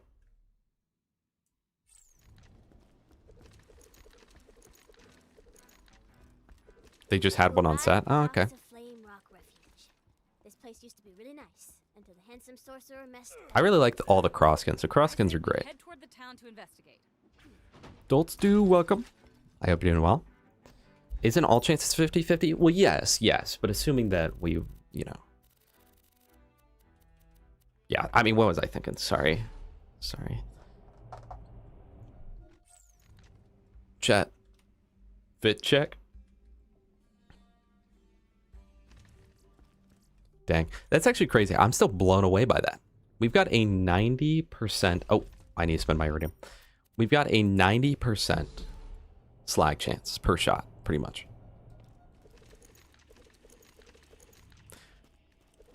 Oh, Trog. Yes. I was like, there's something I was going to do. All right. So, Trog, you've used Lockout Live. Yeah. Go ahead and throw this in to Lockout Live. Very easy to do. If you don't know how, you just go to the board editor, game editor, import JSON, then take that one from your downloads folder or whatever, objective bingo, and it's got all sorts of fun stuff, and then almost everything that has a number is in a range. So for instance, acquire character skins. On any given match, it can be 3 skins, 4 skins, 5 skins, 6 skins, 7 skins, 8, 9. Acquire 2, 4, or 6 heads. Break 1, 5, or 10 money crystals. Break 8, 12, or 16 Tina Pots. Collect 8, 15, or 30 Seraph Crystals. 2, 3, 4 Echo Challenges. 6, 9, 12 side missions. 2, 3, 5 Message in a Bottle. 3, 6, 10 side quests from Hammerlock. 3, 5, 7 Cult at the Vault. 1, 2, 3 Slaughter Domes. 2, 3, 4 Tinder Boxes. And then the board is also balanced out. You can click Manage Game, then go to Dev Tools, run Analysis, and then it'll do 10,000 simulations of the board, and it comes back to you with all the info about it. So Out of the 10,000, the highest, the square that appears the most is Kill Rakanoth, but it's by like margin of error, because right below it is Pistons Blimp, Grendel, Bony Pants, and they're all within 13 point. Like technically Rakanoth is a tiny bit high, but it's a 13.49, as where the next one is 13.18, then 13.14, 13.13, 13.09, 13.08, 13.08, 12.98. So it's just margin of error, and then you can scroll down to the bottom and see which ones appear the least, which is all of the collect item square, which is exactly what I wanted for it, because it's not loot hunt. I definitely want it to be things that you're like actually going and doing. I don't care what you buy. Just buy something. Dang, that's not even going to max me out on all my SDUs, by the way. Very close, though. Very close. Now, all that we have is bank and backpack. Let's go put some stuff in the bank, though. But yeah, if you want anything added to the Bortrog, let me know and I'll add it. Technically, you could add it too and then just re-export and give it to me. I'd probably prefer it if you let me do it. But also, redeem swapped a controller. How long do... Someone be so for real, so honest with me right now. How long did I say that is swapped for? What do I have listed on there? As like, I will swap for X amount of time. What is that amount of time? Probably won't need the quasar, but I'll put it in there. Do 3 hours? All right. Yeah, that's what it says, I'm sure.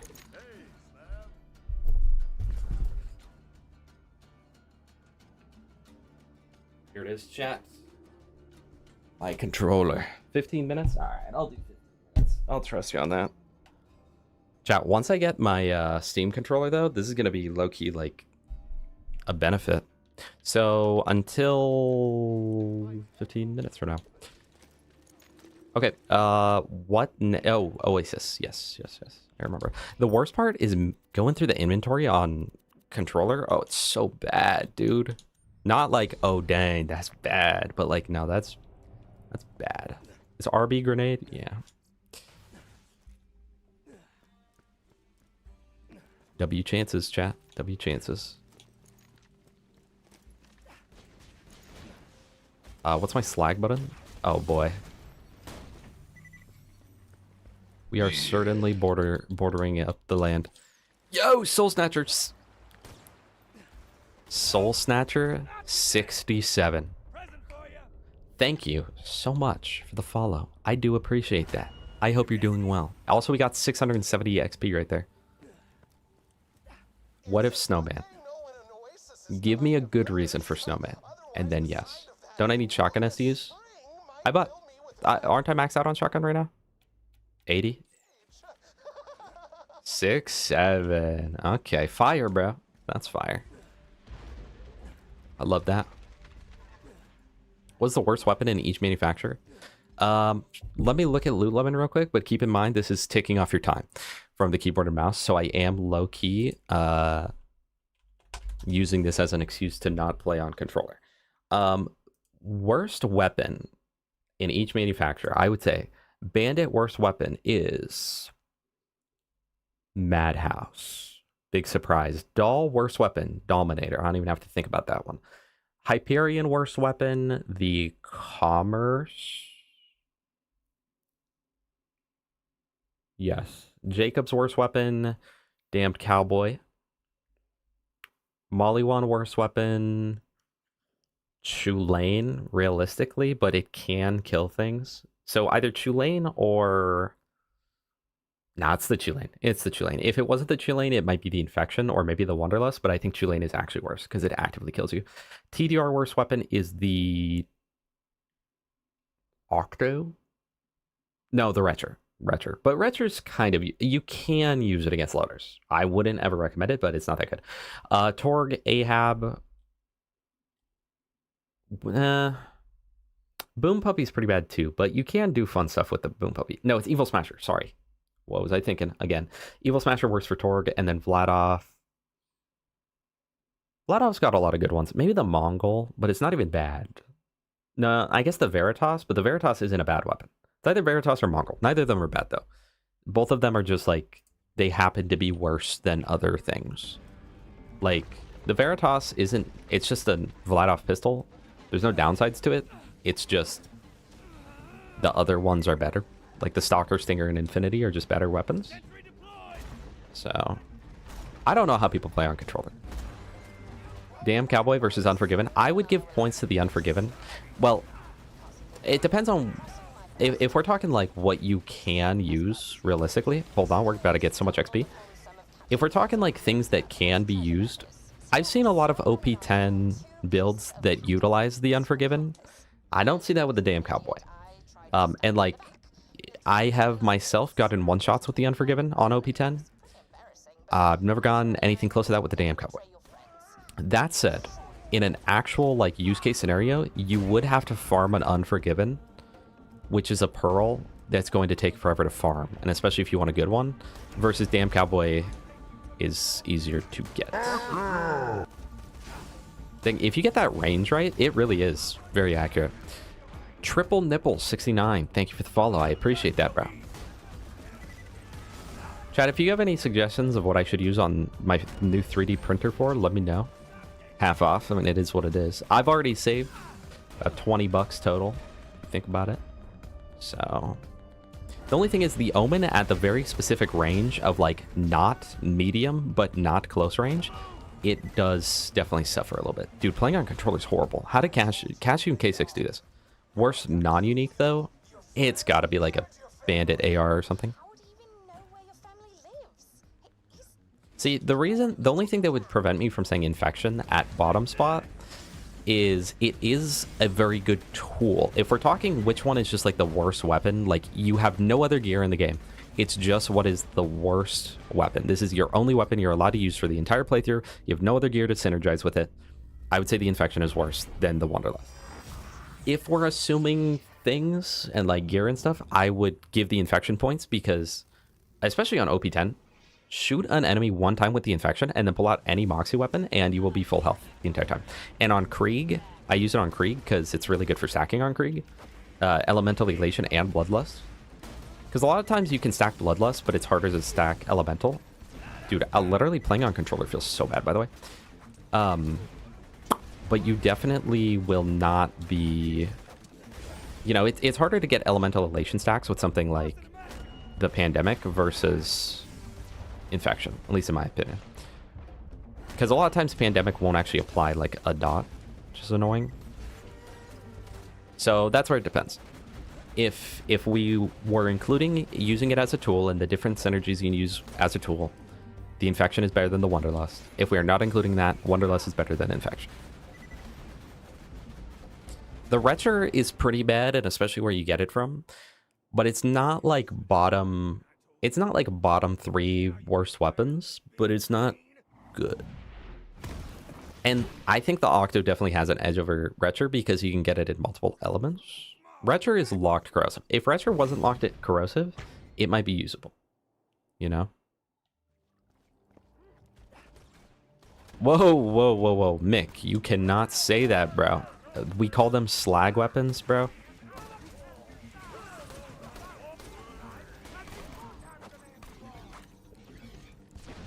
I don't know. I feel like Octo is better than Retcher, and especially if you are considering not being on a Gib character, especially.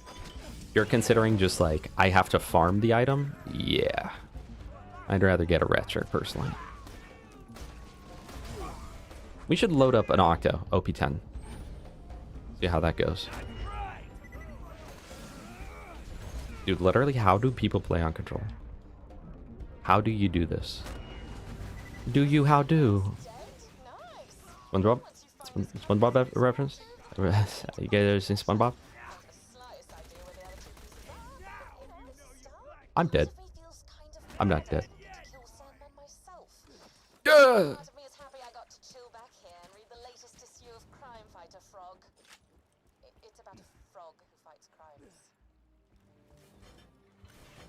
The sword explosion is mid at best. Dolts, okay. You started with like I think that's rage bait take. I think that's definitely a rage bait take. The sword explosion is definitely like a meta weapon. Like it's a good It's an A tier on most characters. It's definitely an S tier on Krieg and Axton, though. Mean save quit. I agree. Pandemic on Krieg, I use it, but I would rather just have an infection and just keep a fastball on, you know? I'm selecting mission. That's what I'm doing. Dude, navigating menus? Oh. No, thank you, bro.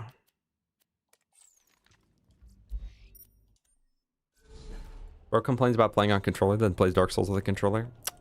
You got me. I'm a hypocrite. You got me.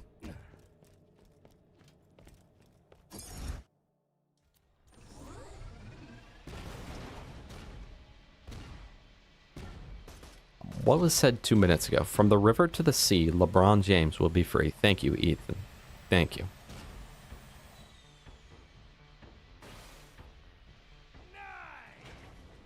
Also, thank you for the correction, Mick. Like the Octo, it's got good range on gauge. Do I agree because I want to defend the Octo, which I hate? Or do I disagree because you're talking about gauge? That's a tough choice. There's no winning in that scenario.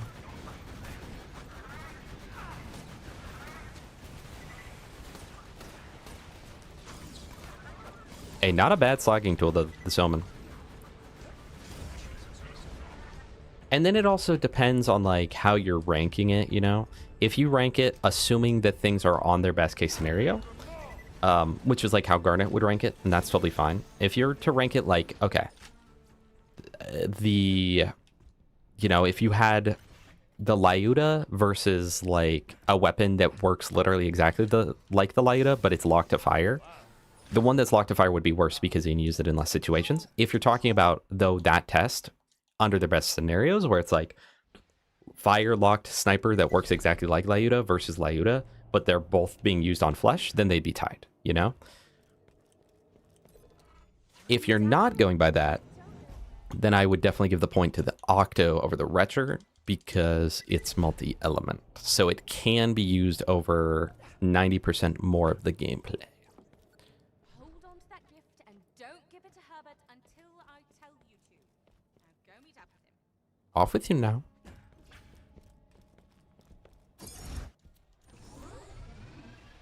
Now, you might be worried that once Grow up and play some Gauge. Campus, I'll kill you and take it for myself. Wrong.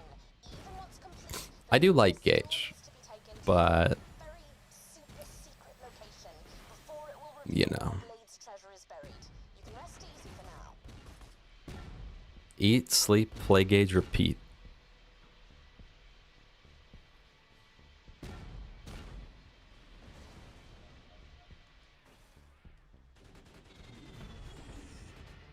Honestly, Mick, that's so fair. That is actually so fair.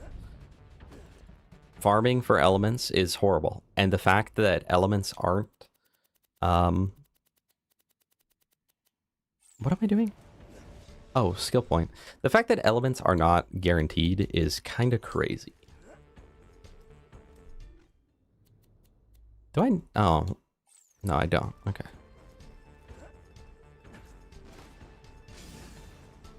I was just really happy about that, Gauge. I mean, it is what it is. I wouldn't mind element farming if it weren't for the fact that your chance of getting non-elemental is so high, and in UVHM, non-elemental is like just an outright nerf to the weapon. Like, it's just so bad. Because you take a significant damage penalty over what you could. And so it's like, I really need an element. And especially with some weapons, like the Butcher non-elemental is rough. It's rough. The guy you're looking for, I brought him on. And then you get things like the Infinity, where it's like, it's a really good weapon, but your chances of getting a good one with an element are so low that it's not going to be that good. But if you get it, and you get it with all elements, it's really good. Really good weapon. Tossing grenade! I don't die so easy! Asks about me. Don't say anything. How much longer on the controller 2 more minutes, chat. 2 more minutes and I'll be freed from my prison. Freed from my shackles. Yeah, vending machines are pretty legit, I'd say. Gage, did you try getting any progress done for your Skyrim bingo on Lockout Live? And if so, how did you enjoy it?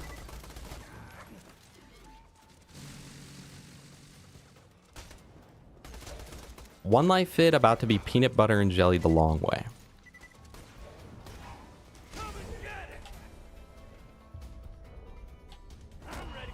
And by that, you, of course, mean...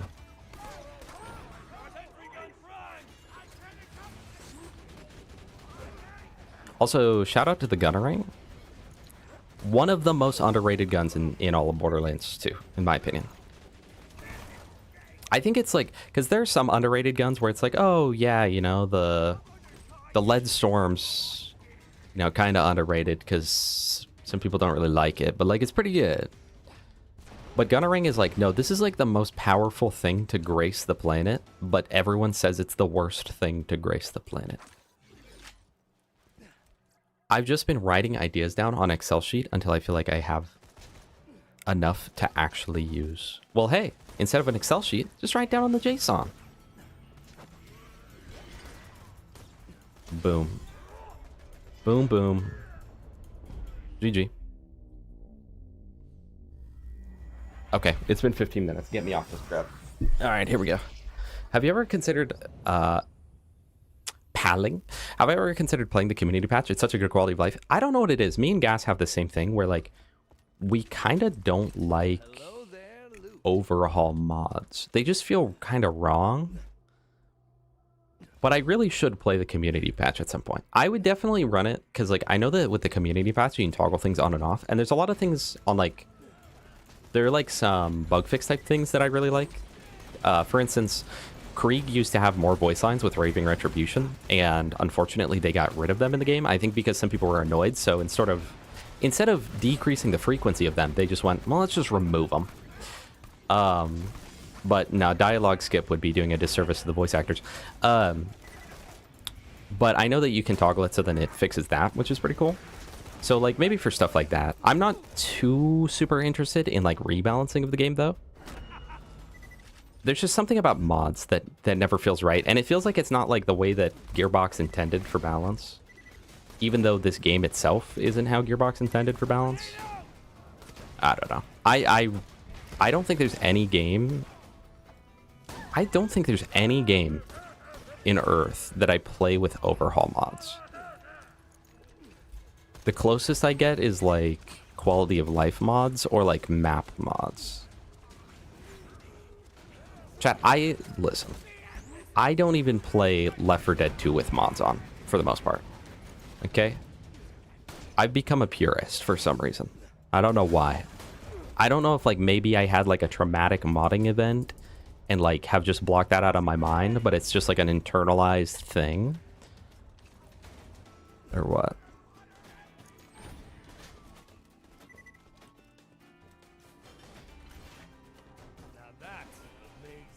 Doll. GG. Doll slag spiker.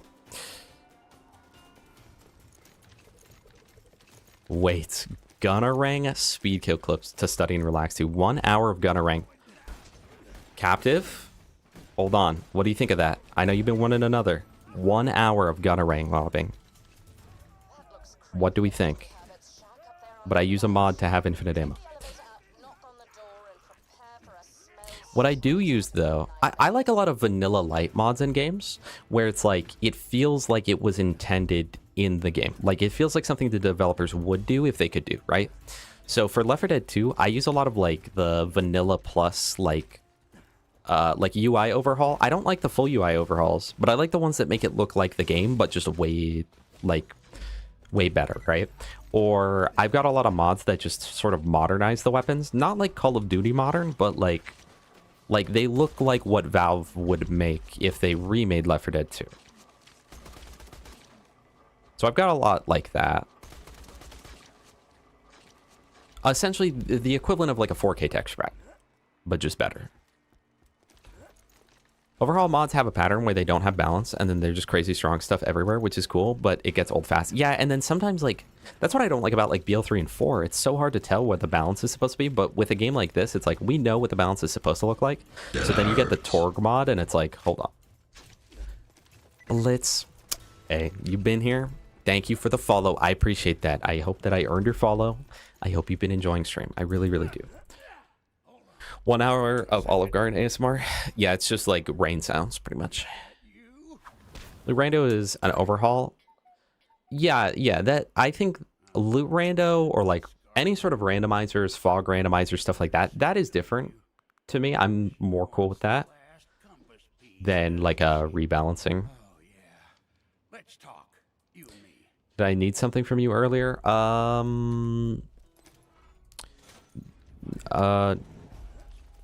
Oh, hey, if you want to, I want to make a YouTube short that would require me to call you for like literally 5 minutes.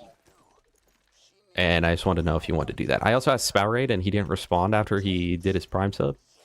And I think Mick said yes, or he was saying yes to something else. And just a fun little YouTube short. FNV is a good example of everyone has their own flavor, but there are several overhaul experiences you can get. Fun nether veins. Chat, she ghastly on my nethers. Oh, Fallout New Vegas. The Bethesda games are very good modding experiences, and those I feel like those, I'm the same way. I'm the same exact way with those, where like it's pretty much vanilla, but a little not vanilla. Normally it's just like make the game look better, but still like look original, look true to the original, but look better. Oh, a tubby. Like with oh my slag chance, what the heck? With, for instance, all the graphical mods I use the, like, I don't remember what they're called, but they essentially just enhance all the, like, different types of clutter and stuff throughout the game. Did he, hold on, did he not drop anything? Oh, he just dropped it off the map. It's okay. But they essentially just take, like, you know, the 2D barrels, or I guess 3D barrels with like 2D rings around it, and those are not 3D. Stuff like that. I really like that. With Skyrim, I really don't use more mods than that though, but I'm more chill with some of those mods. But if you guys like to mod, you can do whatever you want with your game. I don't care what you do. It's just what I do and do not enjoy playing that I care about.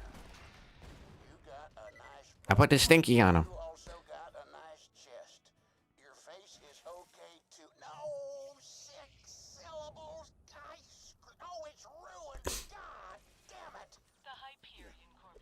I'm not opposed to trying Calamity at some point.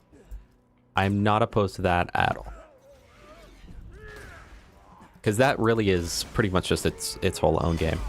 I'm really not a huge fan of Minecraft mods though, I'll tell you that. And does anyone else feel, and there's like two sides to this, I feel like I'm in the minority.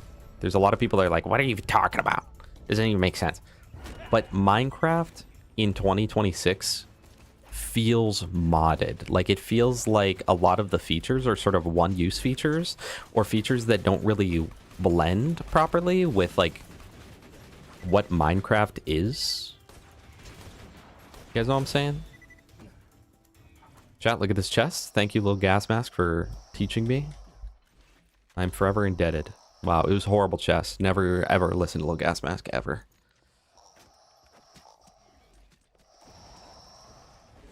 Minecraft unking?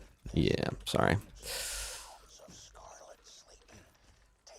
You know, Hexy, Skyrim, both Skyrim and Fallout 4 VR are considered like the worst VR games ever, but if you mod them, they're like the best VR games ever. Thank you, Bethesda. Timmy, welcome. Guess what? What, Timmy? What? He just drops my IP address. Just got 4 heralds in a row. That's a little bit of TX luck. Congratulations. That's very uncommon. What are the chances of getting a 10%, 10%, 10%, and a 10% chat? Very low. It is very low. It's very low. Yeah, you know what's crazy? People will mod all sorts of games, but they won't mod BL2 VR, which is like the best concept for a game ever and like the worst execution for a game ever. Places. Oh, Scarlet. Oh, God. Did you find one of his songs? Yeah, but as is with Minecraft, it's like a lot of the updates and changes just don't even feel like they belong because it's like they just throw it in. Like things like the sniffer. It's like this doesn't have any place in Minecraft, honestly. I always hear that with Minecraft, people say that like they're swapping between like 4 different things that they want the game to be, so it becomes none of them.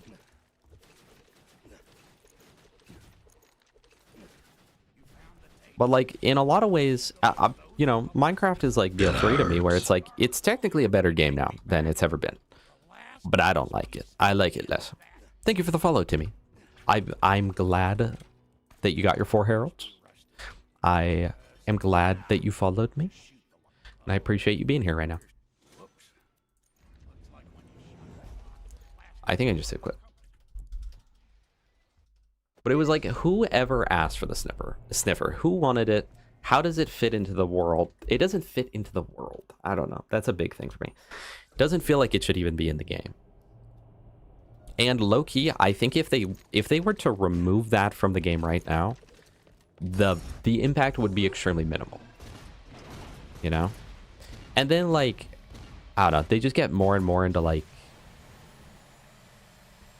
I don't know. It's like Minecraft doesn't know what it's going for.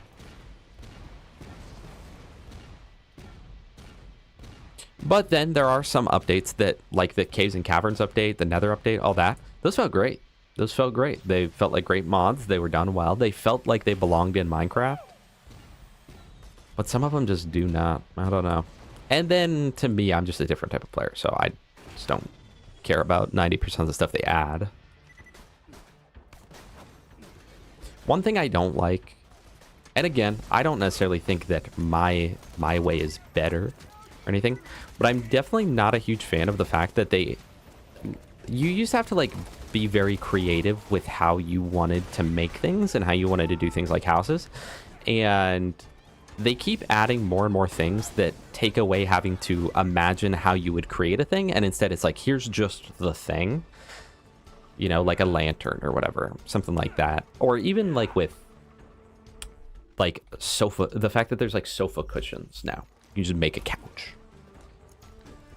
It's like, I don't know. But that said, there has been a couch meta for years. Everyone knows, you know, 4 stairs, that's how you do it. So they're adding some variety in a way, I guess.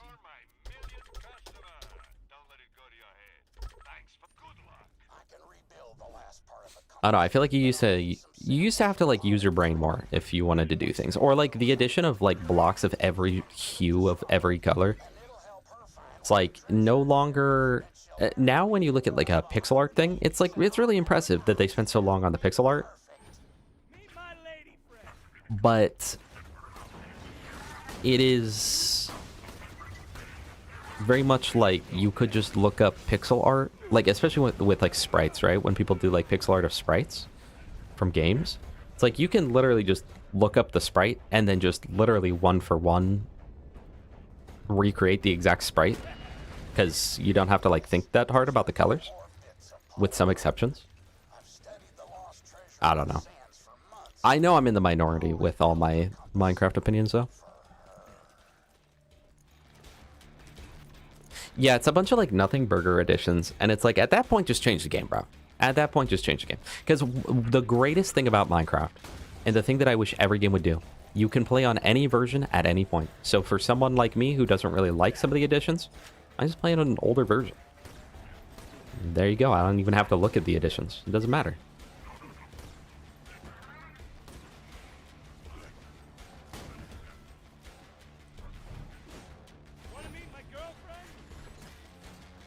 No, that's how I feel, Hexy. It's like, it's...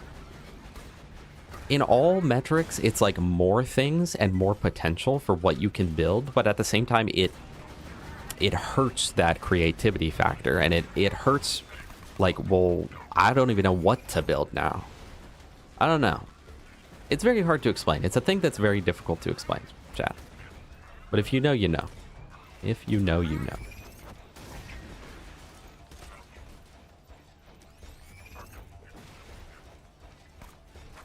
And then it doesn't help that, like, nowadays, I feel like the game doesn't directly have objectives, but Minecraft pretty much has, like, objectives nowadays, as we're back in the good old days.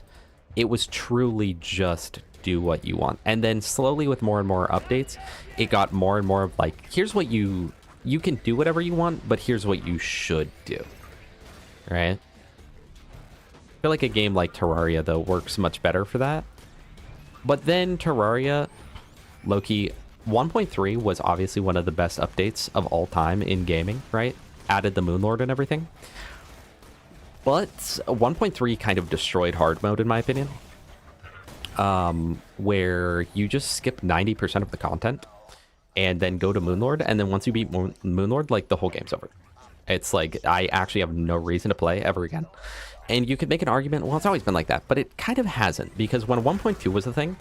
all the bosses were around, like, relative difficulty, right, to one another, where, you know, like, when you were maxed out in 1.2, there was the most variety of weapons ever at any point of, like, endgame in Terraria history, whereas, like, yeah, if I'm a mage, I've got, like, 40 different options of what I can use as a mage that are all going to be, like, viable options, right? You've got, like, your Magnet Sphere, the Razor Pime, the Shadow Beam Staff, the ray gun. What's it called from the column? Why can't I think of it? You know what I'm talking about. The ray gun. Revive me, because I have that. And, you know, as melee, there was like 8 different swords. There was X and Y. As summoner, you had like 3 or 4 different options of which summon would be the best. You had, you know, all these different range weapons. And then... like, even within the armor sets, there was a few different that were like, yeah, this is pretty good. 1.3 is like...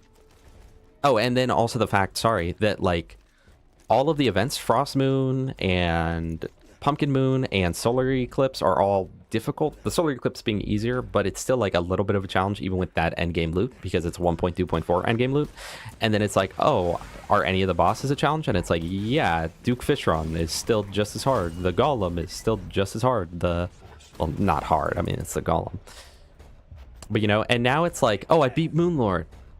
I wonder what all weapons I can use as a sword user. Oh, I get Meowmere. Oh, there's nothing else. Okay. Oh, I wonder what summon I should use. And it's like, you could use, like, the Martians, but it's like, just use the dragon, bro. I don't know. The power creep is real. And it hurts. But I'm sure surely somebody has made a mod where, like, once you kill Moonlord, the rest of the game scales, right? Is that a thing? Because that would be great. In your opinion, which manufacturer from Borderlands 2 is the most American in terms of personality and aesthetics? Definitely Torg. I would definitely say Torg. They're all about innuendos, explosions, going over the top, and they got racing flags on it. So that's kind of like an American flag. Yeah, that is the one thing. I didn't used to like Master because it feels... Master mode, because it feels way too min-maxy. But I realized it, like, triples the duration of a playthrough, which is good. Because every time that I play Terraria, I'm like, oh boy, this is going to be so fun. And then I'm like, where did everything go? Like, I'm done with the run already. And then they kind of add some things, too, that are in, like, really weird balance points, like Deerclops. Why would I ever fight Deerclops? Genuinely. His loot's not particularly good. I mean, Chester's legit, but, like, his loot's not very good. And he's, like, more difficult than most of the other normal game bosses. Yet his loot is, like, comparable to the other normal mode bosses. So I never know what I'm supposed to do. Look at your Steam library with a lot of games and still not knowing what to play. Yeah, for building in Minecraft. Yeah. Too much. And that's how I feel about Minecraft. No, that's so real. Because, like, back in my day, okay? Back in my day, little nephews, believe it or not, it was like, oh man, what do I play? And you have like 6 games.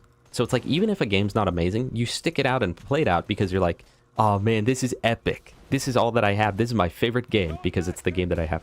But then when you have every game, it's like, should I play this? And I'm like, no, it's not as fun as this. And then you get to that game and it's like, no, it's not as fun as this though. And you're like, no, it's not as fun as that. And then you end up just watching YouTube. And Minecraft is similar, where it's creativity power creep, but like negative. Crazy Craft. I assume that's a Minecraft mod. Borderlands leveling and loot in Terraria. I would really like that. Actually, someone had emailed me about Vaulteraria.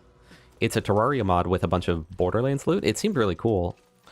I saw there's a bunch of different weapons. There's like the antagonist in it, and it seemingly works. Someone had emailed me asking if I would check it out. Not even necessarily for stream, just if I'd check it out. And I'd thought about making a video on it, but then I didn't. Because I don't think it would do well. Not that I only do videos that I think will do well, but like, if I'm going to devote an entire playthrough into something that I probably wouldn't otherwise do, I would want to do well. That's why Calamity is so good. It adds much more content for Moonlord. And then they add post Moonlord stage with progression. See, that's legit. I hear only good things about Calamity. All Minecraft has the issue of you getting bored when you run out of fun. Like, no matter what version you play, 2-week Minecraft phase is how the game works if you aren't 15. Yeah, and you know, honestly, it's sad because, like, some of it, for me, is, like, the updates actually do take me out of it. Even though they shouldn't. A lot of them actually do. So I always find more enjoyment on, like, older versions.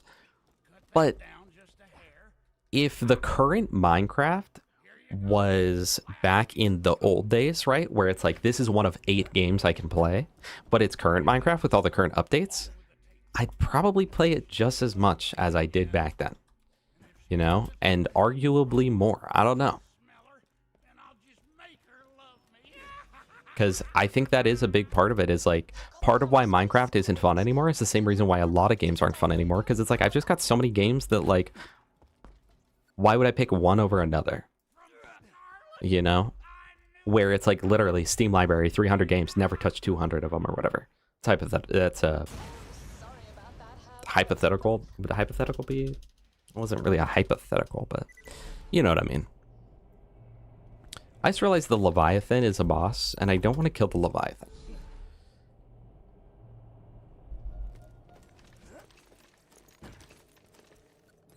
Speaking of boss rush, why do FromSoft games not include a boss rush native? Okay, Sekiro is the only one that's done it. It's so good. Oh my goodness, Feet Fiend. How are you doing? I hope you're doing amazing. Pieces of the compass you've collected on that table over there. There it is. The compass of the sand. Dude, hop on Bedrock. Yeah, I kind of hate the Leviathan, so we're not going to kill him. That's my idea. We're just not going to do it right now. Good, Feet. It is good to hear that.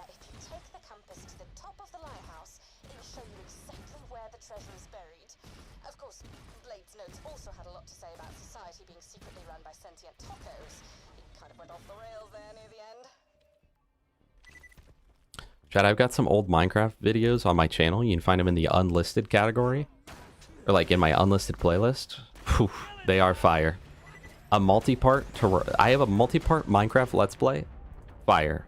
I've got Minecraft Roleplay The War. Fire. I've got my Minecraft speedrun attempt. Fire. I've got at least one other that's pretty good, but I can't think of it. What was it? I have me mining, then looking for... It's like mining, then looking for diamonds, then it storms video. That one's pretty good. I do a full commentary on that one, done exclusively in Notepad.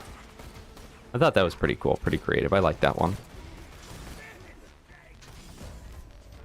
It's a post commentary, so it's not like it's not a live commentary in Notepad, but it is a post commentary. Kind of says a lot about society in a good way or two. So go ahead and check that out. Unlisted playlist on my YouTube. Pretty fire. This is one of 2 ladders in the game that I know where you move left and right. Molly 1 Gage got to level 80, and then I said, I don't want to do the peak. And especially not as Gage.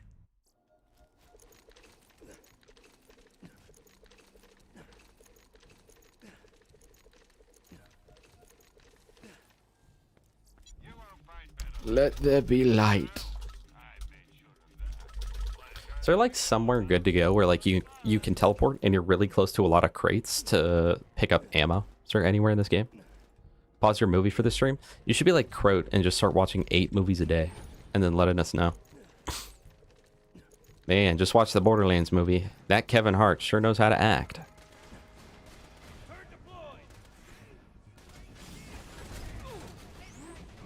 No, I know. Peak on Molly Gage would have been fine.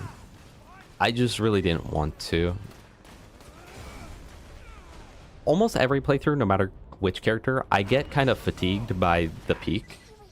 Like by the time I'm at OP8, or sorry, at the time that I'm at the peak, not saying the peak specifically, but then on top of that, doing the peak 10 times does fatigue me, because it's literally like 10 hours. It's like minimum 10 hours of gameplay. So bad. Once we get to OP levels, the gear that we'll carry will be Gunner Ring, Fastball, and Baby Maker. So the exact same gear we've been using the whole time. Marge let the Lisa's out, and Homer let the Barts out. Chat, I watched like 23 or 24 seasons of The Simpsons. Every single episode, because I wanted to know what all the hype was about. It was a good show. I was enjoying that. I only quit because, I don't know, forgot about it, I guess. Forgot the show existed. But that Lisa Simpson sure knows how to act. I also feel like we need new fastball. That would be nice. We're using 7 level under fastball. Which is crazy, by the way, because when the enemy is slagged, I'm telling you the fastball, I don't call for many, like, nerfs in this game. They gotta nerf the fastball, bro. Why am I still one-shotting 7 to 9 levels under? It's not okay.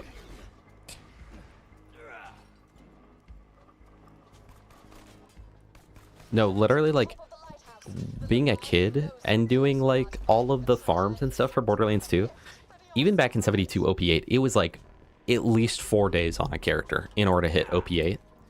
And now it's just worse. Now it's just worse.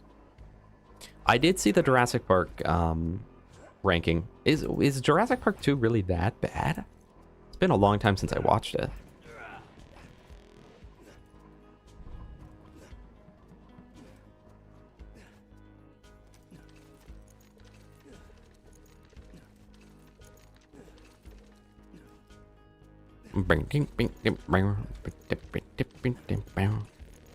Chat reminder, if you are a YouTube member or Twitch sub, you can see multiple sneak peeks to the new BL4 bingo video in the members only chat in my Discord. So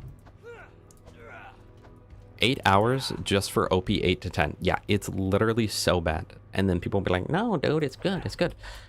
I think, you know, most of the people that I know that like the peak would agree that, like, them adding OP10 was a little excessive, and it is a little too much. And then there's Jufi. That guy is built different, okay? He's like, I love OP10. What are you on about, man? Was genuinely awful. It was laughably bad. Not even in the most fun way.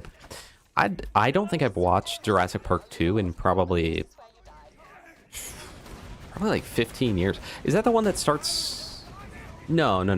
On the beach with, like, the kid getting eaten by all the little ones? That's Jurassic Park 3, right? It's been a long time since I watched any of the Jurassic movies.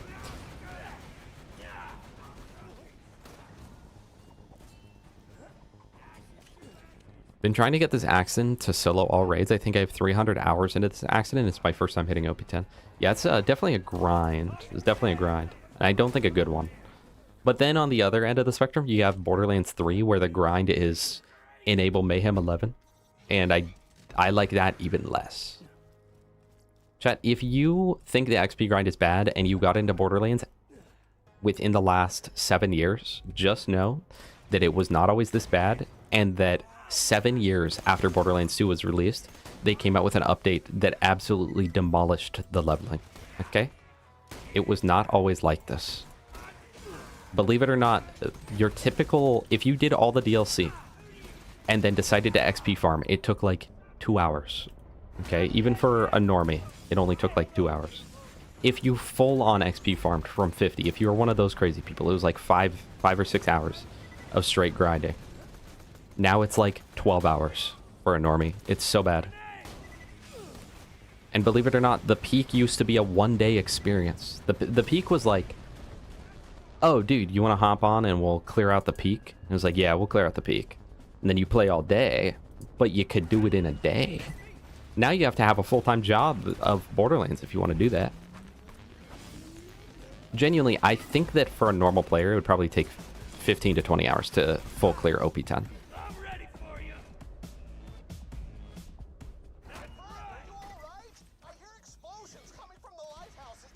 Kill the blues! Kill the blues! 360, me and my friends would always glitch each other's characters to the floor and skip to the boss using a gibbed item with quantity set to max. So you cheated then, hmm?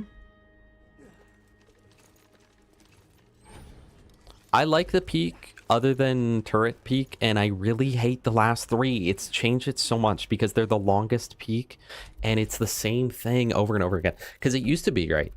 You beat the 4th peak, you're on peak number 5. So in your head, it's like, all right, I've only got 3 more to go.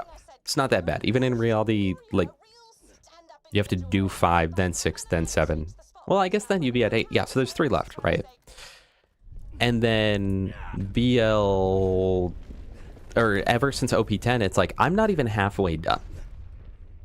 Especially considering the last 3 peaks take so much longer. On Vladov Maya, with the B shield, for Dukino's mom, specifically for Dukino's mom, it was a full hour to clear the peak. So every time I died, it was adding, 30 minutes onto the peak, because realistically I wasn't dying in the first 5 minutes. I was dying like halfway through or further. It was so bad. It was so bad. And your motivation just, especially for a casual, it's like your motivation is just gone if you're like, wow, I've spent 5 hours and I'm OP3. I have to go to OP10 and they only get harder. It's rough. Little girl gets attacked by the dinos and Jeff Goldblum takes over. And JP3 is the teenager in the boat parachuting thing. Oh, okay. So I always remember the beginning of 2, and I think the ending of 3. What's the call for T? Ask 5 Borderlands YouTubers what their favorite gun is. No. That is not it. It's gonna be something simpler than that. It's literally... I mean, we could realistically, if there's no chit-chat, get it done in 2 minutes. Plato spent 19 hours for a 99 Reaper. Yeah, that's pretty bad. It's pretty bad. Just learned Sanctuary DLC was 7 years ago. I'm sorry to remind you. Which means OP10 has been out for 7 years. Yeah.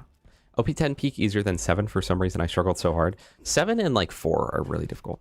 Cycle where everything is turrets and crab robots. Yeah, no, that one is rough. I don't know. It was so unnecessary. This was like top 10 most unnecessary like additions to any game ever. I truly believe that level 80 72 was just, or level 80 OP10 is just a overall net positive. I actually view nothing good about that, by the way. Like, unironically, I don't think there's anything that was good about that. But you know what is good, chat? This stream. This was great. I appreciated each and every single one of you for coming and showing up. But unfortunately, all great things must come to an end, and not a Dead by Daylight end, captive, a real end. And I am so sorry that I must end it here. Sidesweet, thank you for showing up. Again, happy late birthday.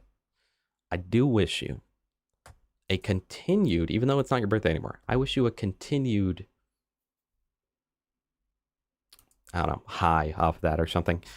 Chat, why is anyone in here? Jolts and Dark Smoker streaming, by the way. I low-key don't even want to raid right now. It's a lot to ask for. What if I just say screw it and I don't raid? Oh, sorry. But seriously, is Cyanide streaming?